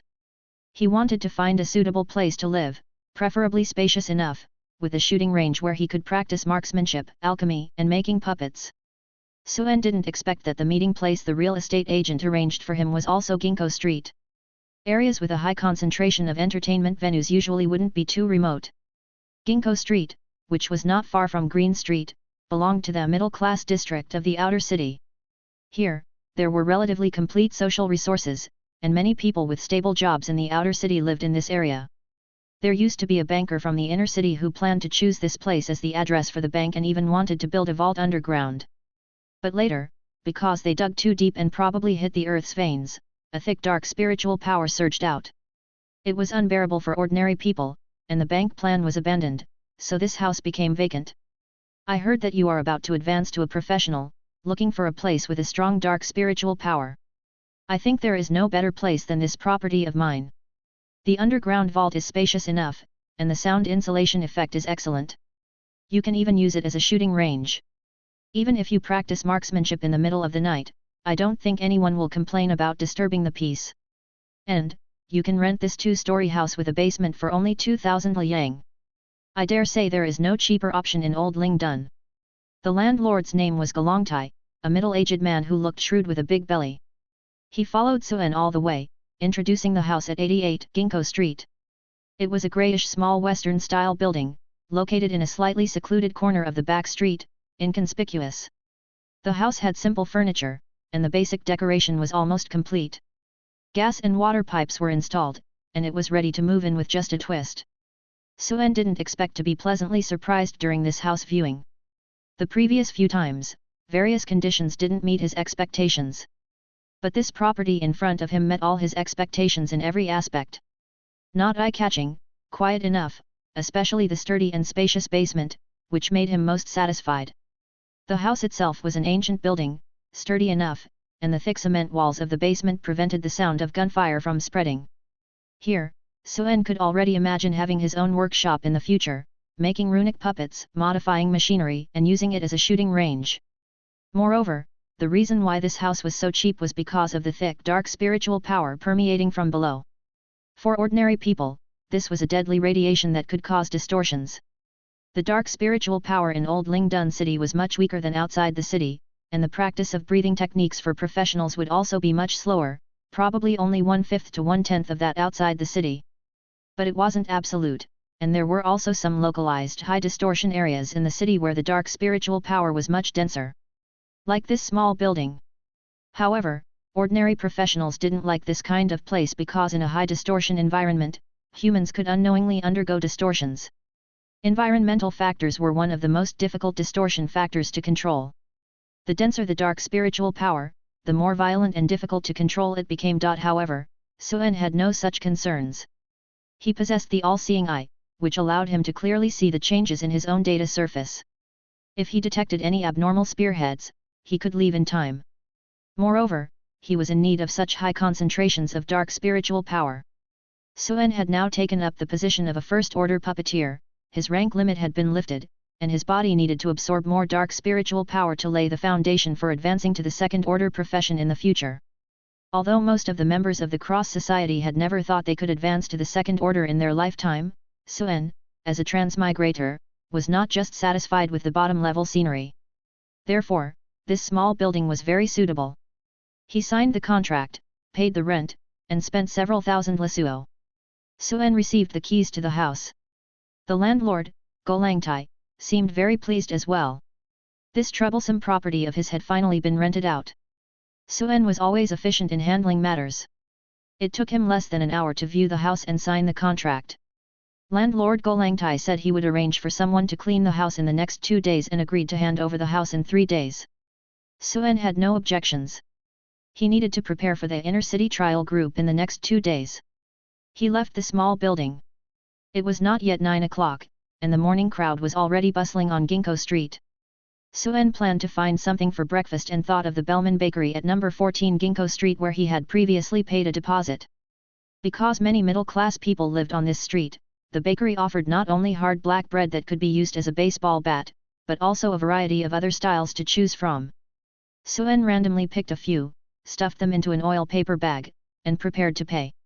At this time, 2 half-grown boys wearing duckbill caps and overalls followed him in, seemingly making some small moves. In fact, Suen had noticed them before he entered the door and knew that these children were the most common thieves in the outer city. But they were not after Suen's wallet, but the bread on the counter. While Suen was choosing and paying, the 2 boys had quietly swiped 2 pieces of black bread. Their technique was very skilled. Suen pretended not to see, but the bakery owner seemed to be very familiar with these habitual offenders' methods. As soon as the 2 boys came in, the clerk's eyes became very alert. At this moment, they had just succeeded and had no chance to slip away. The baker with the golden handlebar mustache came out angrily with a rolling pin, grabbing one of them by the collar. With this pull, a foot-long piece of bread fell to the ground. "Hey, you damn brats, you're back again!" The baker roared angrily, lifting the little thief into the air. The duckbill cap fell off, revealing a dirty little face. With clear eyebrows and bright eyes, it turned out to be a tomboy with short hair. Suen originally didn't plan to interfere, such things were too common in the outer city. Children in the slums mostly lived by begging and stealing. Being beaten and going hungry were part of their growth. Whether they could survive in this cruel world depended on their own fate. However, when Suen saw the look of fear and helplessness in the child's eyes, he suddenly saw his own past. He had been helpless like this, as if the whole world had abandoned him. The little thief was hit with a stick, her eyes full of tears, but she didn't cry out. Suen thought for a moment, pointing to the black bread on the ground, "How much for these breads?" The handlebar mustache baker guessed Suen's intention and advised, "Oh, honorable customer, these thieves are not worth your sympathy. You don't need to spend money on them. He paused, looking like he was about to beat the little thief, and said menacingly, if we don't give these guys a painful lesson, they'll be back tomorrow. Suen didn't argue, he handed over a banknote, here's 50 lisuo, it should be enough to buy these breads. He showed no expression on his face, paid the money, and turned to leave the bakery. Chapter 55, Mysterious Pharmacist. Suen had no intention of being a good person, nor did he intend to owe anyone gratitude. He left the bakery, but he didn't expect that the tomboy would chase after him with the bread in her arms. Sir, please wait. Suen heard someone calling him from behind and stopped. Perhaps it was because people who mingled with the underworld had a domineering aura, the tomboy instinctively took a step back when she saw Suen's expressionless face. She said, Sir, thank you for your generosity. We really need this food. Suen glanced at her, nodded, and accepted her verbal gratitude. He could naturally tell that this skinny tomboy needed food, or rather, everyone in the slums needed food. Suen originally didn't plan to stay longer, but at this moment, the tomboy spoke up. Due to her panic, her words were a bit incoherent. Sir, we didn't intentionally follow you. We just saw you renting a house earlier. Suen frowned as he listened. The tomboy seemed startled and quickly explained, you were deceived by that Ge Longtai. He definitely didn't tell you that people have died in that building. It's a haunted house and can't be rented out. 2 months ago, a blind man went in and never came out, and there were also. Before Suen could ask further, she ran away like a frightened rabbit. So, she chased after him just to tell him this news? A piece of bread in exchange for a piece of news. Suen listened with a pensive expression. It wasn't surprising to him that someone had died in the house. If it were an ordinary person, they would definitely encounter trouble living in such a highly distorted environment. Otherwise, the rent wouldn't be so cheap. But according to the little girl's implication, more than one person had died in that building? In that case, the landlord was indeed an unscrupulous businessman. The landlord had indeed deliberately concealed a part of the truth, but for Suen, if it was only because of the dense dark spiritual power, it wouldn't be too troublesome. But perhaps the deceased were not ordinary people, but professionals? After all, it was rare to find such a suitable property, and Suen wouldn't give up just because someone had died. He also thought that before moving in next time, he should use the all-knowing eye to carefully examine what was strange about the house. The agreed time for the transaction was 12 noon. Suen went to the hotel and changed into a black market-style trench coat suit. The meeting place was an abandoned warehouse on Ginkgo Street. He had explored the area when he was wandering around before. It was sparsely populated and indeed suitable for some shady transactions. The mysterious stall owner was obviously cautious too. The chosen location had a complex cluster of buildings, making it easy to escape in case of emergencies. At 11:55, Suen arrived at the warehouse on time. As a member of the underworld, he didn't feel much pressure coming to these remote places. On the contrary, when he saw the few half-sized guys disguised as members of the underworld, he felt a bit surprised. These guys were wearing obviously ill-fitting old trench coats, with black hats on their heads and their hands resting on their chests, as if they were about to draw their guns. They almost had the words "We are the underworld" written on their foreheads. It seemed like they wanted to overpower Suen, a genuine member of the underworld, with their imposing manner. I'm actually trading with a bunch of half-sized guys. Suen's eyesight easily captured the 6 people who had come to the abandoned factory. In addition to the potion stall owner who was still wearing a black cloak, there were 5 thugs who seemed to be guarding the place. The clothes they were wearing seemed to have been stolen from somewhere, clearly a size too big. But with their cold expressions, silent aura, and the way they touched their guns, it was like a scene from a gangster movie. Of course, if it weren't for the trembling feet, Suen would have thought that these people were really the real deal. But he felt that their gun-drawing actions were probably just for show. They probably couldn't pull out a firearm from their trench coats. Although firearms were everywhere in Old Lingdun, for people in the slums, it was better to exchange a piece of bread than to carry around a lump of iron. Of course, even if they had guns, they wouldn't pose any threat to a firearms expert. And after observing for a while, Suen was surprised to find that the world was really small. Upon closer inspection, 2 of the trench coat-wearing individuals were the 2 thieves from the bakery this morning. Suen suddenly felt that the mysterious atmosphere of the transaction had disappeared in an instant. If he didn't know that the stall owner really had top-grade potions, he would have thought that this was a prank. Suen also clearly saw the other party's realization that he had come alone, and their relaxed movements. The person in the black robe said in a deep voice, "Did you bring the money?" After guessing the other party's identity, Suen wanted to take it seriously, but he couldn't bring himself to do so. Although his face was covered, when he looked with his true eyes, it was indeed the half-deformed human from the black market. "I brought it." Suen didn't see the goods, but he took out the money bag containing 200,000 in cash and handed it over directly. He was confident that the other party wouldn't play any tricks. Of course, he also had the confidence that before the other party could cheat him, he would shoot them all in the head and take his money back. The person in the black robe took the money bag and a smile appeared on his face. He asked, "What kind of potion do you need?" "I'm very interested in your potions. You've seen my sincerity, and we believe we can have a long-term partnership. I have channels to sell the goods." Suen said directly, he didn't want just a few potions, but an opportunity to earn money through long-term cooperation. But before he could finish his words, the cloaked figure interrupted him decisively, saying, "No, unless there's a problem, I won't sell my potions. Our transaction is limited to this one time." Suen frowned slightly upon hearing this. A one-time deal? His thoughts instantly changed. He was now more certain that these potions were made by this cloaked figure. It meant that this person had at least the level of an advanced alchemist. And such technical talents, even in the inner city, were the elite class that lacked no money. Perhaps the reason for not wanting to compete with potions was not only because of the fear of attracting attention. Is he really a wanted criminal? It was normal for criminals to be wanted, but if an alchemist was wanted, it would be intriguing. What charges? Illegal production of controlled potions, causing medical accidents, or something else? Suen guessed that the other party might have a shady background like himself. He didn't say much either. After all, since he recognized two of the kids as thieves in this neighborhood, there was no need to rush. There would be plenty of opportunities for further contact in the future. Suen said, "All right. Then I need an equivalent amount of potions."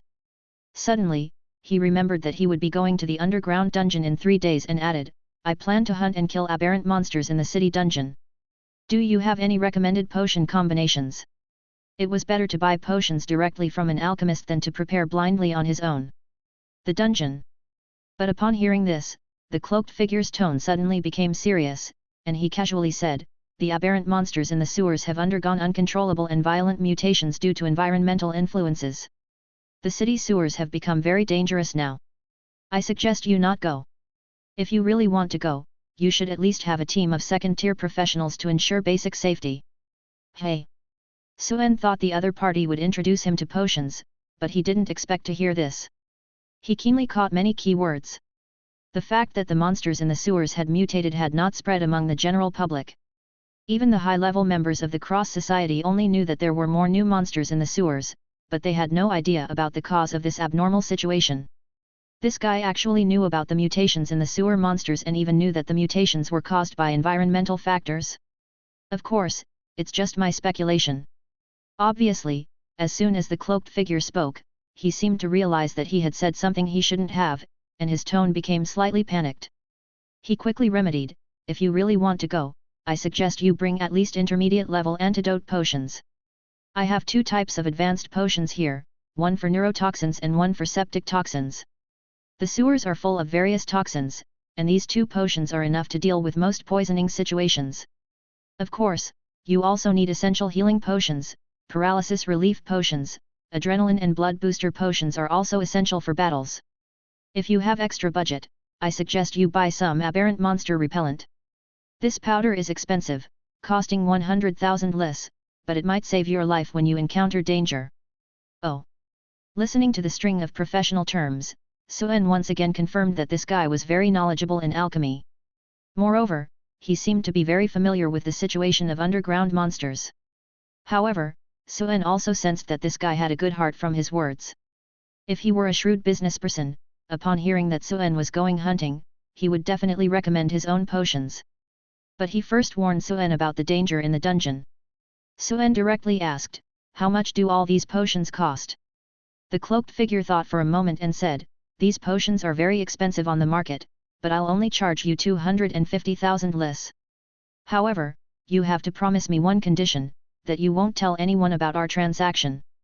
Suen wasn't surprised at all by his words and immediately agreed, all right.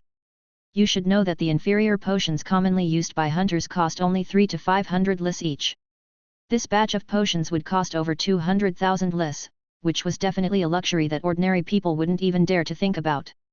Suen didn't hesitate to take out 50,000 lis in cash. Although it seemed like there was no danger in this mission, he believed in being prepared. After receiving the money, the cloaked figure said again, I only brought a portion of the potions with me. If you trust me, I'll have someone deliver the rest to the Three Fire Guns Tavern later. If you don't trust me. Before he could finish, Suen interrupted, no problem, I trust you. Pausing for a moment, he continued, if I need more potions later, how can I contact you? The cloaked man originally intended to say that he would no longer trade in the future. But looking at the customer in front of him who had given him enough trust, he found it hard to refuse. After a moment of hesitation, he finally said, you can leave a note, just put it in the mailbox at the entrance of the Bellman Bakery on Ginkgo Street number 14. After I get the message, I will contact you in the old way. But you need to know, I have very few potions on hand, it's impossible to provide on a large scale. Suen agreed without hesitation, that's fine. This cloaked man probably only has a simple small potion workshop, he didn't expect to get a large batch of potions. But as long as this path is not cut off, he can consider other options in the future. The transaction was successfully completed, and Suen left the abandoned warehouse. Those half-grown kids who got the money also carefully crossed the building ruins, and after a lot of twists and turns, they finally crawled into a broken house underground. In the dim room, they lit candles, counting a bag full of cash, all of them were very excited. Ah, finally we can save Susan's mom. Yet, with this money, Big Brother Danny can buy those expensive materials and make the mutation suppression potion. In the afternoon, Suen got the potion at the tavern. And 2 days later, the trial team from the Black Tower Alchemy Academy in the inner city finally arrived. A day earlier than planned. Chapter 56, Leather Clothing. The Black Tower Alchemy Academy trial team from the inner city arrived 1 day earlier than scheduled, which didn't surprise Suen. He thought that the mentors deliberately adjusted the time for the safety of the young masters and misses, so as not to be ambushed. But for Suen, whether it was 1 day earlier or 1 day later didn't make much difference. After all, his task was to take this group of Prince sightseeing group to the underground cavern and see if there was a chance to visit the location where the band scythe was sealed. At 5 o'clock in the morning, Suen received a sudden message while squatting at the gambling stall, saying that the sightseeing group would arrive at Green Street at 7 o'clock. But fortunately, the equipment, ammunition, and potions were all prepared early, and he wasn't caught off guard. Half an hour in advance, Suen waited alone at the designated location outside the tenement building. It seemed that the big shots from the inner city didn't like to interact with too many people from the outer city. Even the members of the Cross Society didn't have the qualifications to pick them up.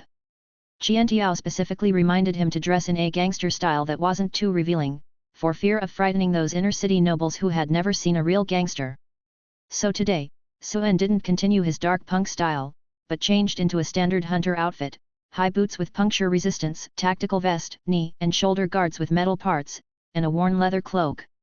In addition to the gas mask on his face, he also applied oil paint and covered it with a layer of black gauze.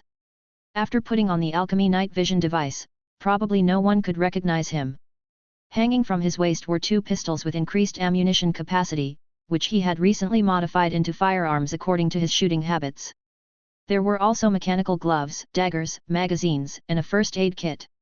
After waiting for half an hour, at exactly 7 o'clock, a heavily armored military transport vehicle arrived outside the tenement building. This kind of military heavy truck was rarely seen in the outer city, just like a spaceship landing in a garbage dump. This movement inevitably attracted the attention of the original residents of the tenement building. There was the emblem of the Cross Society on Suen's cloak, indicating his identity. This identity had enough deterrent power. He raised his hand to signal for them to avoid, and those poor people who looked like distorted monsters in the eyes of the inner city nobles didn't come to disturb these young nobles out of curiosity. This was also the biggest role of him, the local snake. Suen walked over and greeted the leading mentor, introducing himself, Mr. August, I am Suen. Miss Philo recommended me to be in charge of guiding you in this trial. August was a middle-aged man with a brown beard, very steady in his demeanor. He was also a second-tier professional and the leading mentor of this trial. The mentor appeared very cultured. Even though he knew Suen's gangster identity, he didn't show any contempt, giving him enough respect and politely said, "Hello, Mr. Suen, you will be responsible for the trial of the students this time." Suen responded in the same courteous manner, "It is my honor." The students got off the car one after another, looking around like curious babies. Suen didn't say anything and quietly watched them get off the car. A total of 23 students participated in this trial. In addition to the second-tier professional mentor August, there were also 2 assistants. One male and one female. The male, named Daniel, had well-crafted and technologically advanced mechanical exoskeletons on his arms and legs. The female, named Rosa, dressed in a sexy low-cut teacher's skirt, looked like a mage from the French system. The students were all young, about 15 or 16 years old, and fully armed. Although their outfits were different, they all wore a tight black liquid battle suit underneath. Could it be school uniforms? Suen had never seen this kind of combat suit that looked like sharkskin swimsuits. Not only did it take into account the design aesthetics, but also the mysterious runes occasionally revealed under the light and the blue fluorescent energy marks full of technology on the clothes. He knew that this suit was not only clothing but also an alchemical product, and its functionality must be excellent. The male students looked very heroic in these leather suits, exuding a sense of stability in black. The female students, who were full of youthful vitality, wore these black liquid leather pants, fully displaying their tall figures. The well-developed chests, perky buttocks, and slender and symmetrical thighs outlined the most perfect and enticing lines. They exuded a pure and beautiful aura from head to toe. Suen took a glance and then restrained his gaze. It was no wonder that Lady Philo was so demanding when selecting a guide. These young female students were indeed attractive to this group of rough gangsters. All the students got off the car, and no one talked to Suen, and he didn't intend to seek any attention. Before entering the underground cavern, Mentor August gave a routine speech to the students, saying, "Today is your graduation trial. Complete the mission in groups of 5. The 2 assistants will give comprehensive evaluations based on your performance in the trial. This is a practical trial, and the teachers will not lend a hand. I will not accompany you either. Everything depends on the knowledge you have learned to solve the difficulties you encounter. Please take it seriously." Suen listened on the side. It was all boring admonitions, and the students listened with some boredom. August said he wouldn't accompany them, but Suen knew that this second-tier professional would always protect them in secret. Only when they encountered insurmountable danger would he take action. But instead of worrying, the students showed excited expressions on their faces. For the people from the outer city, hunting the wilderness was a matter of life and death, but for these noble students from the inner city who had never tried it before, it had a deadly allure like poppy flowers. The adventurous journey of exploring unknown territories made these students who had never traveled alone and explored excited with fanaticism. "Wow! Mentor, aren't you going?" "Haha, don't worry, we will definitely complete this trial perfectly. Yes, we are now official professionals and will definitely not embarrass the academy." Suen watched the energetic students with a cold gaze, hoping that they would still be happy when they saw the disgusting distorted monsters in the dungeon later. However, these guys did have their reasons to be proud. When Suen and Kay went to the dungeon before, they were chased by the distorted monsters and were in a miserable state. It was because there were only 2 professionals at that time. But the trial group in front of them, each and every one of them was a professional, and they had 100 times advantage in terms of equipment, implants, professions, and logistical supplies. That's why Kay said this mission was easy. Being able to receive a reward of 100,000 yuan and contribute to the guild was indeed a freebie. After the mentor's speech, the students began their excited group activities. They formed teams of 5 to undergo the trial, and in the end, their team and individual performances would be assessed. In fact, there were standard 5-person team profession combinations for hunting in the wilderness. A tank and DPS and healer were the 3 necessary roles, and then 2 other complementary professions, such as an assassin responsible for observing the environment or a warlock for crowd control, or even a demolitions expert. A 5-person team could ensure the best profession combination for the team, allowing them to exert their strongest combat power. But obviously, these students didn't have that kind of idea for their team composition. Each of them started inviting their own friends or were overly confident in bringing girls along for the trial. The teachers didn't say anything either. This trial was entirely decided by the students themselves, testing their organizational abilities. Miss Rena, can I invite you to join my team? I just received the Academy's top marksman honorary medal, so I will definitely achieve the best results in this trial. Hey, Jack, stop bragging. I have the highest overall score in alchemy. I will definitely get first place in this trial. The male students were like competitive bulls, not showing any modesty. They treated this trial as a competition and a way to show off their abilities in front of the opposite sex. Soon, the 20 people were divided into 4 teams. Assistant Daniel said to Suen, "Mr. Guide, please help us lead the way to the dungeon." Suen nodded. There was indeed a difference in temperament between the young assistant and the mentor. Although this guy sounded polite, he couldn't hide his contempt in his eyes. Suen didn't mind. The people from the inner city had always had a sense of arrogance. He led a group of noble students through the ruins and headed towards the entrance of the dungeon in the cylindrical building. These young ladies and gentlemen were very excited, holding their guns and aiming around. As they walked on the ruins, they were eager to try.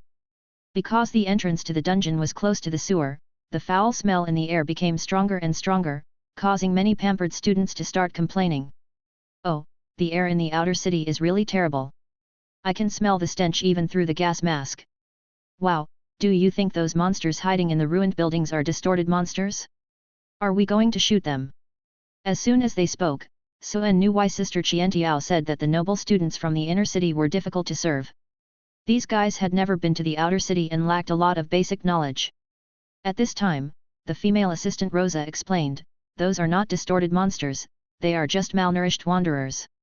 After hearing this, the students lost interest. Soon, the group arrived at the entrance of the dungeon in the cylindrical building. Everyone put on their night vision goggles and entered. The traces of the previous battle between Suen, K, and the steam party were still visible on the buildings, with bullet marks everywhere on the walls. Although the bodies had been devoured by the monsters in the sewer, there were still many horrifying traces on the ground, such as blood stains from dragging and marks of decaying bodies. Entering the dim interior from the outside, a terrifying atmosphere instantly swept over the entire trial team. The students nervously gripped their guns, looking around, afraid that monsters would suddenly emerge from the darkness. Mentor Augusta did not continue forward and stood at the entrance of the dungeon, saying, "The trial below begins. Each person's task is to kill at least 10 distorted monsters, and each team must obtain at least 5 cursed materials. Also, collect samples of the mutated monsters in the sewer." "Yes, Mentor." The students responded one after another. Augusta made it seem like they were guarding the entrance of the cave, and then he said to Suen, "Mr. Suen, I'll trouble you from here on." Suen nodded. Then, as the guide, he took the lead and entered the entrance of the dungeon. Returning to this familiar place, he remained calm. He was already very familiar with this subway station, and he even remembered which bullet holes were made by himself. But the students, one by one, became nervous. After entering the dungeon, the 2 assistants became spectators, and the students had to rely on themselves. Among the 4 teams of 5, the team leaders took care of their respective team members. All the students were experiencing their first real combat trial, and they had no experience, so they could only encourage each other based on the knowledge from the textbooks. "Keep the muzzle low, don't put your finger on the trigger, pay attention to the ground and the ceiling." Suen was called the guide, but after leading them into the dungeon, he was basically free. Exploring the unknown and choosing the path were also part of the students' trial. The 4 teams of 5 walked ahead, with the 2 assistants behind them. Suen naturally knew that he was not the same as them, so he stayed on the side as a transparent person. In the dark dungeon, this was a place where light couldn't reach. The sound of fragments occasionally came from the darkness, pairs of red eyes, and black shadows passing by at the edge of their vision, causing the students to scream in fear from time to time. Suen appeared very relaxed. At least, he was very familiar with the environment on this level of the subway station. There was no danger here. But unexpectedly, after walking a few steps, a chubby student quietly approached. "Hey, guide brother, how should I address you?" Suen had actually noticed this chubby student a long time ago because everyone looked good in their liquid skin suits. Only this person, dressed like a Michelin man, was impossible to ignore. It seems that no matter what school, there's always one chubby guy in every class. This guy came over in a friendly manner, whispering to Suen, "My name is Charlie Leonard. My family owns the Sunbird Mechanical Equipment Company. His straightforward self-introduction left Suen somewhat puzzled about his intentions, but he courteously replied, "Just call me Suen." Although he didn't know the guy, he had heard of Sunbird Mechanical, one of the largest military equipment manufacturers in the inner city. Before coming here, Suen had heard that this trial team was not an ordinary student class, but a class of top nobles in the Black Tower Alchemy Academy. The students in front of him, each one of them came from a significant background, either a wealthy princess or a young master of a large family. This random chubby guy was a bona fide son of a billionaire family. At this point, the chubby guy named Charlie revealed his purpose, whispering to Suen, "I've asked around, and they say you're a formidable gunman in the Iron Cross Society. So, I was hoping you could look out for our team when necessary.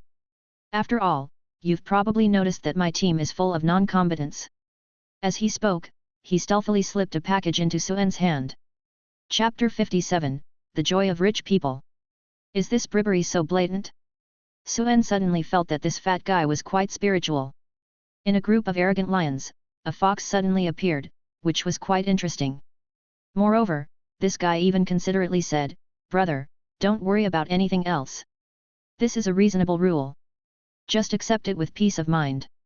Consider it my hiring fee." The trial rules of the Academy allow the use of all available resources to pass, and do not prohibit hiring guides. If it weren't for the assistants ignoring me, I would have wanted to give them. Hearing this, Suen suddenly felt that this fat guy was to his liking. A business family, no wonder they are so well behaved. Before coming here, Qiantiao had mentioned that there might be clever students who would give gifts during the trial, so he should just accept them. Suen had no psychological burden in accepting the thick stack of money from this fat guy. The fat guy looked at Suen taking the money and also breathed a sigh of relief. He casually started chatting, "My father told me that we don't need to be very powerful ourselves, just find our own career positioning. I will be a great businessman in the future, understanding how to make money is enough, fighting is the job of a bodyguard. To be honest with you, I came to the academy just to get a graduation certificate. I want to show off in high society in the future." Suen smiled slightly as he listened. This honest fat guy's words made sense. Not everyone needs to be able to fight, especially for the big financial magnates who monopolize resources in high society. Leave the life-threatening matters to subordinates. Charlie was talkative, and he said mysteriously, "I have received reliable information that the school intends to increase the difficulty of the trial this time, and the casualty quota will be increased to 10%. Although I know that Professor August will definitely follow us, in such a complex environment, the professor cannot take care of everyone. After all, there have been casualties in the previous trials." Pausing for a moment, the fat guy continued, "And, don't laugh at me, but every time there are casualties, it's always us non-combatants." Suen listened helplessly. This guy really knows himself well. In a real combat trial, it is natural that the weaker ones are more likely to become the casualties. But it's fine to be at the bottom, but to call themselves non-combatants, this fat guy really has thick skin. After hearing this, Suen deliberately took a look. It seemed that the fat guy's group was indeed a bunch of rookies who couldn't even hold a gun properly. The powerful students gathered together for the sake of their trial results, leaving behind the fat guy's group, which consisted of the stragglers. At this time, Charlie knew that it wasn't good to be away from the team for too long, so he didn't say much.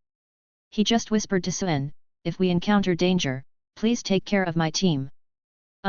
Especially me." Suen looked at his strong desire to survive, and since he had already taken the money, he nodded, "Okay." If necessary, he didn't mind taking care of this fat guy. But it seemed that there was no need for such a spring outing level trial at all.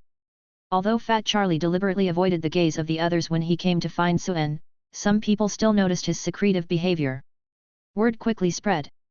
They were still at the entrance of the underground cave and hadn't encountered any monsters yet, so the students began to whisper. "Hey, that Charlie guy probably went to take a bribe again. He bribed the examiner during the last assessment and barely passed. Now he's using the same trick again. It's really embarrassing for our elite class. Humph, is a guide worth spending money to please? I heard that those guys from the outer city treat even the black iron plant blueprint as a treasure. They don't even understand basic alchemy. If something happens, we'll probably have to protect him. SHH, that guy is a member of the underworld. I heard from my mother that the underworld are ruthless murderers. Their minds are full of despicable and dirty calculations. They especially like to kidnap wealthy people like us from the inner city. We must not provoke the underworld.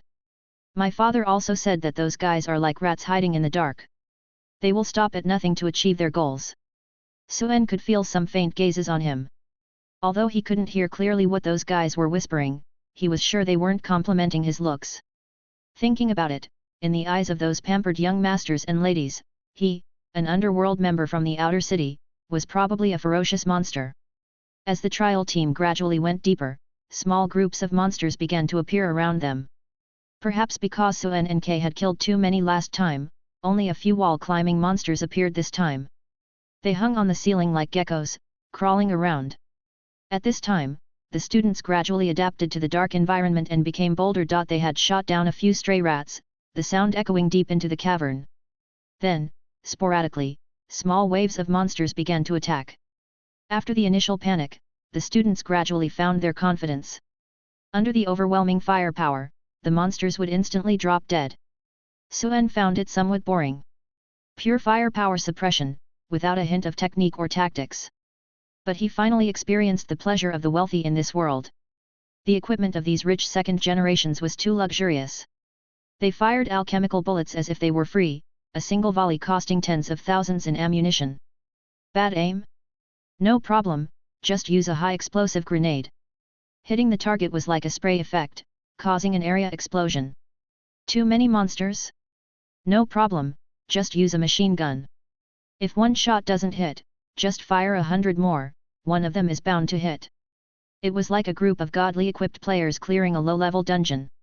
Even if they were low-level and inexperienced, it didn't stop them from clearing it without any losses.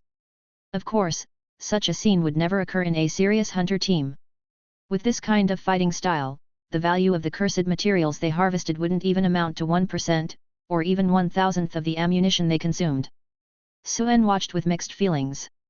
If they had this kind of firepower and equipment back then, they wouldn't have almost died here. Indeed, in any world, money can do anything. However, equipment was just one aspect. Suen had to admit, the knowledge these systematically trained students possessed was mostly at an elite level, surpassing over 99% of the people in the outer city. Whether it was complex magic alchemy, mechanical armor, or medical skills, they were proficient in all. Although their operation was immature due to their equipment, it couldn't hide their talent. Many areas of knowledge were even beyond Suen's understanding. Being proficient in firearms, he naturally paid more attention to the gunners. There was a student in the team with decent gun skills. Suen heard people calling him Jack, apparently the only one in this class of Black Tower Academy who had won the Sharpshooter medal. On the way here, he had killed the most mutated monsters. In terms of skill, this Jack had probably reached the threshold of a firearms expert. But that was it. These students still lacked real combat experience. Their attacks were very standardized, drawing the gun, aiming, shooting. You could see the rigid training in every move. It wasn't bad, but this kind of gunplay was too predictable and lacked flexibility. Moreover, to measure whether a gunman has reached the level of a firearms expert, besides target shooting results, the most important thing is their mentality in actual combat. Suen was confident that against this Jack, the latter wouldn't even have a chance to draw his gun. But it was just a hypothetical enemy, they would never face each other. After all, unlike those in the outer city who risked their lives for a living, these young nobles from the inner city didn't need to risk their lives to gain real combat experience. This trial was already the most dangerous experience of their lives. If the trial ends like this, it seems a bit boring. Suen followed behind the team, never drawing his gun, feeling somewhat detached. The 5 teams were like playing a monster hunting game, pushing forward all the way. They killed monsters and collected some samples of mutated creatures and water sources. But these sporadic monsters didn't seem to satisfy their bursting sense of achievement, and they were still far from completing the mission. They needed a more thrilling sensory experience and more monsters.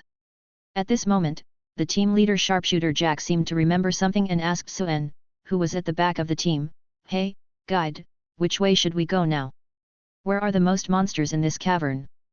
His tone was quite rude. Suen saw that the 2 assistants didn't speak, apparently acquiescing to the student's choice. He thought for a moment, pointed in the direction of the scythe he remembered, and said, when we came here before, we saw monsters running in that direction. I think that should be their nest. Anyway, these guys weren't satisfied with killing monsters, so they might as well use their overwhelming firepower to clear this passage. The two assistants didn't make a move, and the second-order instructor hiding in the dark didn't show up either. With this team configuration, they could easily sweep this area of the cavern. Upon hearing this, everyone became excited. Great, let's go there.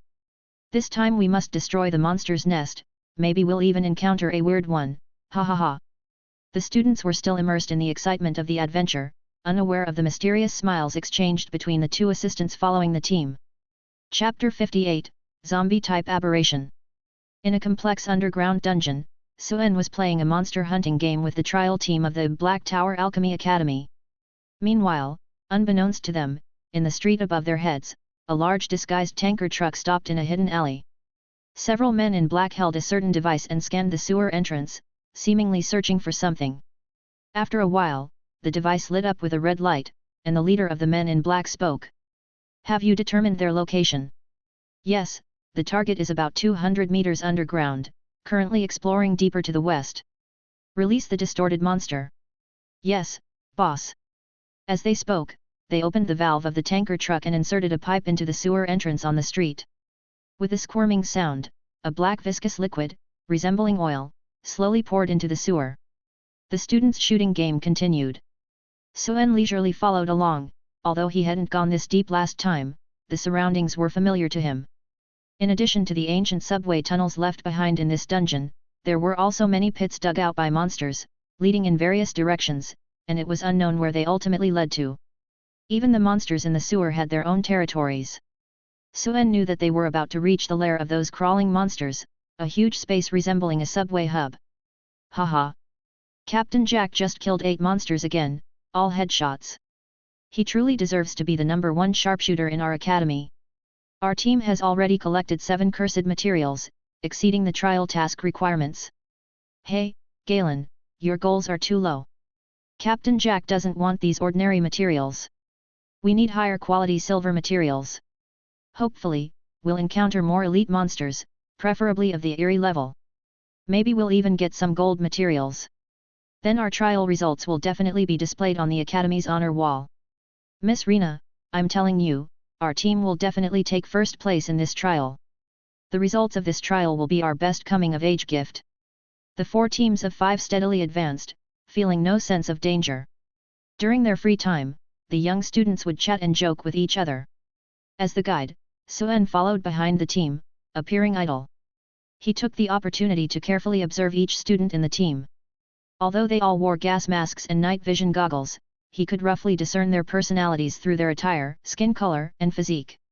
Although he couldn't see the faces of the female students clearly, he could guess that they were surrounded by admirers and must have attractive appearances. Especially Rena, there were always boys hovering around her, trying to impress her. However, Suen wasn't particularly interested in those delicate female students. Compared to them, he was more interested in the monster corpses. Although the probability of grey mist appearing on the distorted monster corpses was low, the number of monsters killed was high. Along the way, as the students pushed forward, Suen also collected 2 clusters of grey mist. From the memories of the monsters, he extracted more detailed maps of the dungeon and some counter-joint movement techniques. Although these movements didn't conform to the normal human body's power exertion habits, there was no denying that some of these monster techniques were suitable for his high agility attribute as a deceptive puppeteer. Similar to the 5 animal frolics from his previous life, imitating the postures of animals could develop the rarely used small muscle groups in the human body. These climbing techniques of the monsters made Suen feel like he could climb walls like a gecko, maximizing the utilization of his agility attribute. With money to earn and fragments to harvest, Suen felt that this mission was not bad, at least for now. After a while, everyone arrived at an open space, about the size of 6 or 7 football fields, with a high ceiling. From the layout of the buildings, it could be seen that this was once a hub station for the underground railway in Old Lingdun. Obviously, this was the monster's nest that Suen remembered. When the trial team arrived, the monsters were briefly startled and hid in various pits and buildings. The students were excited. They had been in narrow tunnels all the way, and the monsters had been killed by those with good marksmanship. Now, in such a spacious area, Everyone had the opportunity for real combat, and they rushed forward eagerly. Wow, this is indeed the monster's lair, there are so many distorted monsters. Haha, now it's our turn to show off. Team 3, follow me. We need to catch up with the trial results. The 4 teams of 5 chose different directions and began their extermination operation. Of course, except for Charlie's team deliberately lagging behind, everyone else seemed very enthusiastic. The 2 teaching assistants didn't follow along either. They chose a high vantage point to stand, holding notebooks and recording the performance of each student in the academy. That position allowed them to overlook most of the space and provide timely rescue in case of emergencies. Suen also chose a distance that was neither too far nor too close to observe everything here. Although the mission was easy, he never let his guard down. The safety of the students was guaranteed, but he didn't believe that if he encountered danger himself, those mentors would definitely save a low-level member of the underworld like him. He was indeed very familiar with this space, and Suen knew that this was the lair of the zombie breed distorted monsters. However, he didn't know how many monsters were here and what kinds of mutated creatures there were. He glanced at the buildings and the countless dark holes above his head, his gaze slightly heavy. His sense of danger told him that something in the darkness seemed to be watching their group. The 2 assistants were observing the progress of the team while chatting. The new generation Knight 3 combat suit does indeed have strong protective capabilities. But over-reliance on equipment can also cause the students to lose a large part of their necessary crisis response capabilities. The effect of the trial may not meet expectations. Yet, when we were tested, it was the first generation. The defense was not far off. Tisk, these kids should suffer a bit, after all, the Academy has instructions to increase the difficulty of the trial, right? Let's find an opportunity to test their adaptability later. There should be an opportunity soon. The 2 did not avoid Suen while chatting. From their conversation, it seemed that the 2 assistants might take some action to increase the difficulty of the trial. But it made sense. With bodyguards around all the time, the students would not be alert at all. Just as the 2 assistants were chatting, a sudden change occurred. The students, in groups of 5, were reaping the lives of those mutant monsters. But at this moment, a mutant beast over 3 meters tall suddenly sprang out from nowhere. It charged like a gorilla, directly knocking a team flying. Immediately, someone shouted, "Be careful, it's a zombie-type aberration." Upon hearing this, Suen's pupils contracted sharply, and he focused his gaze. An aberration is defined as a cursed creature that is stronger than its peers, has a certain level of intelligence, and usually has the ability to command other mutant monsters. In simpler terms, it's a boss monster. Aberrations are also divided into ordinary, silver, gold, lord level, based on their strength. There are generally 3 types of aberrations: zombie type, humanoid, ghost type, spiritual, and beast type, monster. In more detail, there are some extremely rare special categories, such as mythical type, elf type, phantom beast type, abyss type. And mutant monsters that can reach the aberration level almost 100% produce cursed materials, and the quality far exceeds that of silver and gold materials of the same level.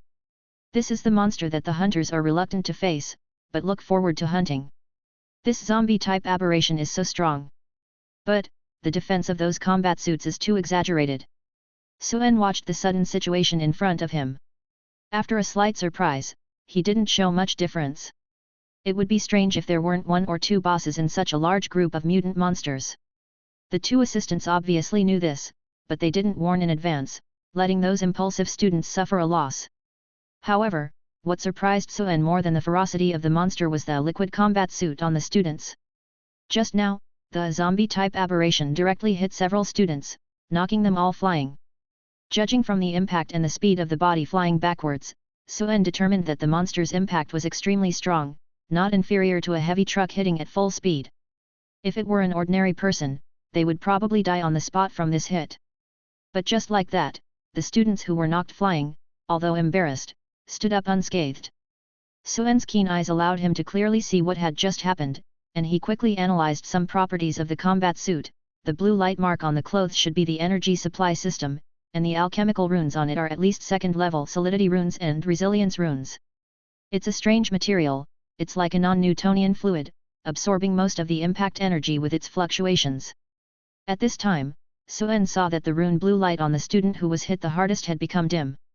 Then he replaced a few new energy crystals like changing batteries, and sighed in his heart, "Ah, using cursed crystals worth 10,000 each as energy, no wonder the defense is so strong.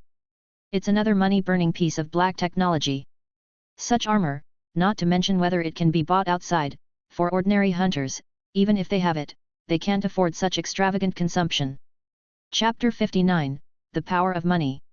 Suddenly, a bizarre-level distorted monster appeared, catching the four teams off guard. However, Suen was leisurely watching the scene unfold, with the two assistant instructors observing from a higher vantage point without any intention of helping. The students had seen samples of the zombie-like creatures in the academy and had practiced tactics to deal with them, but this was their first time encountering living creatures. Although slightly panicked, it had to be said that the students' theoretical knowledge was sufficient, and they were handling the situation with composure. The four teams cooperated with each other, with the heavy machinery students delaying the onslaught of the distorted creatures while others searched for cover and focused their firepower on the boss. However, not only did the bizarre creature appear, but the distorted monsters hiding in the shadows also went mad and charged out. For a moment, the students were overwhelmed by the tide of monsters. Fortunately, the Academy's combat suits had good defense, otherwise, with just one encounter, these inexperienced students would likely have suffered casualties. At this moment, while everyone was engaged in the intense battle, Suen noticed a fleeting gaze from the crowd directed towards him. Upon closer inspection, he saw a chubby guy giving him an innocent look from a distance. It was as if the gaze was saying, "Brother, remember to take care of me." Although Suen found it both funny and exasperating, he understood the meaning behind the gaze and nodded towards the guy. After all, they were all elite students, and they were not so helpless. After a brief moment of panic, the team leaders of the four teams finally reacted and began implementing the tactics they had practiced. Form a defensive formation, triangular formation. Don't panic, prepare heavy firearms. Mages, set up alchemy formations for area coverage attacks. As soon as the giant mechanical shield was brought out, it made a crisp sound as it unfolded into a steel plate. The clasps interlocked, instantly forming four iron triangles, tightly protecting the team members inside. It had to be said that this was the advantage of having superior equipment. Then, various large-caliber, high-powered firearms were set up, firing rapidly. Steam cannons, six-barreled fire god guns, anti-armor flamethrowers. Suen watched the firearms emitting bizarre blue and black flames, and his eyelids twitched. These high-end heavy military firearms were not even seen in the firearms shops outside the city.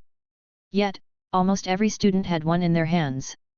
While feeling envious, Suen couldn't help but think, these rich kids sure know how to spend. They use up all their ammunition on the small monsters before even facing the boss. They are really extravagant. However, despite his musings, the effects were immediately apparent. With a single burst of fire, the monsters within the range of the firepower were completely destroyed, with limbs and arms flying everywhere. And it wasn't just these mechanical weapons. After the defensive formation was established, the alchemy formations under the feet of the mage alchemists also lit up.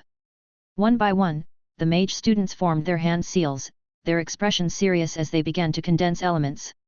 In terms of destructive power, alchemy magic was not inferior to firearms at all. The power of alchemy magic was directly proportional to the amount of energy involved. Within the limits of the caster's physical endurance, the more energy added, the more exaggerated the elemental magic would be. Then, Suen watched as this group of rich second-generation mages used the most basic first-tier spell, Fire Serpent Coiling, and with the surplus energy, they piled up small fire serpents the thickness of 2 fingers into flame pythons the size of water barrels, directly incinerating the distorted monsters into ashes. For a while, the underground space was filled with lightning and thunder, and various elemental spells showcased the astonishing killing power of the old-school mages. These students who had mastered a wealth of magical knowledge treated this place as a demonstration classroom for magic, opening Suen's eyes wide.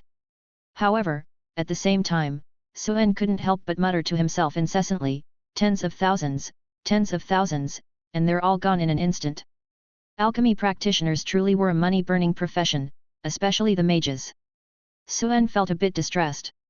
Clearly, with just a few shots of ordinary bullets to the head, the monsters could be dealt with, but these guys insisted on using 1,000 or 10,000 times the cost. He had witnessed the wealth ability, a transcendent ability exclusive to the rich. The boss was indeed extremely powerful.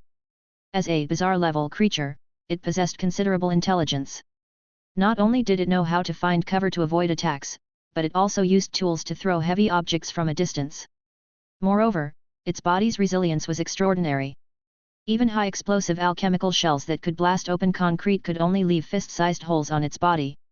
However, in the end, the wealth ability quickly quelled this unexpected situation. The tide formed by the distorted monsters was suppressed by even more terrifying firepower. Knowing that it was no match, the bizarre creature abandoned its lair and fled towards the depths of the tunnel with its heavily injured body. Suen casually crushed a few stray distorted monsters that had escaped to his side and muttered, "These guys waste so much ammunition. Aren't they afraid of encountering even greater danger later on?" Although he knew that the storage space rings of these noble students were large, the quantity of ammunition was definitely limited. Moreover, firearms also had cooldown times. The more powerful the firearm, the more it needed to cool down and be maintained after continuous firing. This wave has been repelled, but what about the next wave? However, Suen also feels pretty good. Anyway, it's not wasting his own money. It's also fortunate that there is such a group of people to clean up the monsters. Otherwise, Suen would have no idea how long it would take for him to find that sickle by himself and whether he would have the ability to do so. The injured boss escaped, but the students dared not chase after it. However, the assistant Daniel thought of something and smiled as he whispered to the female assistant next to him, "I'll go after that weird one." Rosa seemed to know what he was going to do and nodded with a relaxed smile, "Okay." These young students, without a bit of crisis pressure, the trial would be meaningless. Because of the battle suits, although the students were in a sorry state, except for a few minor injuries, there were no major losses. After experiencing a big battle, these young students suddenly relaxed from the tension and smiles appeared on their faces again. Phew, it's finally over. It seems that the distorted monsters are not that terrifying. Oh my god, we actually repelled a zombie like weird too. We almost killed it. That's right, I haven't even unlocked my equipment yet, and this wave of monsters has been repelled. Boring. Alright, they're showing off again. This is typical of lack of experience.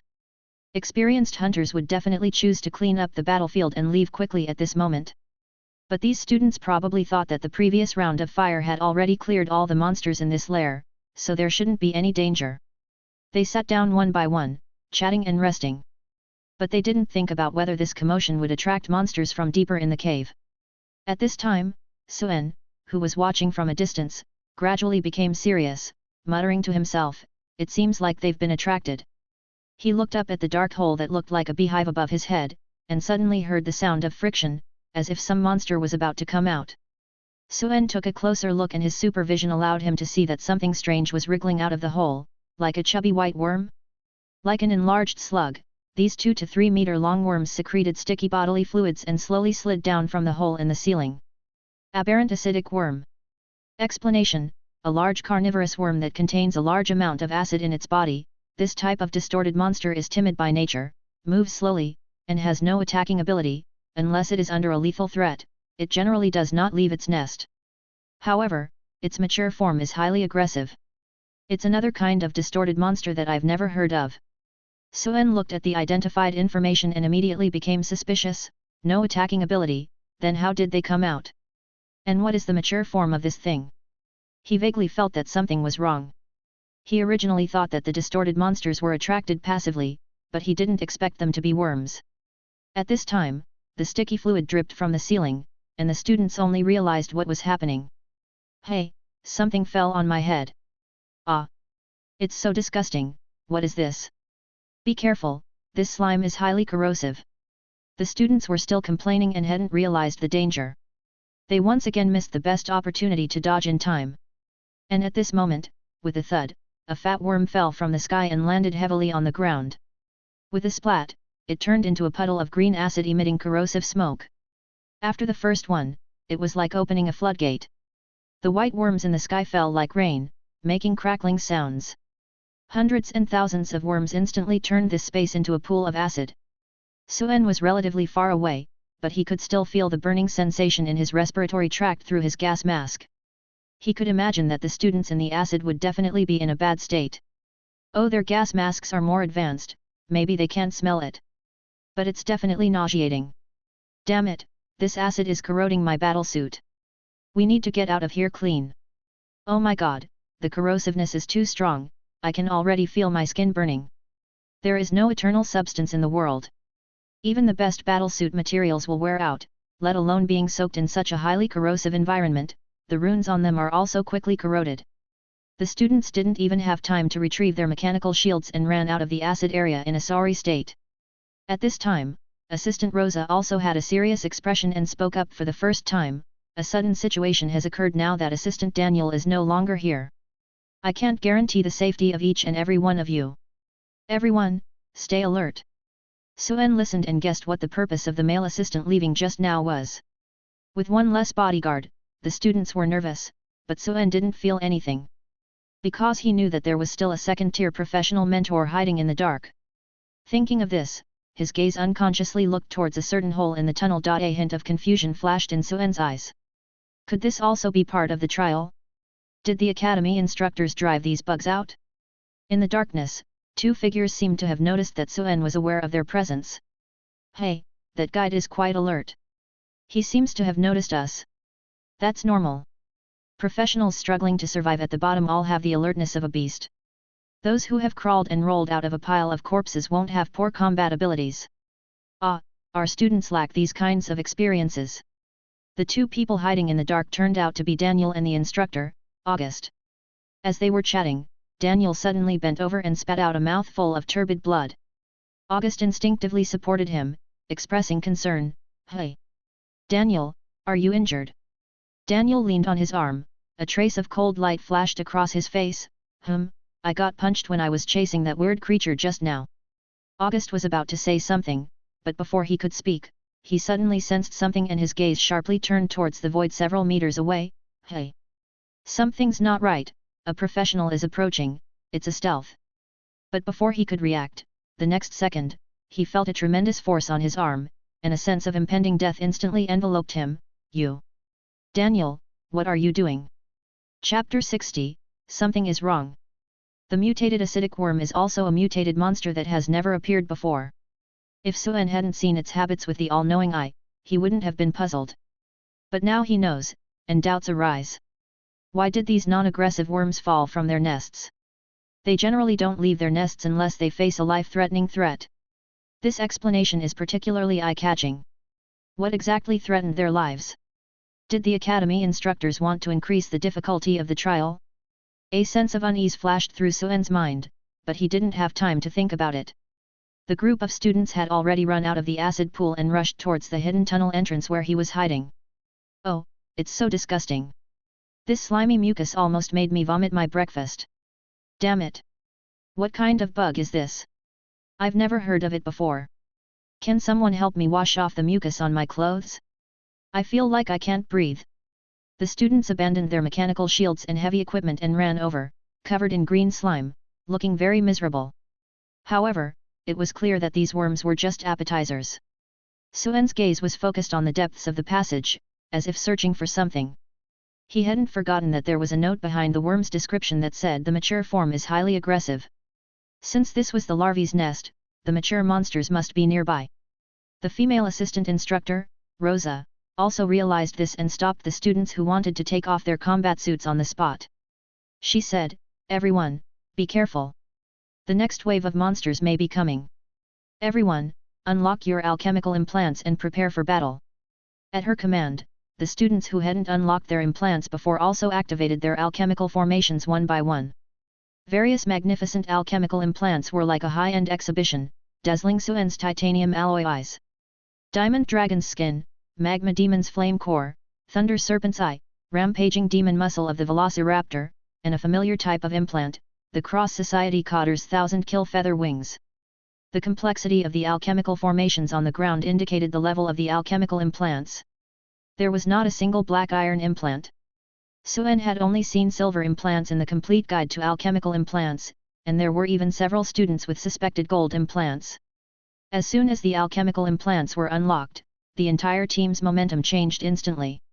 Note: unlocking the implants consumes dark spiritual power, and low-level practitioners cannot maintain the unlocked state for a long time. Suen looked at these students, his gaze slightly stagnant. He had spent all his money to obtain a gold implant blueprint, but he hadn't even found the main materials yet. Now, these students who hadn't even left the school had easily equipped themselves with top-of-the-line implants.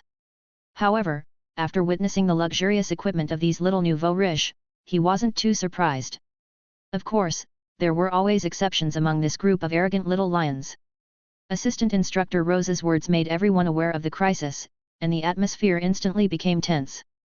And at this moment, Suen once again felt a gaze from the crowd directed at him. He turned his head and saw Charlie, the chubby guy, looking at him with a weak pleading look, as if saying, "See, I told you it was dangerous. Brother, you should understand." Almost all the students in the class had unlocked their alchemical implants, except for the few stragglers in Charlie's team. Not that they didn't want to, but because they couldn't. The only one left was the black iron implant that Suen had overlooked, the Ironhead Dragon's mushroom skull, an implant that enhanced survivability but had an extremely ugly appearance. Perhaps his talent was too poor, and he couldn't fuse high-quality implants. He could only reluctantly equip this thing. The other chubby guys were not even practitioners. After all, money could assist in cultivation, but it couldn't completely replace it. Advanced practitioners needed to reach the standard of dark spiritual power, which required countless days and nights of arduous meditation. For many people, it was an extremely difficult process. The more they wanted to join the workforce as soon as possible, the higher their self-discipline needed to be. Obviously, Charlie was not the kind of person who could be disciplined in his cultivation. Suen once again showed a wry smile, but he nodded at Charlie, who then turned his head in relief. Obviously, Suen's worries were not unfounded. Assistant Instructor Rose's reminder prevented the students from being caught off guard again. After the white worms fell and shattered on the ground, it didn't take long for a chain reaction to occur. Although they didn't see any distorted monsters for the time being, the dense and eerie squeak squeak squeak cries came from the deep holes in the ceiling. In this dark underground cave, it made people's hair stand on end. "They're coming." Suen's eyesight allowed him to see the monsters before anyone else. Suddenly, some flying creatures that looked like bats and moths burst out of the caves where the worms had fallen. Mutated fleshwing moth. Explanation: blue-eyed poison moth that has undergone mutations due to environmental influences. Although they are fragile, their mouth parts have extremely strong armor-piercing abilities and can inject a deadly neurotoxin. They are abnormally sensitive to luminous objects and highly aggressive. So, these are the mature forms of those worms. Suen looked at the giant moth in the distance, about half a meter long, with bat-like wings and a long proboscis, his expression slightly serious. Without any hesitation, he immediately hid all the reflective and glowing items on his body behind his trench coat. Before he could warn anyone, the moth swarm descended from the sky in an instant. At this moment, Assistant Rosa quickly approached Suen and kindly reminded him, "Mr. Guide, don't stray too far from me." This was a trial for the students, not a death sentence for the guide. Seeing Suen's simple equipment, she naturally wanted to help if she could. She didn't want the guide to die here just after the trial had begun. "Okay." Suen nodded, not refusing this kindness, and replied, "Thank you." Although the monsters were fast, he could clearly distinguish and capture almost every approaching moth through his left eye. He didn't prepare to draw his gun, but instead reached for the two Nepalese curved knives he had made himself at his waist. Knowing that these moths were attracted to light, it was best not to use a gun, otherwise the flash would definitely attract more moths. Although he hadn't shown much close combat ability in the past, Suen, who had mastered intermediate swordsmanship, was not weak in close combat. Suen instantly learned about the moth's phototactic behavior through his all-knowing eye, but the students didn't know about it. Moreover, the energy symbols on their combat suits, to prevent friendly fire in the dark, their implants, and the glow of their spells were all sources of light that couldn't be concealed. In the darkness, they were particularly glaring. As soon as the swarm of moths descended, they immediately rushed towards the students. For a moment, gunfire erupted, and all kinds of dazzling spells were thrown at the swarm of monsters without hesitation. But this time, their money power didn't seem to be as effective. The previous battle had used too many heavy weapons, some needed to cool down, and some were left in the acid. Although they killed a large number of moths under concentrated fire, the sudden burst of light made the moth swarm even more excited. They enveloped the entire team like a sandstorm in an instant. Suen didn't dare to approach the students' team. He found a dark corner and crouched down. This was a trial for the students, not for him. Even so, he still killed several moths that were flying around him with his knife. Now those students are in for a tough time. Suen looked at the students who were still using flames to kill monsters, and knew that their money power was definitely going to take a hit this time. Experienced hunters knew that dealing with mutant monsters was not a one-size-fits-all approach, they needed to observe the monsters' habits. If they found the right technique, they might be able to achieve a lot with a little. If they didn't, even high-level professionals could be killed by low-level monsters. Just like now, the students were using fire spells against a swarm of moths that were sensitive to light sources. Regardless of how effective they were at killing the enemy, they were indeed good at attracting them.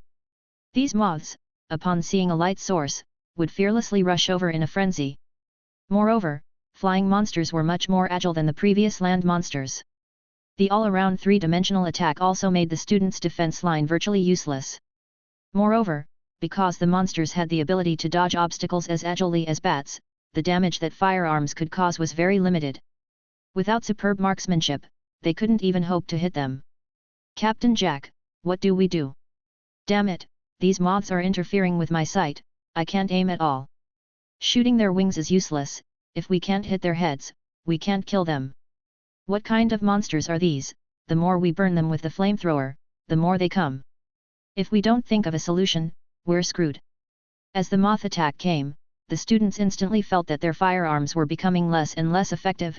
Even Jack, who was known as the best marksman in the academy, was silenced and made frequent mistakes. He had been full of confidence before, killing a mutant monster with every shot, but now he couldn't even manage basic self-defense.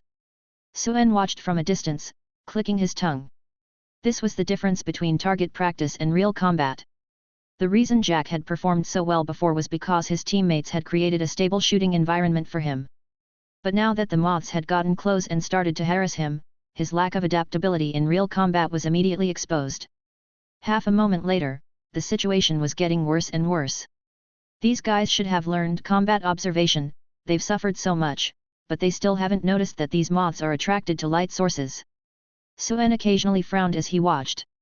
Their equipment, implants, skills, and knowledge reserves could all be considered elite, but their adaptability was too poor, they had no real combat experience at all. When they encountered unfamiliar monsters, they were immediately confused. Originally, Suen knew that there was a second-order tutor secretly following them, watching the students being beaten and fleeing in embarrassment. He also followed from a distance, without saying a word. But gradually, as the situation got worse and worse, he realized that something was wrong.